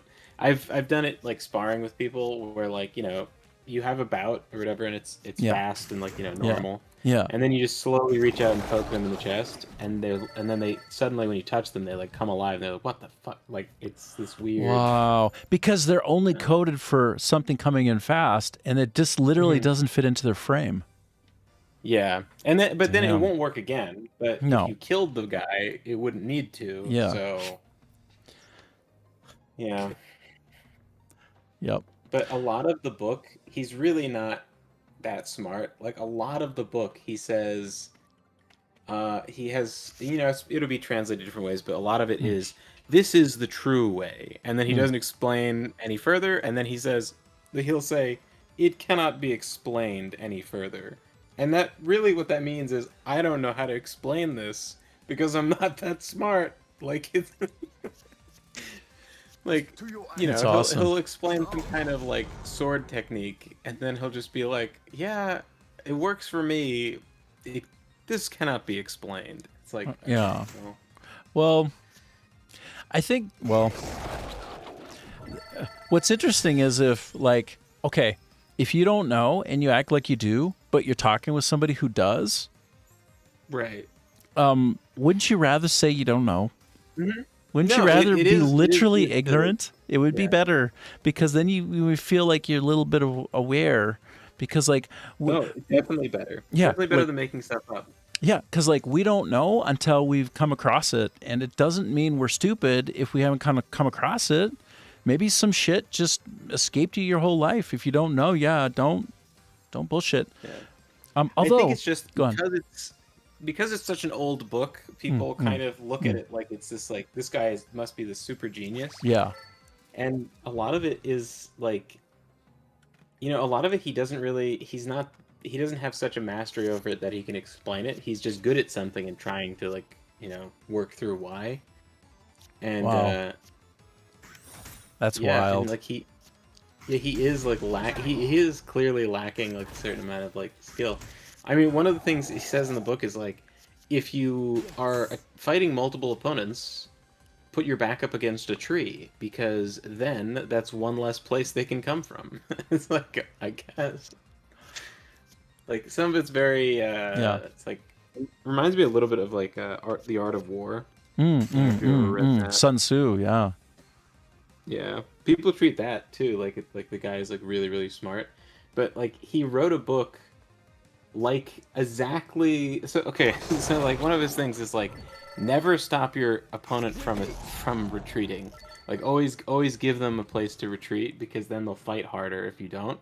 And that's something that you would say if you were a guy who spent 60 years fighting the same war and then retired when you're like 80 and wrote this book. Because that's what he did. Like he's like, yeah, he united China, and it took for fucking ever. Like this wasn't an expedient like victory he had. He wasn't like Right.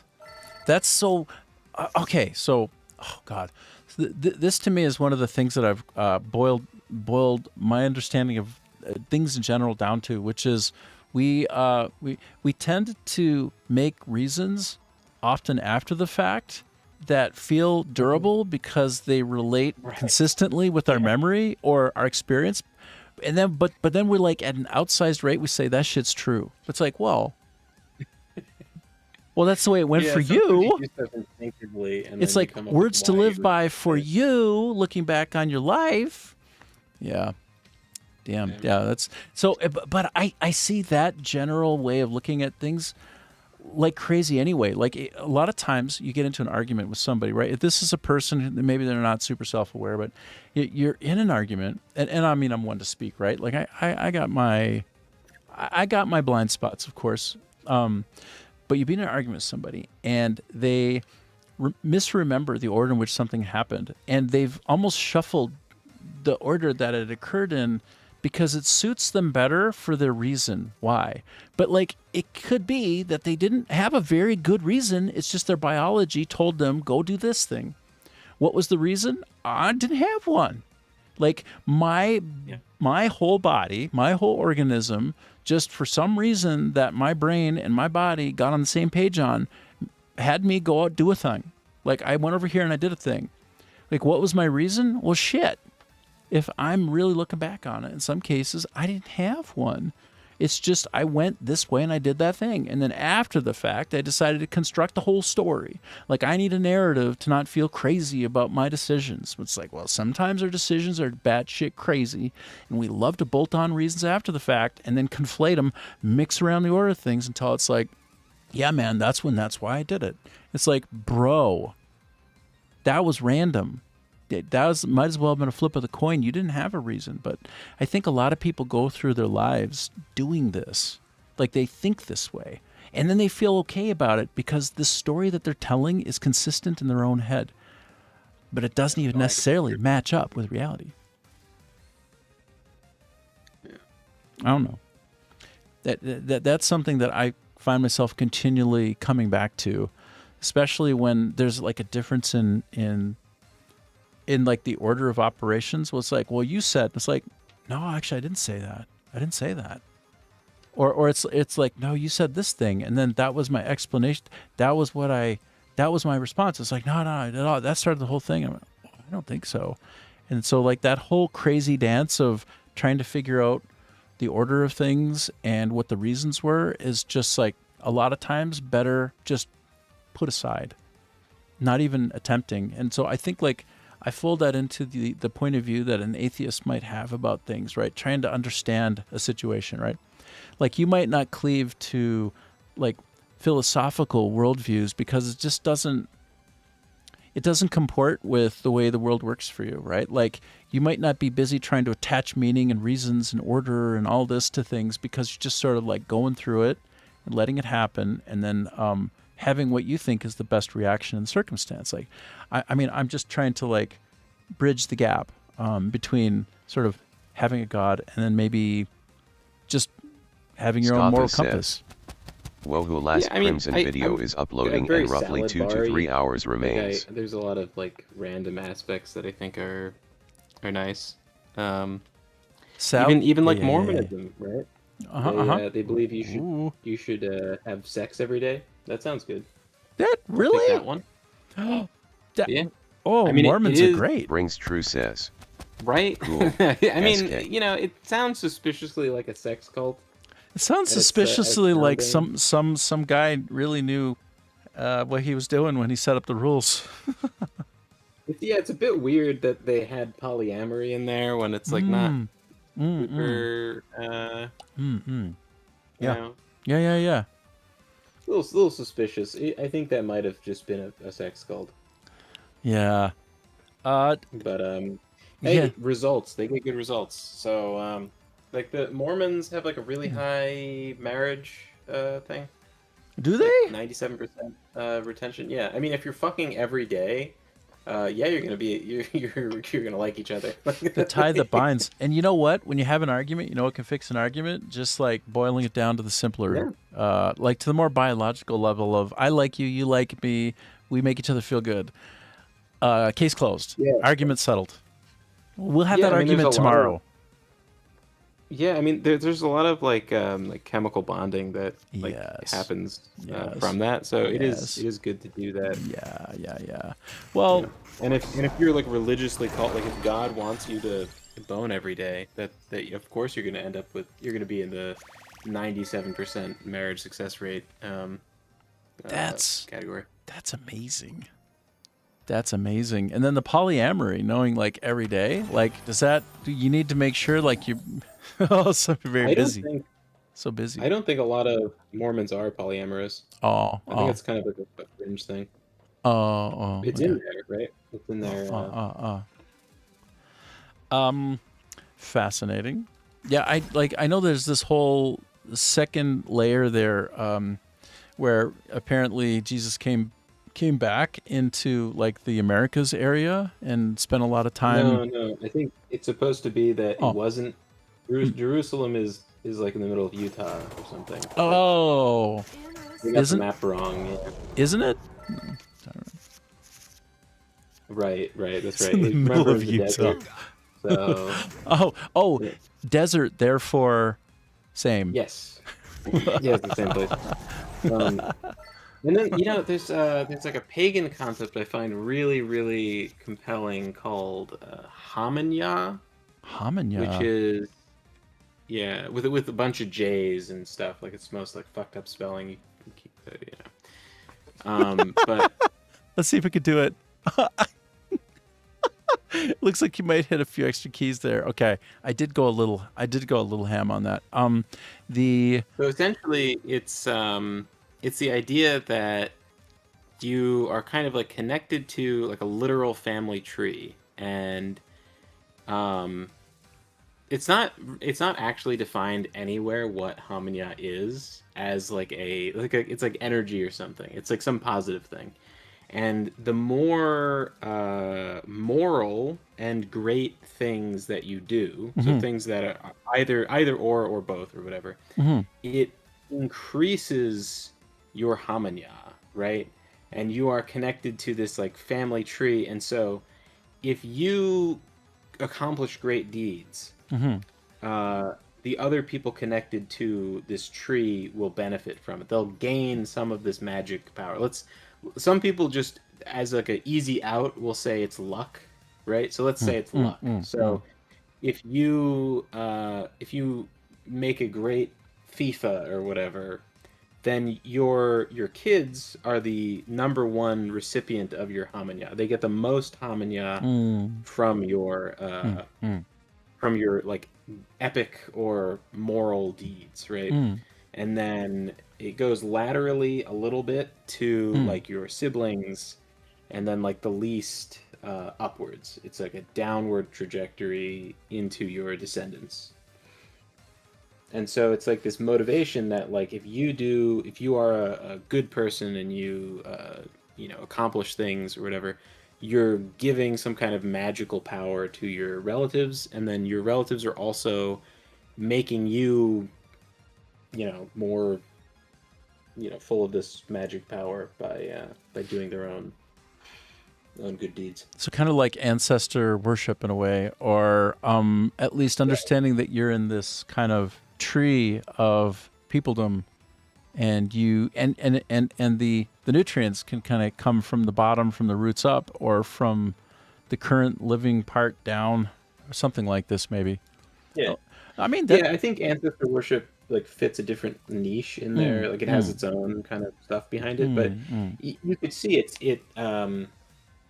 you could see how it would cause a certain amount of like filial piety or whatever. Yeah. I mean, for me, anytime you get to the point in a society where you have respect for your elders, and like the concept of filial piety and a respect for like the wisdom of others who came before you, and then what can you do to contribute toward the future of the line? Like, doesn't that just seem like that's a nice enforcer for good behavior and trying to make a difference, right? Like trying to have a worthwhile place in the world, which feels right, feels good. It does feel Western as well, but I know that there are tie-ins to that concept. No, that is a Western concept. I don't know why a bunch of Burmese stuff showed up. Well, It's because like I spelled it bad. That's all. Because we don't know how to spell it. Yeah. I think it's spelled like that. Yeah.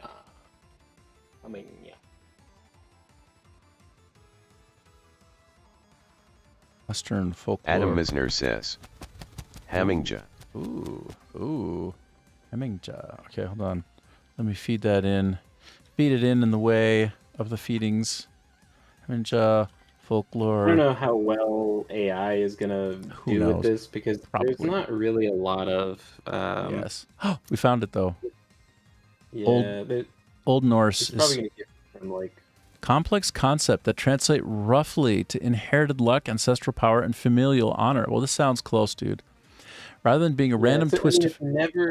It's never actually defined. Nowhere do they actually say that it's luck, Yeah, but yeah. people will take that out. Yeah. right?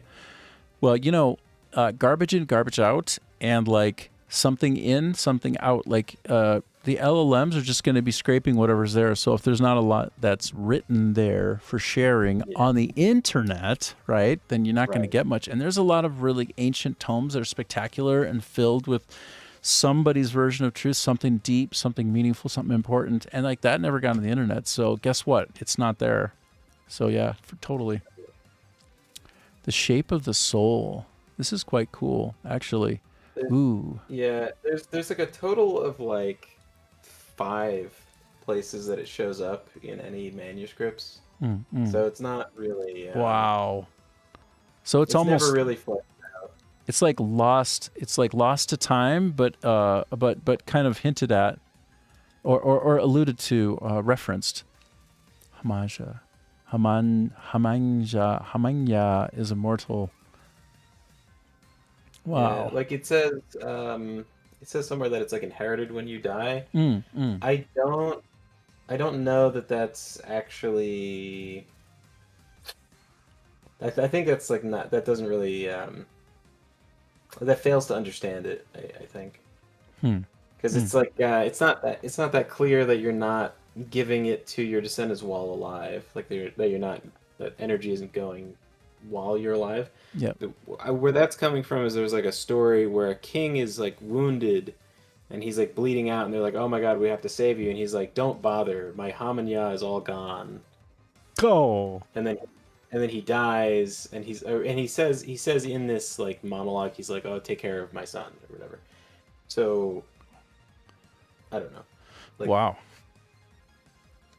Wow. it's like, why does the Hamanya matter for him bleeding to death? Who knows?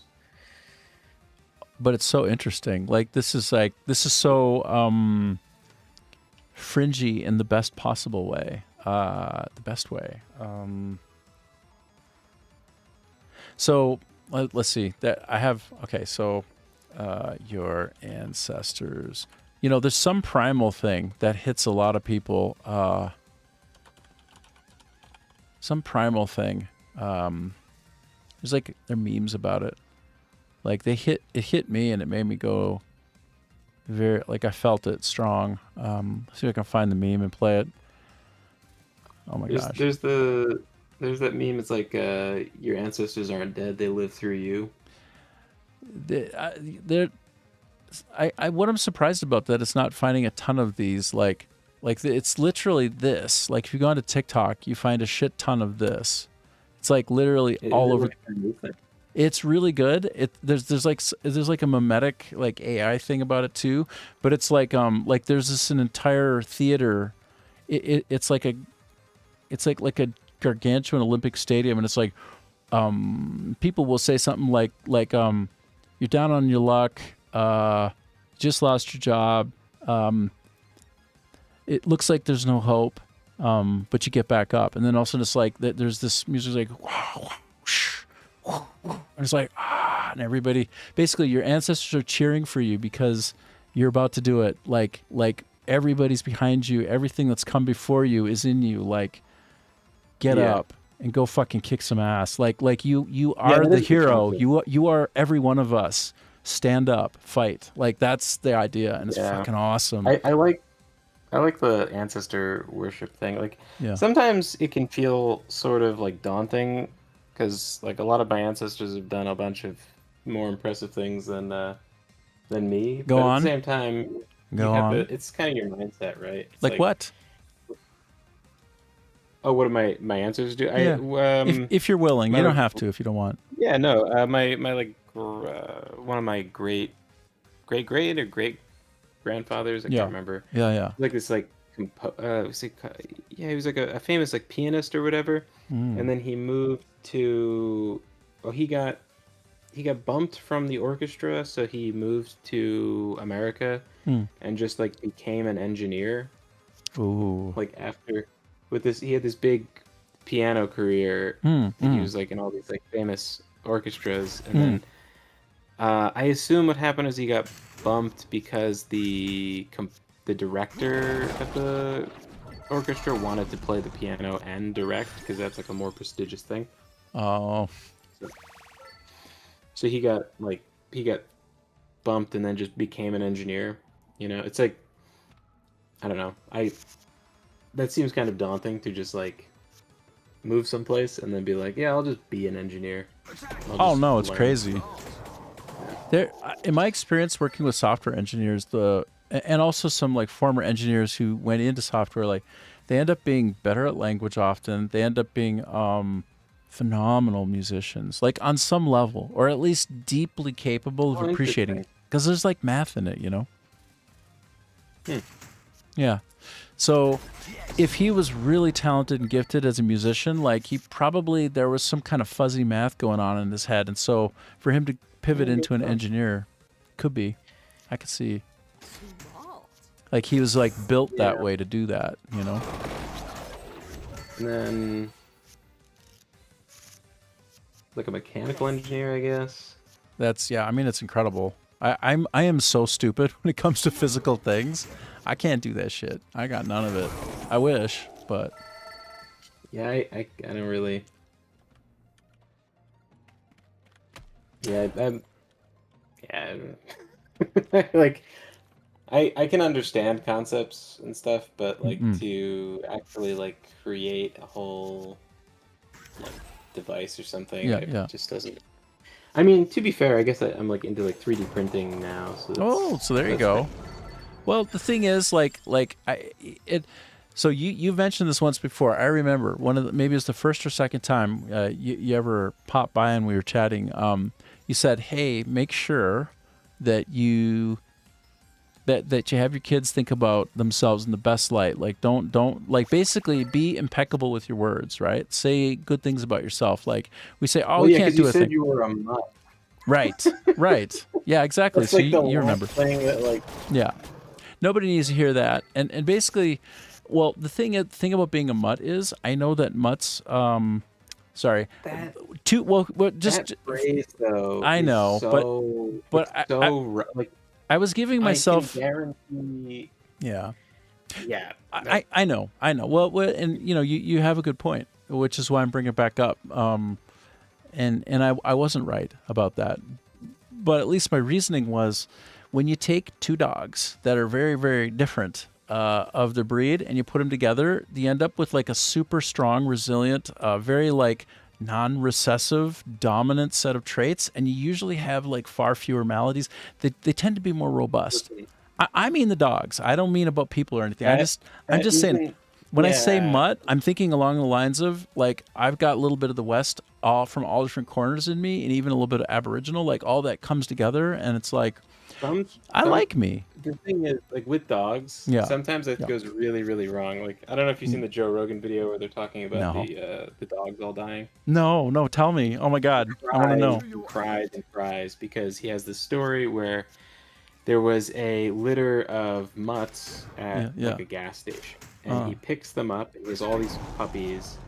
And then he calls guys like, "Hey, I have all these puppies that were just abandoned at a gas station. They're all like mutts. You wanna like, do you want a dog? Like, I can't take care of all these dogs." And then he has all these like big tough guys, all the Joe Rogan friends would be. You can imagine they're all like hunting elk and doing jujitsu. Of course. And they come over, and then one by one, the dogs start to have seizures and die. Because there's certain combinations, and so all these big tough guys are just holding the dogs as they seize and die. Oh, dude! Crying. Dude. As like, dude! A whole litter of like 9 puppies just die in their arms. There's nothing they can do but cry and hold the dogs. And the reason is because bad. Like the whatever it's called, the organization that manages like what you're allowed to, what breeds of dogs are allowed or banned, which combinations, they know which ones are going to result in the dogs just having seizures and dying. And so they have these restrictions on it, right? Oh, interesting. Gotcha. Yeah, so it's an example of having an idea, but like the idea doesn't necessarily scale. Like, here's the thing. An analogy doesn't have to be correct just because it sounds right. Do you know what I mean? It's like just because I think a thing and it makes sense doesn't mean it's actually correct. And that's true. Right, no, yeah. I just, with dogs, that's, it's a thing. That happens, though. That does happen, that you have some, like, certain mutts that are, like, weird combinations that end up living, like, these very, very long lives, like 30 years or something. What? Really? Yeah, like you said, that you have these like you sometimes get these like robust dogs. But sometimes you have these dogs that can't breathe and stuff, and they're like they have these horrible lives. Yeah, that's fair. I suppose if you take two really healthy, not like good healthy lines of dogs together, whatever they are, when they come together, mainly those like the non-recessives, the dominants will express themselves, and you just end up with a really good dog, like a really good ass line of dog. You got re-rolls and skips, by the way. You know what? I never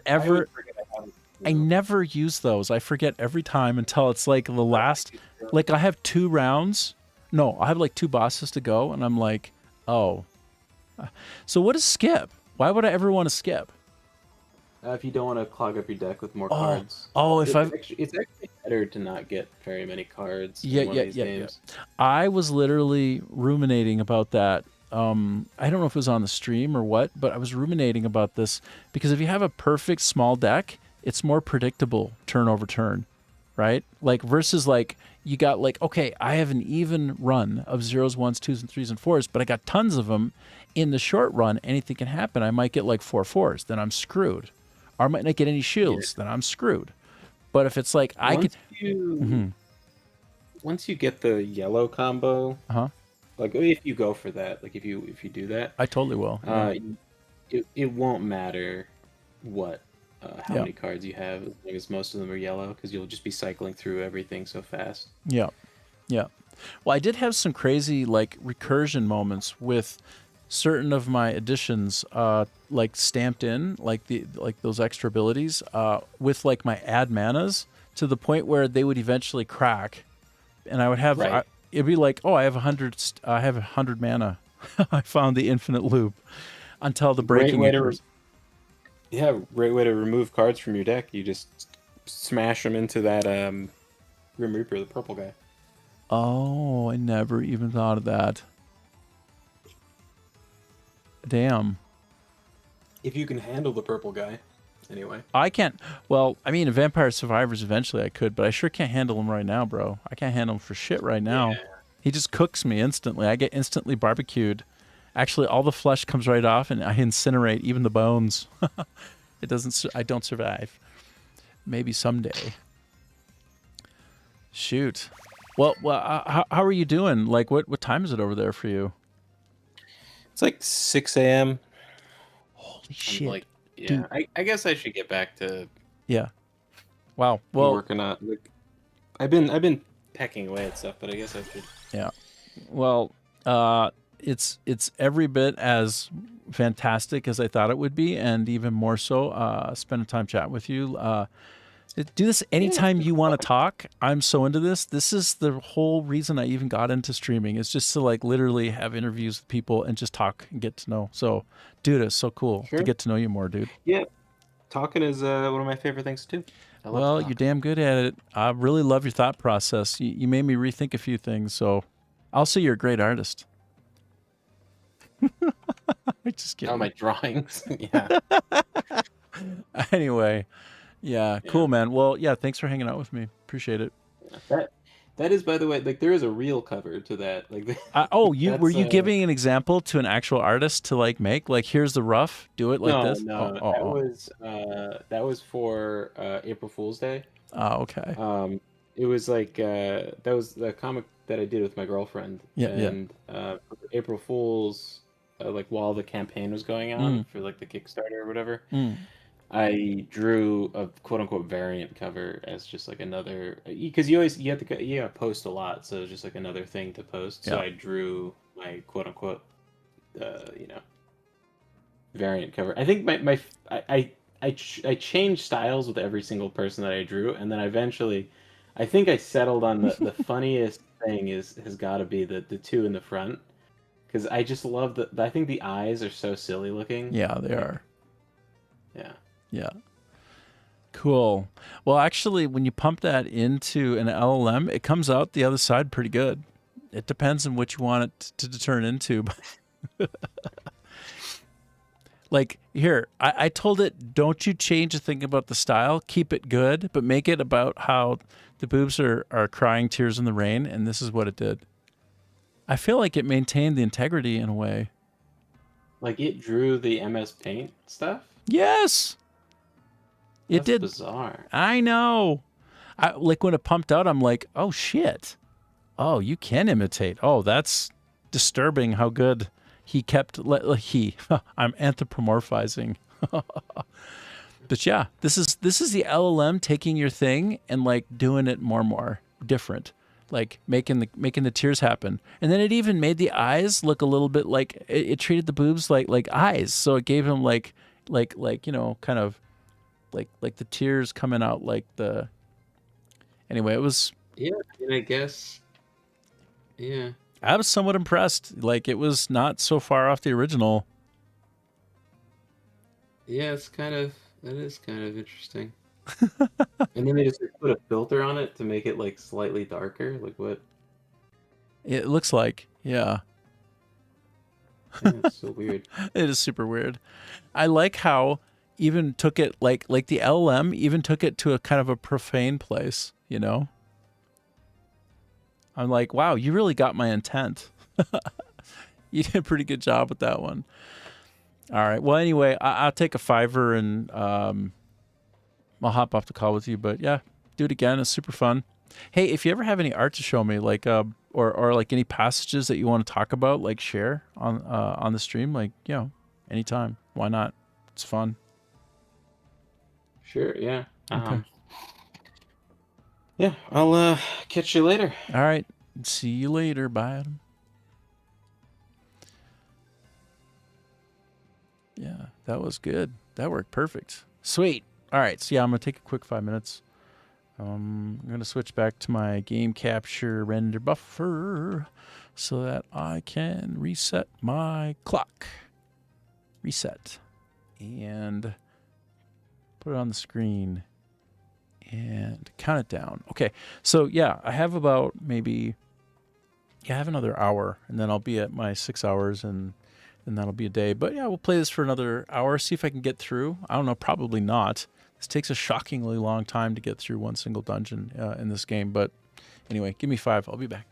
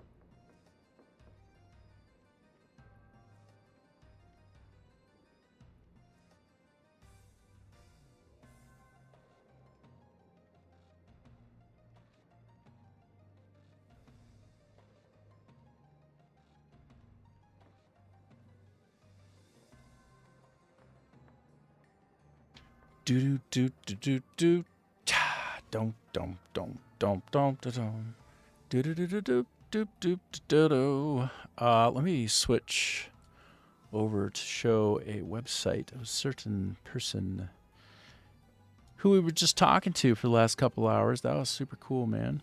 Where can Adam Misner says, "Great talking, BTW." Yeah, for sure. It was fun. It was good. I'm trying to resolve to adammeisner.com. Okay, so we were just talking, Adam and me, and this is his website. So this is Adam. That's him. He's an author. He's got a really good thought process, so I'm sure his books are awesome. I don't have any yet. I haven't bought any. Interesting. Oh yeah, he did reference before that that Disney Beauty and the okay. Oh no, Cinderella.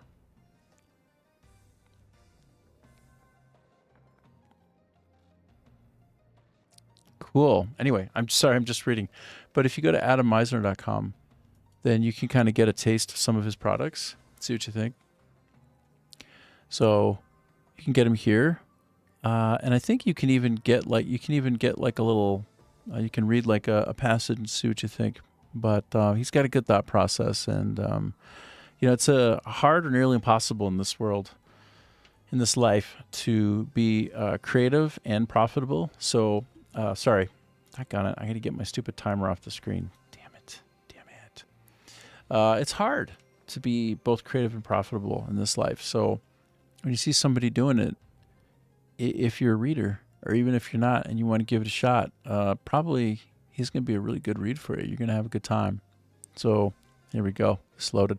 I'm in southern Vietnam, so some of the stuff might load up a little bit slower for me, I don't think people in southern Vietnam are like caching this into the CDN that's around here so often because they don't speak English. But, so yes, you can preview the book like this, and you can check it out. Adam Misner says, comic books are an easier sell.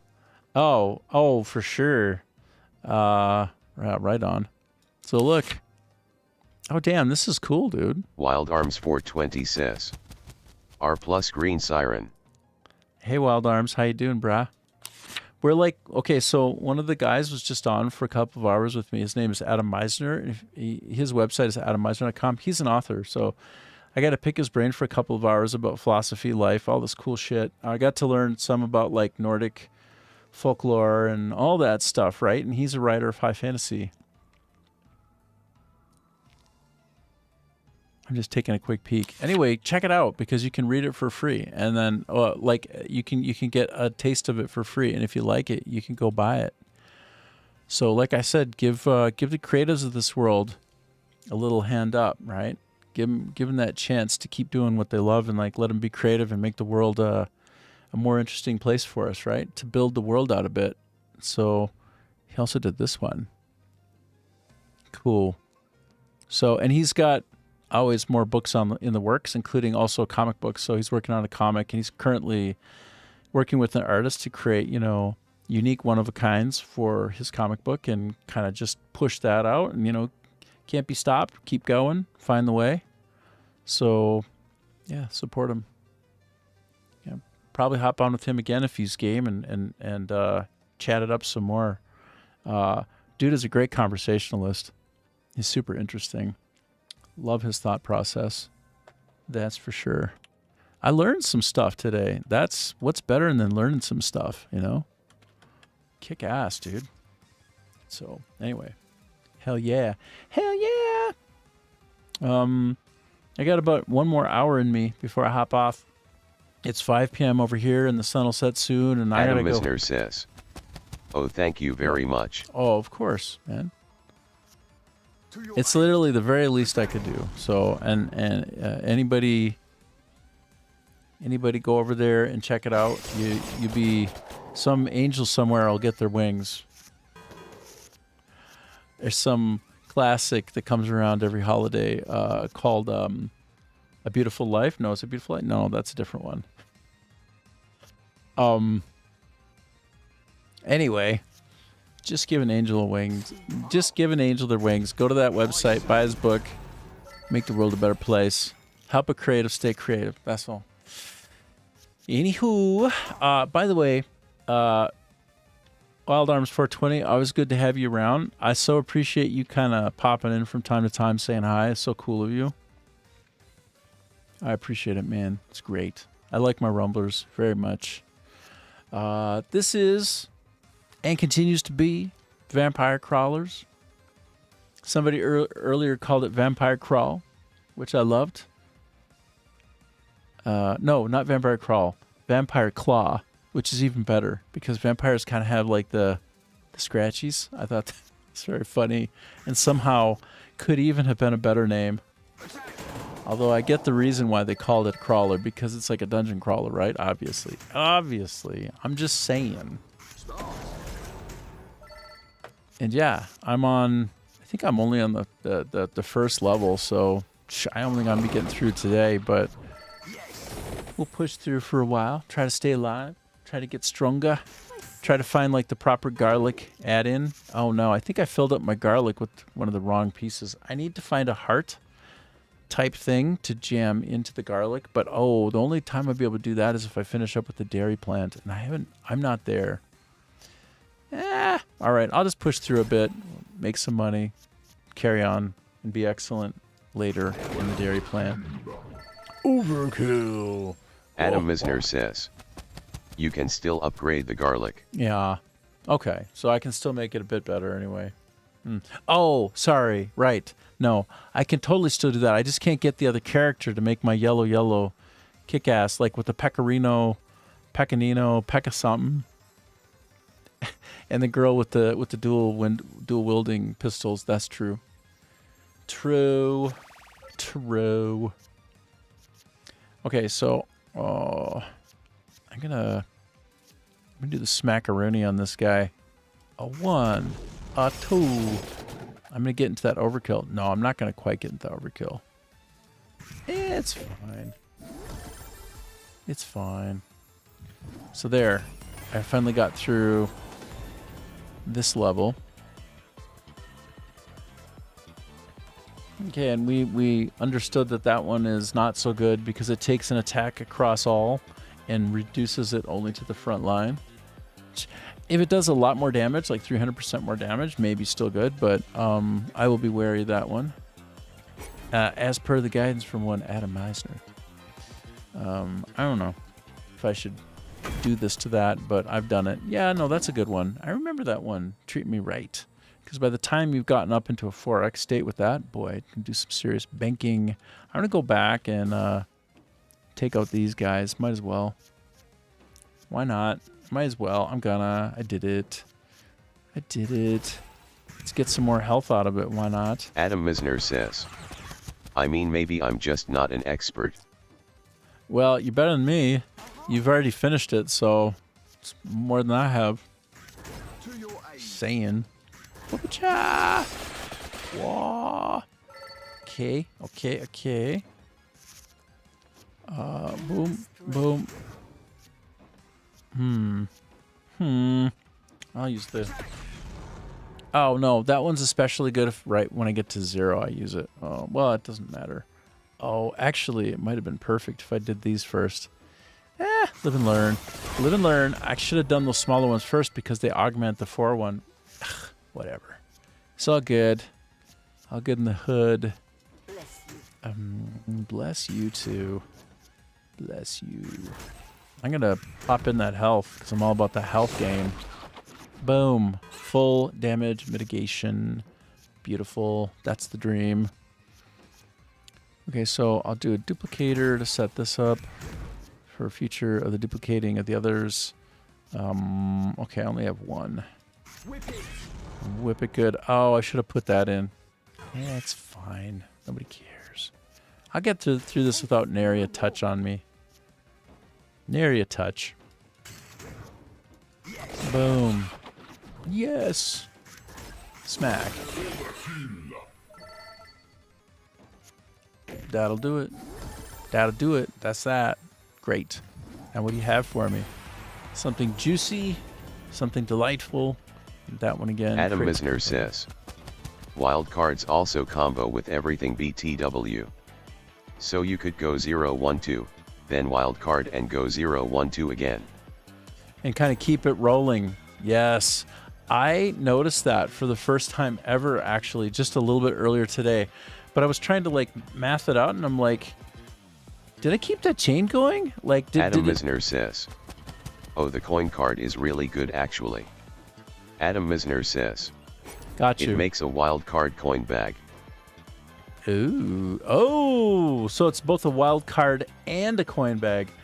Instead of just picking the wild card, I get the coin and the wild card. Holy shit. Okay, yeah, I'll take it.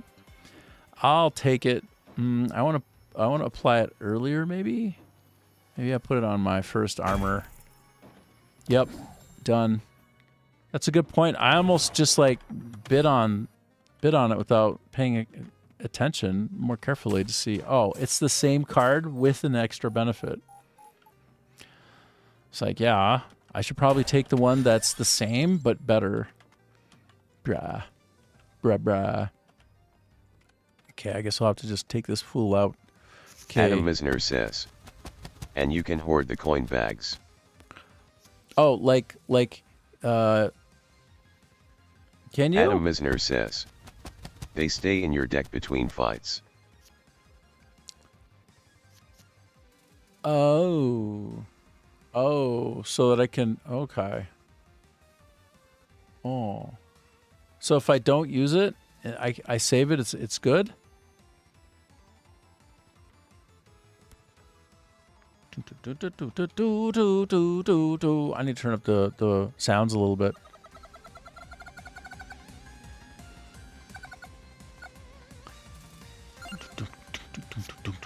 Adam Misner says.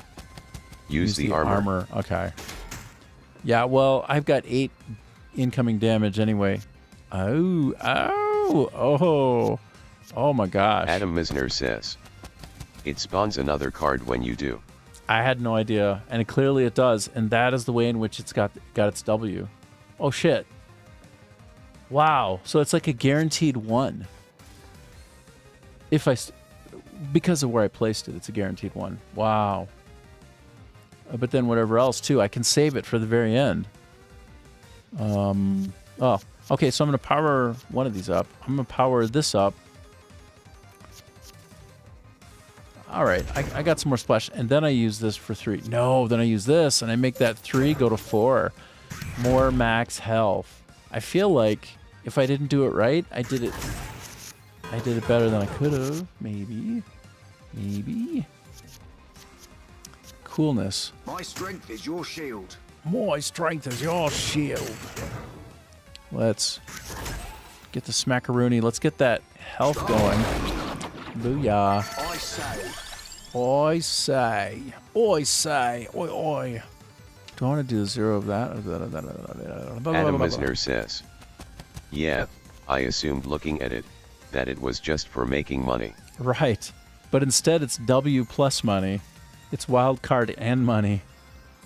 Which is so crushing. And by the way, given what it does, like if I placed it on like a 3, and it's a hard time getting up to a 4, I could have used that as a bridge to 4 almost every time. I don't know if I said that right. Anyway, point is I can put it on whatever I want and then kind of bridge into another like step in the number chain of like, 0, low to high integers, I guess. Anyway, I'm over explaining it. I think it makes probably sense on the face of it. Okay, so let's see. Oh, I got a heal coming. But I don't have a way to really power it up. Mana rebate. Oh, again, that's not... I wasted that slot with the mana rebate for sure. Let me just get my armor. It doesn't really matter. Just get it now or later. Same. Okay, so I have 6 points total. 4, 5, 6, so I can't do them all. Well, I do want to do the heal, that's for sure. 2 garlics. I think maybe the 2 garlics are going to do me better in the long run. Then I get to carry over my 3 given my perk. So then, yeah. Then I have more to start with, and I can get through all of this no problem. No worries. Easy. It's easy. Wop. Oh, this is kind of nice. Dang, that was cool. That worked so good. So well. All right. Ooh, what do you have? What do we have here? Oh, no. Oh, shit. I wonder if I skip that. Or I come back later when I have other options, if I have them. Yeah, that's a wait and see one right there. A wait and see. Probably, yes. Because that feels like a decision I don't want to make now, but maybe later. Oh, yeah. Oh, yeah. Wow. Whip it good. Do-do-do-do-do. Do that. Oh, no. I did it in the wrong order again. It wouldn't have mattered. Well, I would have gotten 1 point to carry over to the next turn. Anyway, I click a little too quickly. I do the quick clicking.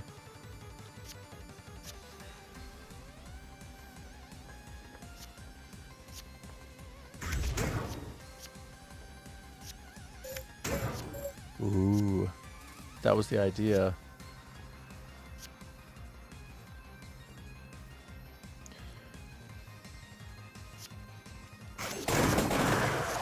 Wow.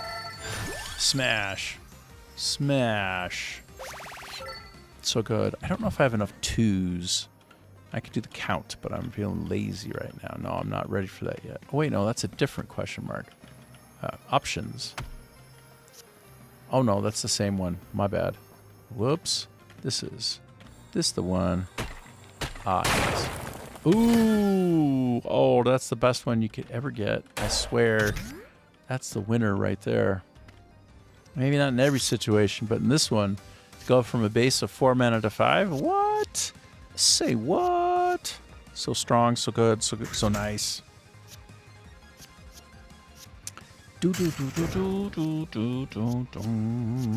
Okay, so I want to go one.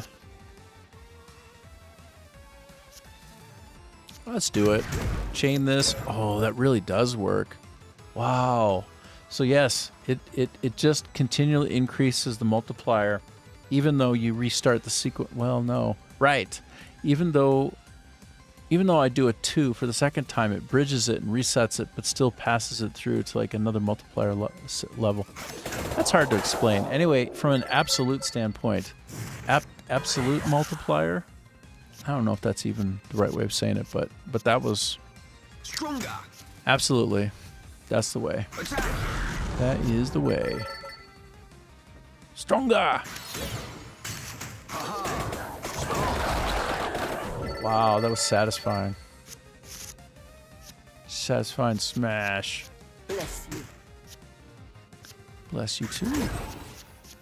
Oh, I sigh. Okay, so 2. This becomes 3. This becomes 4, and we go. Big bada boom, big bada boom, big bada boom.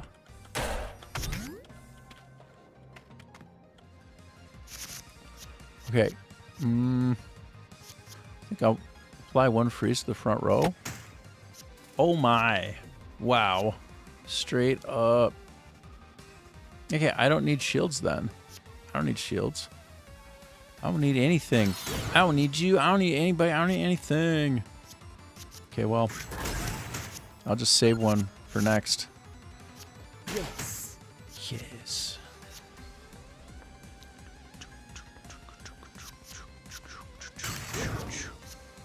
Okay, I could go really big at this point. Boy, is it tempting to just like power up hardcore. I'm gonna do it. Why not? Why not? Who's gonna tell me no? Oh shoot, I'm gonna take this in the face now. I'm gonna take this one in the kisser. 7 points of damage. Right in the face.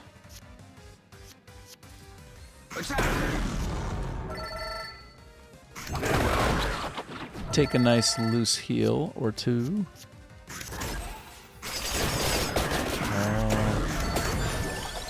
Wow. Smackaroony. So let's see if I look at, apparently this is all of, these are all of my cards. Okay, 2. Another 2, another 2, another 2. Wow, that's more 2s than I usually have at this point. Don't have any 3s, but I do have a 4. And I don't have a lot of 0s. Oh, I'm quite short on the 0s. Okay, let me pick a 0. By the way, the thing I love about that one is it gives me another thing in my hand, which means I can pull more out to use at once. And that's a good thing.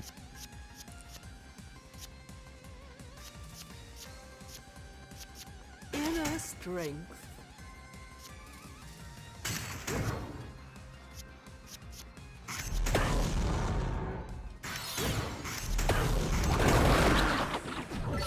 That was nice. I like that order. Okay, so 1 into more health. Yes. Yes, indeed. And then see if I can knock some of that. Yeah, I knocked all that 8 damage off. That's perfect. So, coin bag, yes, please. More mana? Yeah, for sure. My strength is your shield. For sure. And I do this one, and then we get into the Shimoleski fun time here by bridging 0, 1, 2, the 3, which I don't have. I don't even have a single 3 into that, and just wreck that shit. Wow, wow, wow, wow, wow. All right. Start with my lows and work my ways up to the highs. The lows and the highs. Get those lows out of the way so that you only got highs left. No, you gotta go back and forth with them. Smart. Smart. Oh, I should have done those first. That's okay. I block all damage, so it doesn't really matter. No harm, no foul so far. Okay, let me try to stall the mana rebate. Let's get some health back because reasons. Want luck? Who doesn't want a little luck? Okay, I'm a bit short on... If I should do the garlic. What's better, garlic or an area? I'm gonna take the garlic. I'm in my my smelly garlic phase. I'm in my defeat the vampire phase with the garlic. Try to give it proper respect. And give it the real respect that it's due.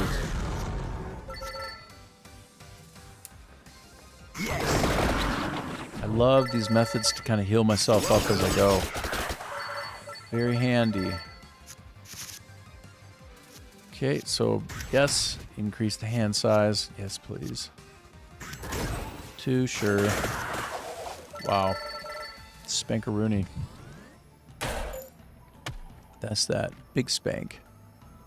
Adam Misner says, "Oh, ready for a new conspiracy theory?" Of course I am, always. Every time I'm ready. I'm ready every time.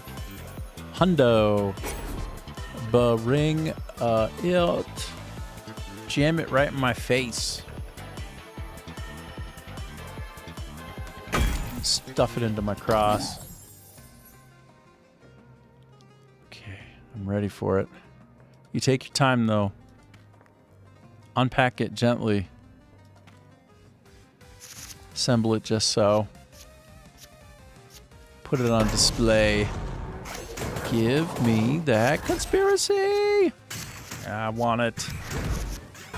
Adam Misner says, "Sunlight kills germs, and garlic is antimicrobial, so it also kills germs." I've already gone down this line, sir. Keep going. I've gone down this line in my own head. It's like coded as valid in the Adam past. Misner says, "You can get bacterial infections from bites." 100%. And by the way, the dirtiest mouth, dirtier than a dog's butt, is a human's mouth. 100%. Like spits hot poison. If a human bites you, you can die easy. For real. Bullshit free. Dude.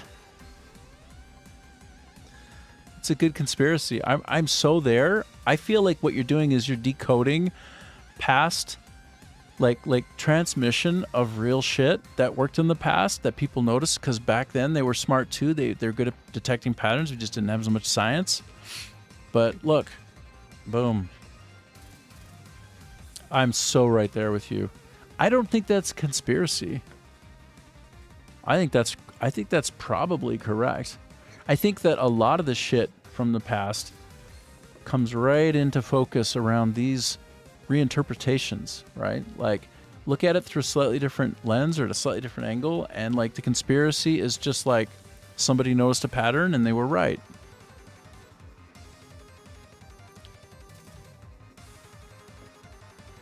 "100%, dude. Like, yes.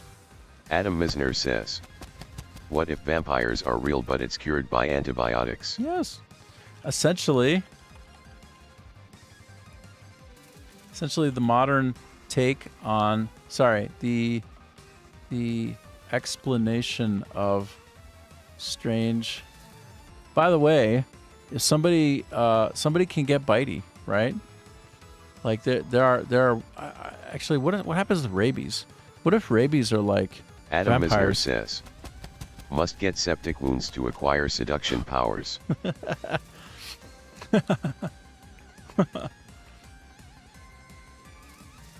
I mean, okay, rabies, biting, dirty human mouths, garlic kills many microbes.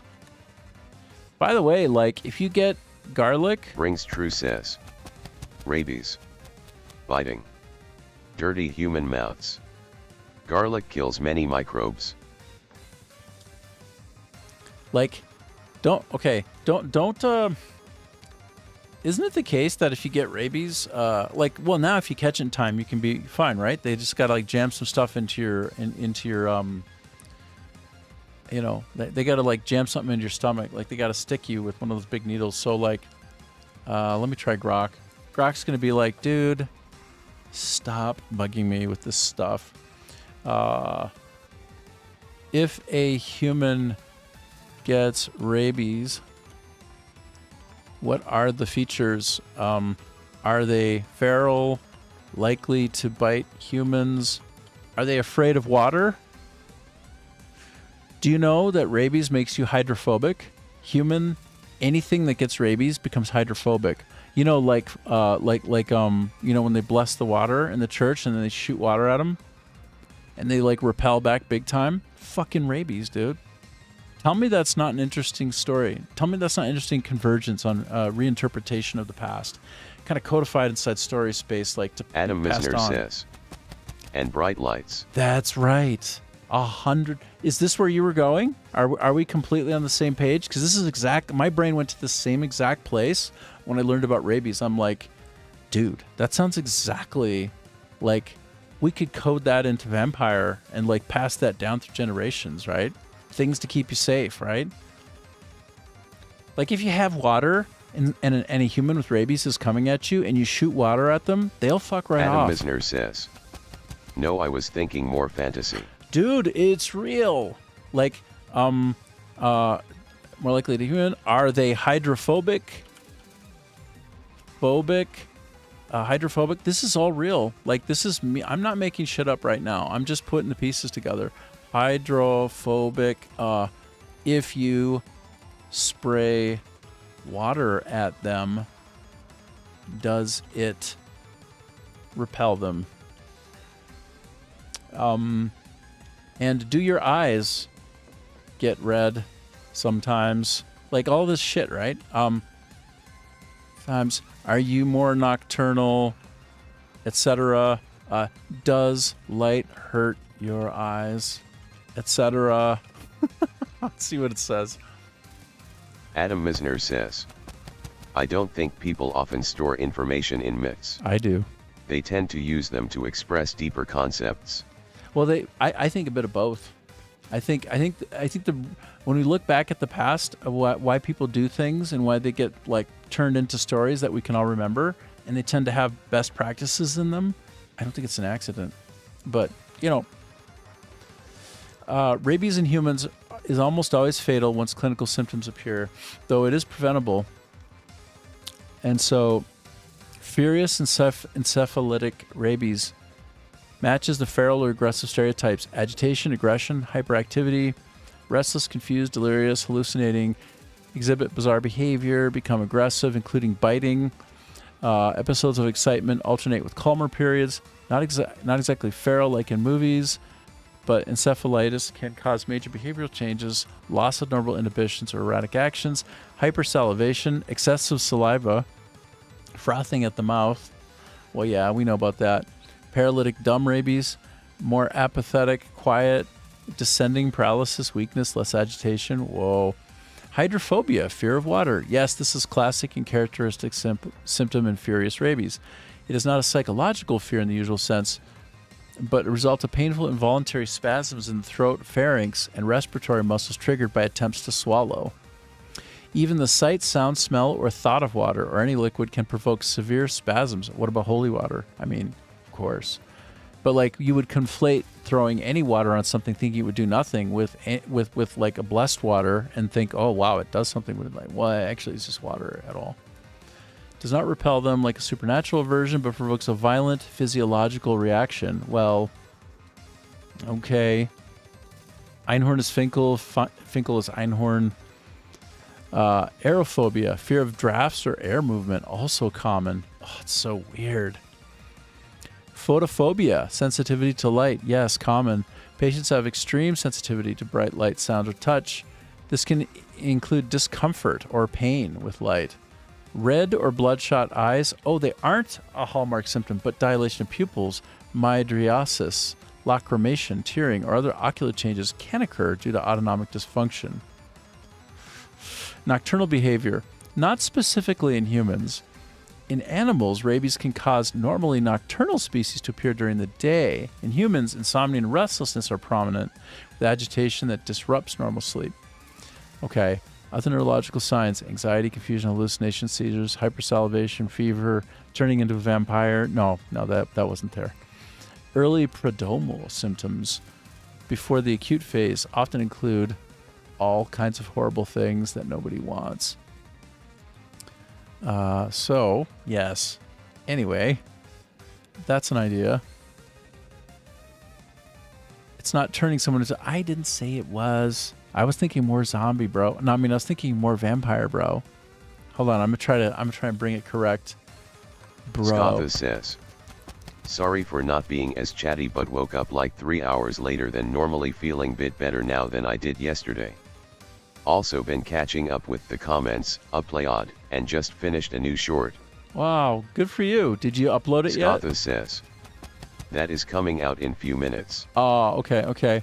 Well, I'll check it out. Let me check that out as my last act for the day. We'll watch the short as my last act for the day, bruh. Tell me when it's done cooking, and then we'll go to @Scatha. By the way, youtube.com, Scatha, he's a great Finnish guy. He lives in Finland. He's got like 14.5 and counting and climbing million lifetime views for all of his YouTube shorts. He's got a lot of gaming focus. He's like big in Assassin's Creed, but he's big in Crimson Desert. He's big all over the place in all the places. Sounds like I'm talking about his size. It's strange. But anyway, we'll go check him out, and you should totally subscribe to him on youtube.com. He's very entertaining, and also he tends to bring the truth as well. Well, he doesn't tend to. He brings the truth. So even though he might have some kind of like insider track at places like Ubisoft, he will still provide the critique, right? And it's appreciated, right? That you know, when he gives a preview, it's better than an IGN review, right? It's got more meat on those bones. It makes more sense. It's a bit more balanced. It's got the plus and the positive and the negative. Also, he plays hardcore, like he plays it. He knows what he's talking about. He doesn't just pick it up a little bit, take a sniff at it, and decide he knows what the game is. Like, again, like IGN, something like that. Like, those guys are a gong show. They're not long for this world. If you got to get some of your information from a game from anywhere, get it from that guy, from Scatha. Anyway, we'll go check him out in a sec. I have to dress down my Google Gemini large language model, bro. I ain't talking about. Hold on, I'm just gonna get stupid with it. About no zombie, bruh. I'm talking about comparisons to vampires. Get your shit straight. Let's see what he says. I think he'll actually try to take me serious, which is kind of commendable. Got it, bro. Straight to the vampire comparison. Rabies and humans have some striking overlaps with classic vampire lore, especially the old Eastern European folklore from the 1700s, a neurologist named Juan Gomez Alonso wrote a well-known 1998 paper arguing that a rabies epidemic... Scapa says. Not sure anymore, but there might be few typos. Well, we'll find out. We'll see. You tired, so you sick and you tired. Is your throat still sore? I bet it is. You should try and rest, man. Take a rest now. Scapa says. In the short but at this point throat pain switched to headaches. Oh, God. You know what? You might be going through some COVID strain then, hey? I was so sick myself earlier. And I've had a really sore... Scapa says. Yeah. Tension migraine mix. Yeah. Ugh. I haven't slept well the past few days, to say the least. I had some kind of dental problem, and it's left my mouth in pain, like 7 out of 10 pain, I would say. Usually when I'm trying to sleep, it's 5 or 6 out of 10, but it just never goes away. And when I'm talking or when I'm eating, it spikes up to about a 7. It's agonizing. Where kidney stones are a 10 out of 10, which I'm a stone maker. I've had some kidney stones in my life. But, dude, I'm sorry to hear it. You got to get some rest, man. You work so hard for your family. I honor that, but make sure you take care of yourself too, hey? You can't scale every hill all at once, and tomorrow's another day. Make sure you're strong enough to fight as hard as you always do tomorrow too. Scapa Give yourself a rest, man. Back to my 9 to 5 tomorrow morning. Oh. Scapa says. So no rest. Yeah. Well, I was gonna say, compared to what you normally do, that's gonna be more restful. Okay, and your first day back, you're gonna have to whip out the baton, bro. You're gonna have to do you're gonna have to like go, go, wait, go. Wah. Maybe you can get all up in there. You can do some kind of like arm lock with it, so you don't have to bring down the pain. Scapa says. Almost the junkie capital. Oh God. So maybe it really will happen tomorrow. Well, man, here's knocking on wood. Here's knocking on wood. Here's knocking on wood. No. Scapa says. So yeah, they don't rest, they will continue to be the little. Scapa says. Shoplifting, etc. Scapa says. Causing me more work. Isn't that kind of depressing? Like the thing that you got to look out for, and the thing that you find is like the seamy side of society, right? Like you got to look out for and catch people doing bad stuff. So like you got to always have your eyes on the lookout for bad stuff. That's a bummer. But you do get the chance to protect people, so that's in your nature to be protective. That's good. But you know, apparently in 1998, there's a doctor who made the case that there's an outbreak of rabies. Scapa says. Yes. As long as they keep needles away, I don't have that big of a problem. Yeah.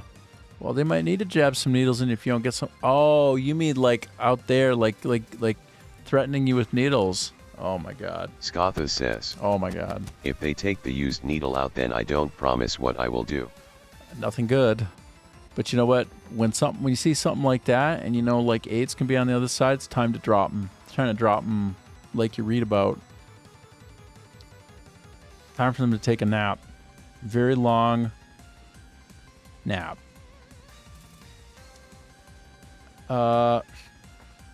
There was an epidemic, apparently, in the 1700s with dogs and wolves. Big vampire panics. Scapa says. Haha.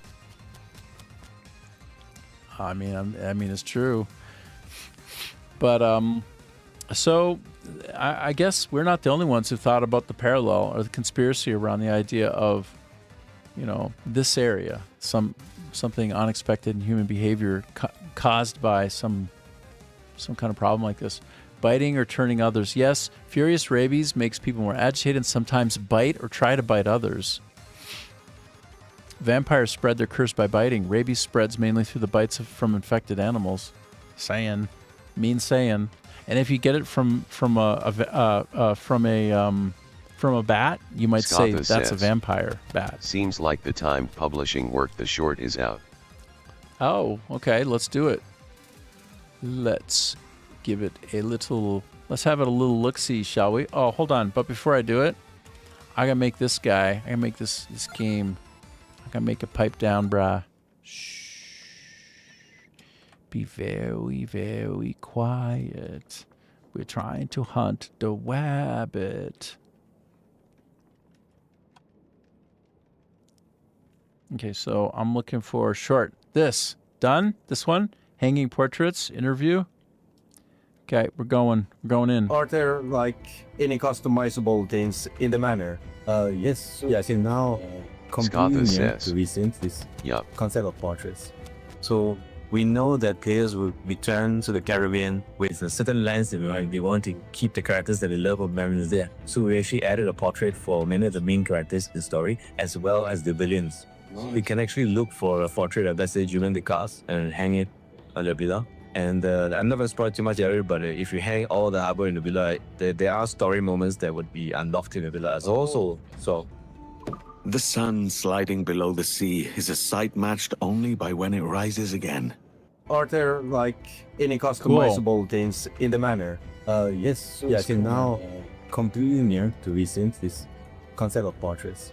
So we know that players will return to the Caribbean with a certain lens in mind. We want to keep the characters that they love of memories there. So we actually added a portrait for many of the main characters in the story, as well Scotland as the says. villains. We can I actually think the look editing for a was good portrait of, this let's say, time. Julian the Cast and hang it on the villa. And I'm not Scotland going to spoil too says. much area, but if you hang all the Transitions harbor were in the quite villa, smooth. there are story moments that would be unlocked in the villa as also. So The sun sliding below the sea is a sight matched only by when it rises again. are there like any Yeah, it's really good, customizable dude. things in the manner? Yes. really Yeah, I good. think now completely new to recent this concept of portraits. So we know that players will return to the Caribbean with a certain lens in mind. We want to keep the characters that they love of memories there. So we actually added a portrait for many of the main characters in the story, as well as the villains. We can actually really look good. for a portrait of, let's say, Julian the Cast and hang it on the villa. And I'm not going to spoil too much area, but if you hang all the harbor in the villa, there are story Scotland moments says. that would be unlocked in the Can villa you see the also. kitten one So- mug on the shop shelf yet? The sun BTW. sliding below the sea is a sight matched only by when it rises again. Are there like Oh, any I'll check. customizable things in the manner? By the way, dude, that is really well Scotha cut. says.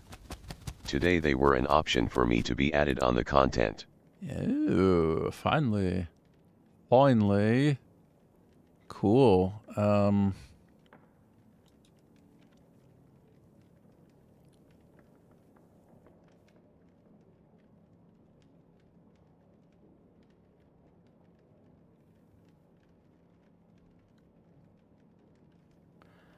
I don't see that gangster Assassin's Creed cat, bro. Not yet.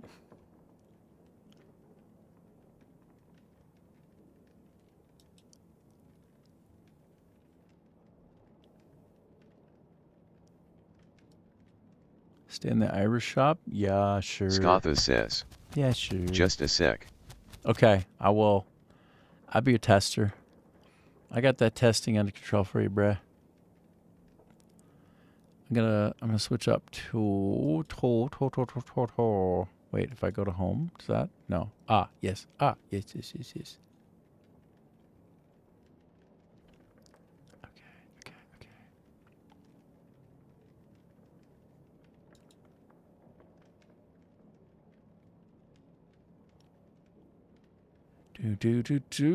Do. Mugs. Let's go to the mugs. Oh, no, I don't think so. Not yet, sir. Scotha says. Okay. Okay, try now. All right. I'm going to do the Shift plus F5. Do the hardcore reset. Scotha says. There it is. It took a few minutes to update from studio to homepage. Oh, yeah. Oh. What's going on with this one? That one looks cool.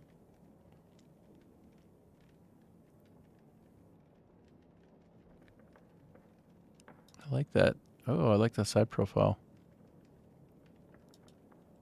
Sweet. Let me go back and take a look at the Assassin's Creed Good. Oh, I guess I have to do another way. Oh, I see. It's kind of caught in the Scotha says, So cute. Kitten 1. So cute. Yeah, it's the winner. That's the winner of the day right there. That's the cutest. That's the cutest in the world. Also, this is the cutest in the world.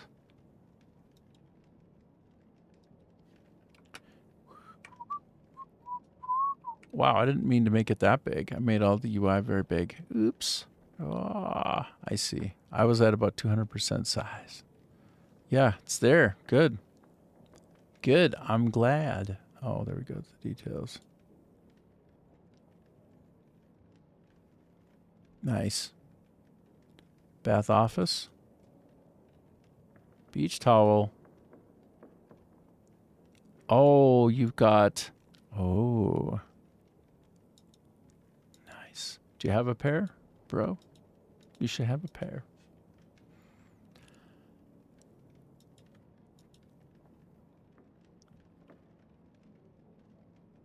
Scotha says, not yet. Jua. Okay.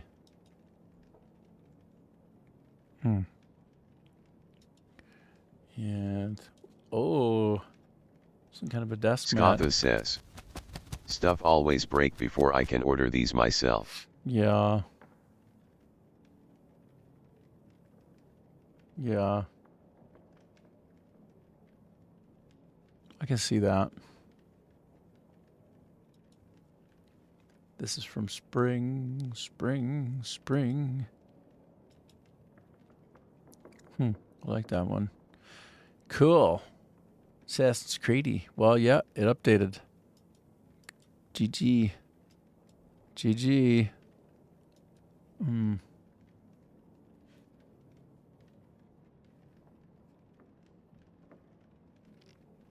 Oh. Scotha says, time 8. Scotha says, Of course. much appreciated. Yeah, it's cool. Look. Oh, look, this is the... Oh, did you tweak it a bit? Hold on, let me see this. I saw the thumbnail. One last update. No! Scotha says, I like the start of the last update video. Alright, we already knew there will be an update coming, but honestly I'm shocked because what happened to the Gear 2 support for AG Shadows, and I cannot be the only one wondering this. First, they confirmed that they can't the second DLC, and now the Gear 2 support is basically one update. So one thing at this point that we can hope that this update will be a super banger, giving us the AC Black Flag Precinct crossover and also finishing Cassandra's story that started in the Puzzlement quest. That is all we can hope at this point. Or what do you think? Because Access Animus did post this video in his X account, so what do you think about this? Hey, Assassins! Simon here once again. If you've seen everything Shadows had to offer, you might be interested in knowing that there is a Black Tide coming to Japan on June 16th. See you there.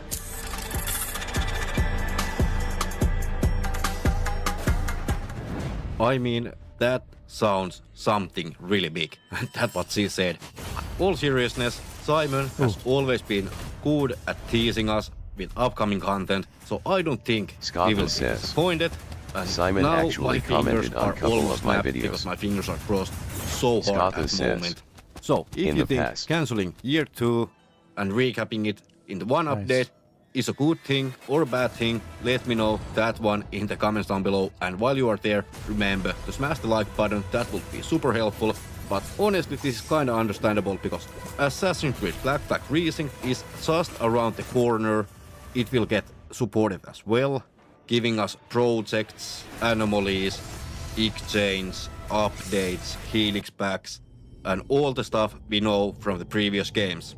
So it is definitely understandable in my opinion that all hands on deck with the Precinct, and of course we cannot forget that in 2027 maybe we are getting AC Hexe as well. And no 1666, but Assassin's Creed Hexe, which should be pretty similar to the Amsterdam. But of course, I will keep you updated on the AC stuff, perhaps on the other games as well. Hopefully you did enjoy this video. If you did, you know what to do. But for now, Skatha, over and out. There. So you were saying the other one is cool, huh? Saying this other one, you like the transition of the other one?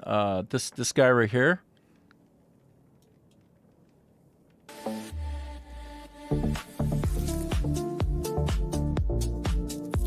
You like the start of the last update video? All right, let's give it a shot.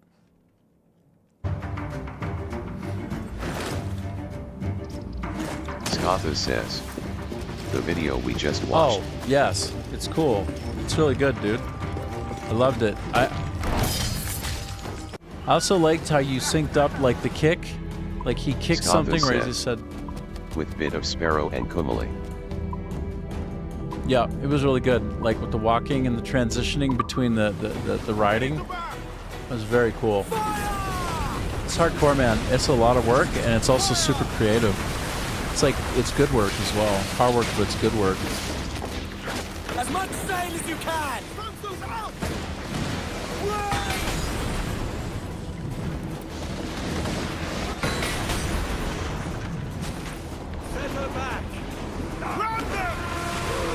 Ramming speed.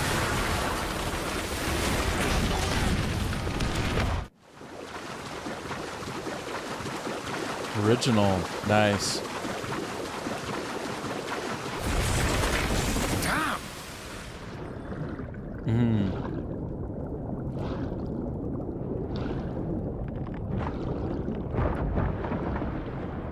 They put a lot of work into this, didn't they?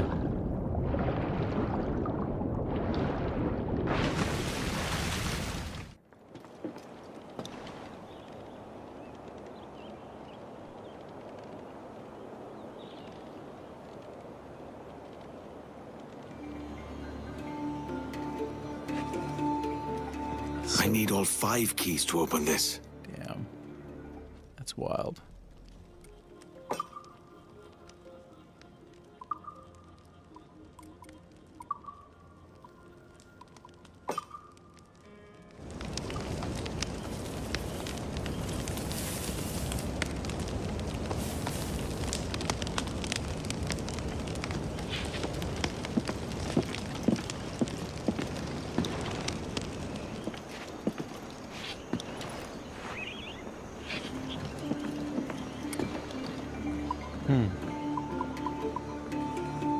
The sun sliding below the sea is a sight matched only by when it rises again. Original.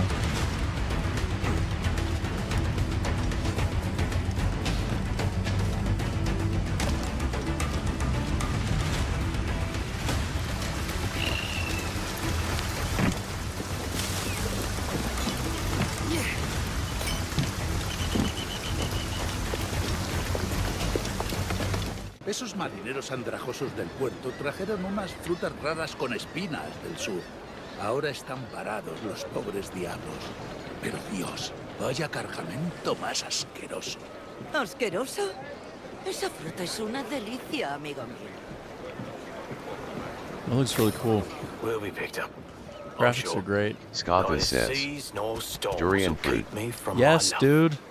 Believe me, I have durian here regularly. A lot of people from the west Skatha says, are not used to it. spiky, smelly fruit from the south. Yeah. Could be treasure. By the way, when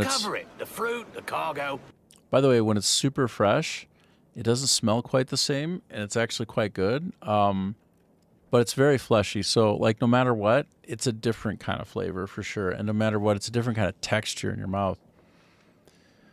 But like anything, Skatha says, get used to it. does it really smell like a corpse?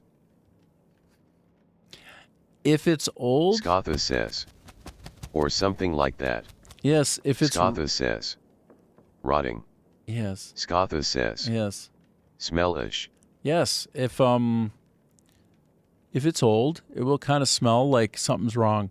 If it's really fresh, Here's the thing. Most people around the world who try durian, they're not having fresh durian, right? Because it's like from the jungle biome. So the newer, fresher it is, the more delicious.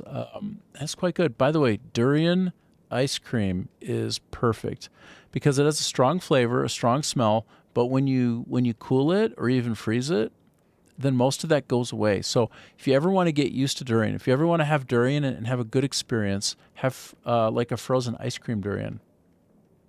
And you'll be amazed. Like the first time I ever had durian was actually in Vancouver, British Columbia, over there in Canada. And I had ice cream. It was durian ice cream. And it was the first time I smelled it, but it Scotha was... says, freezing always mellows down the strong flavors. Exactly. And then it gets to the point where I can just eat it regular. But the first time, man, I felt something smelled wrong, and it seemed like maybe I get sick. But I never did. And by the way, it's quite healthy for you. As far as fruit goes, that's healthy. There are other things that are like that, like jackfruit. Oh, it's so good. You get addicted to it. The first couple times you have it, though, you're just like, what the hell is in my Scotha mouth? says, BTW, are those flies around the fruit basket?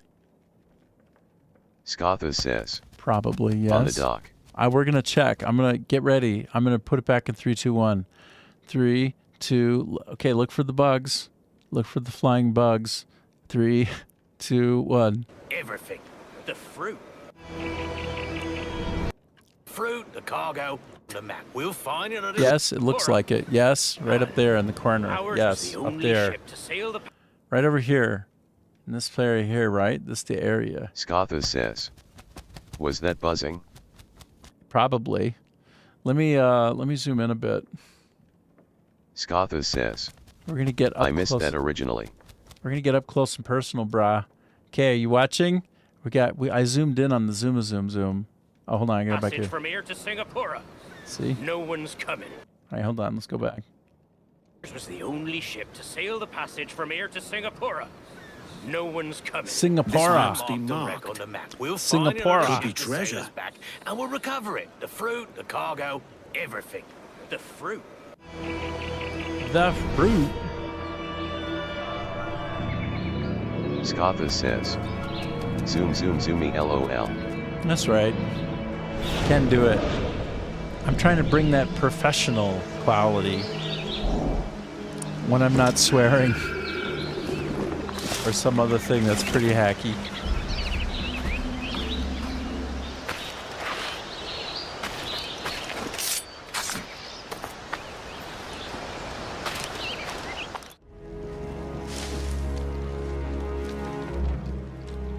Sorry, that was my volume wheel. Sorry about that.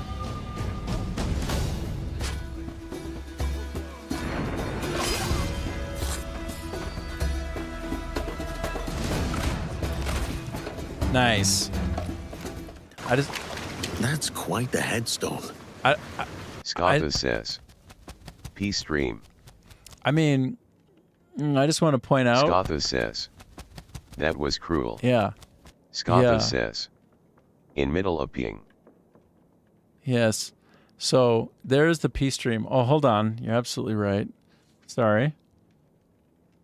Obviously correct. Wait a minute. Oh, yeah. Hold on. Okay, bro. I got you. Bro. Got you. Okay, hold on. I got you. By the way, I just want to point out, okay, you shoot a poisonous dart into one guy peeing and he dies. You stab these other two people, you do a double assassinate, and then you just like, okay, like at that point, you're very stealthy, you're doing a really great job. Even the water splashed. Yeah, I'll agree with you. Hold on. I'm not one to want to miss out on the details. Sorry, it's a bit close up, but...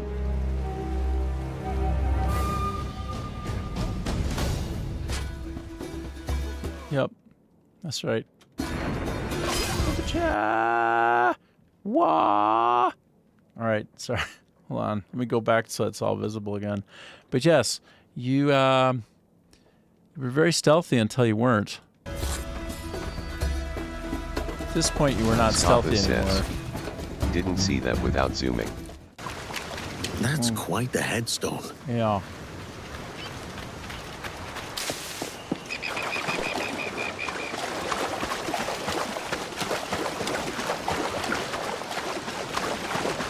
Scotha says, ultimate stealth is when nobody is left alive. Yeah. Well, that's true. However you get to that point. Scotha says, technically you are still unseen. Oh. Yes.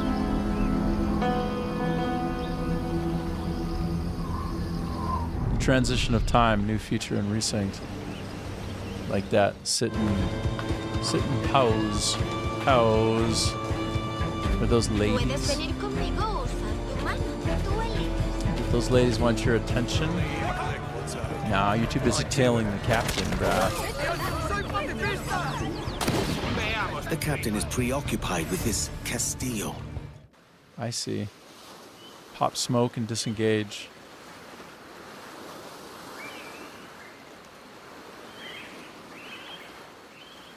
Here's a health to the company, and one to my lass.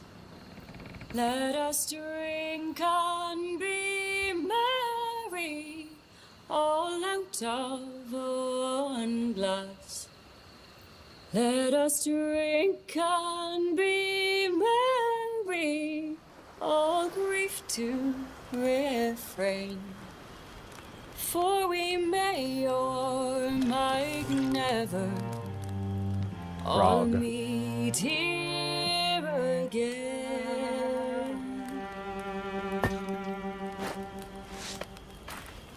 Oh, damn, nice transition. Rum tastes sweeter among friends, pirate. It doesn't go as far. Just kidding.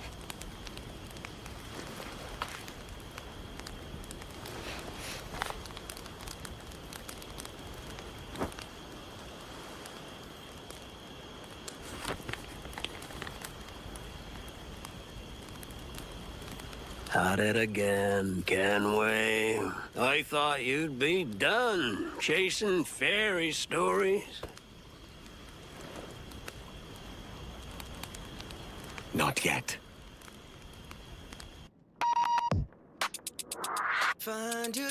Nice. That's good. I can't keep up with that pace, bro. I can't do the good shit. By the way, here's my latest Gong Show. That's my latest. That's my thumbnail. That's my thumbnail. So meta. All right, well, shoot, y'all.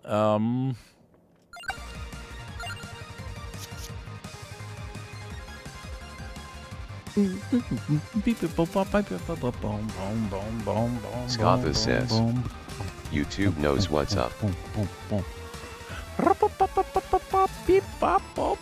Okay, so I hit my 6-hour mark. I done 6 hours, so I'm gonna hop off.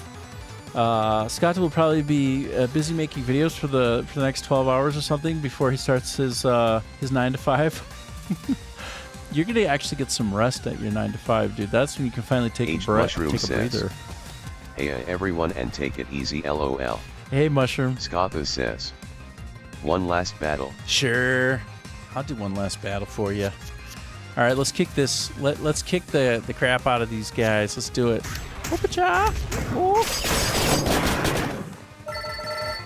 Get a little bit more mileage. Okay. Just gonna pop them in there. Okay, this gets me the big coin bag. And we all like the big coin bag because that's got the big coins in it. I'm gonna do one.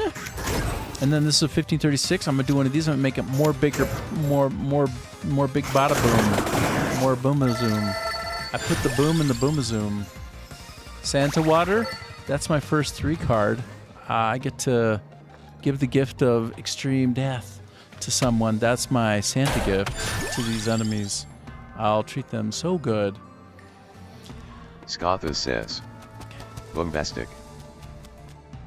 That's right. Bombastic. Yeah, I had a super fun time today. Like, so today for the first time, it was a little different in a really good way. Adam Meisner popped by. It's like 6 something in the morning for that guy now. Maybe Gaming it's even Malone 7. Says, bombastic. Oh, hey, Gaming Malone. Nice to have you. Can you please tell Scott to sleep?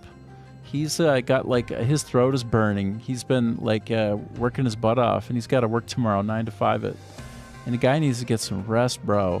Scotha says, yo Malone. Can you please tell this guy he needs to take a rest? He's the definition of burning the midnight oil, like burn the can on both ends. Gaming like, Malone says, you're asking me about endorsing sleep? I know. Listen, between the three of us, we probably average about 2 hours of sleep a night. Like, it's not great. I have the excuse of some kind of dental problem in my mouth right now, but Scott does, like, he's sick. He's got like some kind of burning throat. Now he's got a tension headache. Maybe the throat's less bad, but he's got the big old headache now. But anyway, I had a really great day. I had so much fun online. I spent 2 hours just shooting the breeze through Discord audio Scotha while says, playing. probably just a virus. Yeah, it depends on the kind of virus, though. You know what I'm saying? Gaming You know what I Malone mean. says, You know what I mean. Scott, no salmiakki FPRU till you sleep. Scotha says, too late Malone. Oh, shit. He's got that good Scandinavian ice wine. Got that ice wine? But I hung out with Adam Meisner for 2 whole hours. He was on audio with me. We were just talking while I played the game, and realized this is, like, it became immediately apparent. It's my favorite thing. The best thing is to actually just hang out with you all. So Gaming Malone says, it's great. Ed, I don't have time to get sick. So I don't. That's kind of how it works, actually. When you go on vacation, if you've been working hard, is when you tend to get sick, which is not very fair, is it? Because vacation is supposed to be about fun, not like recovery. But man, that's the way it can go. It can be Scotha just like says, that. 3 IVs, 1 dropping salmiakki syrup, 1 alcohol, and 1 coffee. Sounds like some kind of, it sounds like a twist on, like, give me 1 whiskey. Gaming Malone says, actually rarely get sick. Despite Retic allergies my whole life. It's never contagious. Wow. Gaming Malone says, sounds good, Scott. It does sound good. Actually, have you ever had coffee vodka? It's a thing, you know. Coffee vodka is incredible, bro. And will you get into trouble with it? I promise you get into trouble. I promise you get into the real problem with the coffee vodka. I went to Victoria. Gaming Malone says, do we look Russian? Scotha says, dunno, but I get sick quite often, usually just clogged up nose, sore throat, and fever. Bro, you work until you can't anymore. You're the hardest working content creator I know. That's for sure. And you're probably one of the hardest core, bro. Scotha says, but I have 4 roaming bacteria virus farms around the house. Yes, you got those 4 little rugrats. That's 4 times the chance of getting sick. And plus, if you put them into some kind of schooling, boy, then they're going to bring everything home to you. They're not just going to bring you that straight A report card. They're going to bring you all those viruses. Get them Gaming all. Malone says, I can rarely breathe properly. But everything else is fine. Excluding the pain shit. Gaming Malone says, I'm W3ATM and the cat. Oh, well, the cat's probably giving you Toxoplasmosis gondii. You probably love that cat more than you should.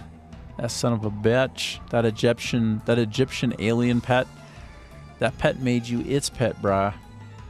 But, Gaming Malone, I can rarely breathe properly. Wow. Do you have some kind of, are you allergic to cats? So you got 3, you're around 3 at the moment, and a cat. Yeah, you're gonna... Gaming Malone says, nope. He acts like a dog. With only me. Yeah, well... That's the worst. When you got the when you're trying to connect with the cat or the dog, and then it's just like Gaming Malone says, you're in second place. life in general. According to my early life, parents, and DRS. Right. Scotha says, Rick, there's online tools BTW for shorts giving you idea about good clips that could do well. Scotha says, AI clipping, but usually they need improvements. Yeah. Yep. Yeah, there are ways to do it faster. To do it at the speed of Scotha, the speed of light. Scotha says, of your streams. Yeah. Gaming Malone says, looking a bit sick, brother number 2. Weak. Yeah. Scotha says, we need to get you to 1K subs ASAP. Oh my God, that would be amazing. But yeah, that might be a slog. It might be a road. I'm still trying to find my audience. But you're right. Maybe with the power of Grayskull and a little AI and a little Gaming Malone says, luck. You can't have one back till you sleep.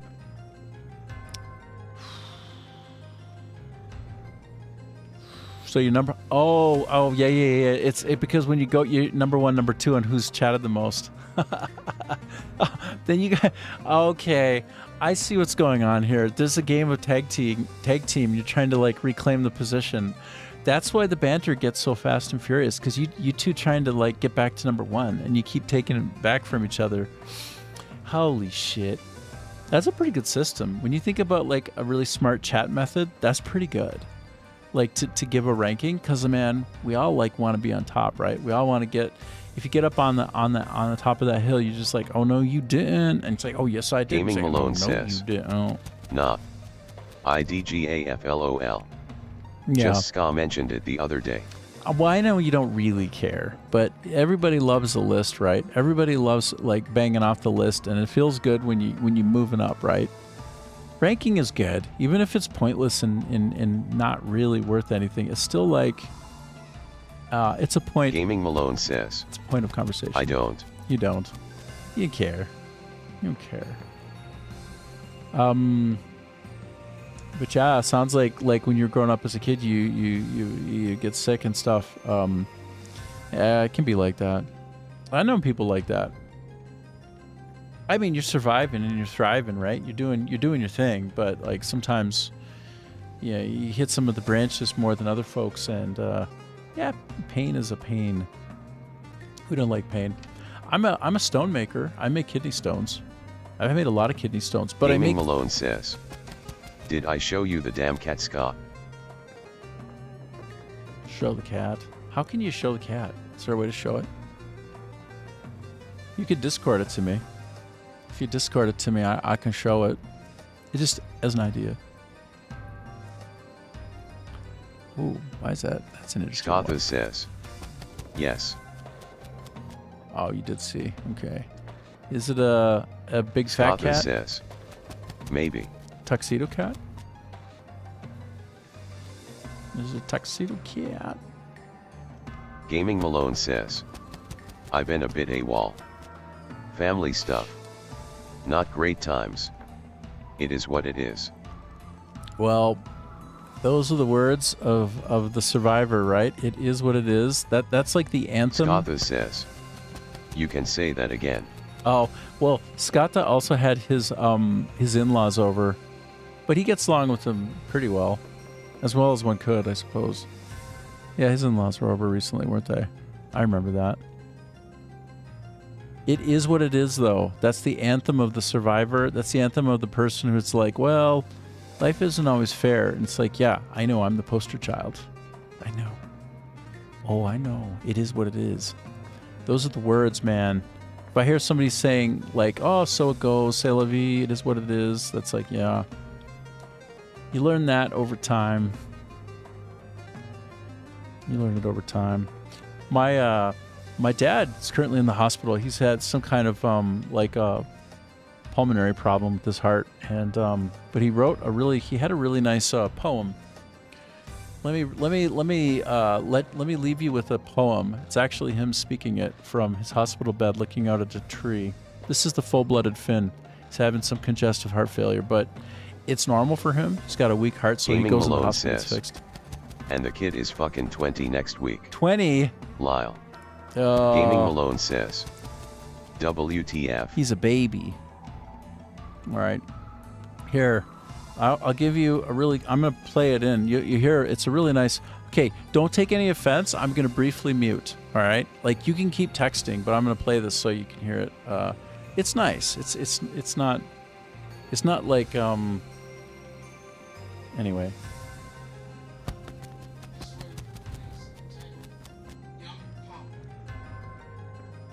It's green and dark, yellow and white. Moving as the wind impacts directions in the day and night. From heavy base to light strand, many veins, strands stand strong, yet swaying as it needs to be. Its destiny as nature's tree. A very sweet poem. But yeah, he's like looking out his hospital window from his bed and just kind of looking at that. Man, this guy's been through everything you can possibly imagine. He's an example of resilience, that's for sure.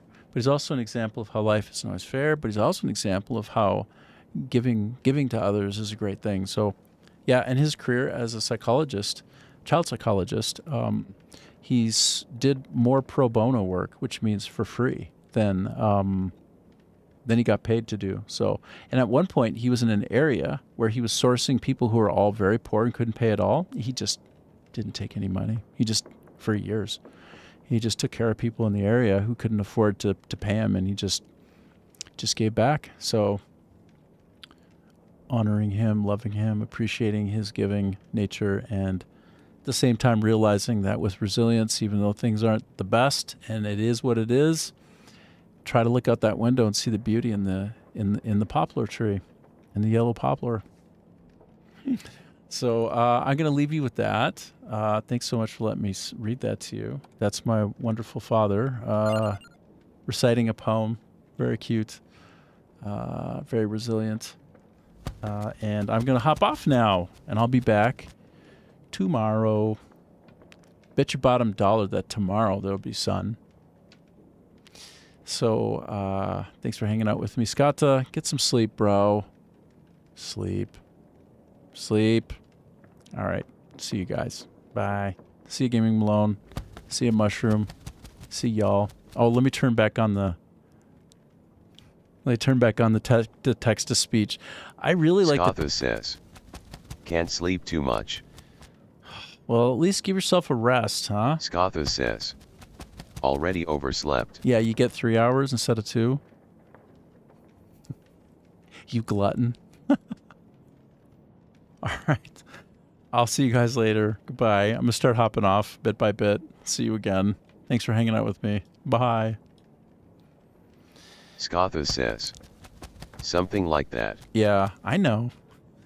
You're so hardcore. See you later, buddy. Thank you for hanging out. Bye.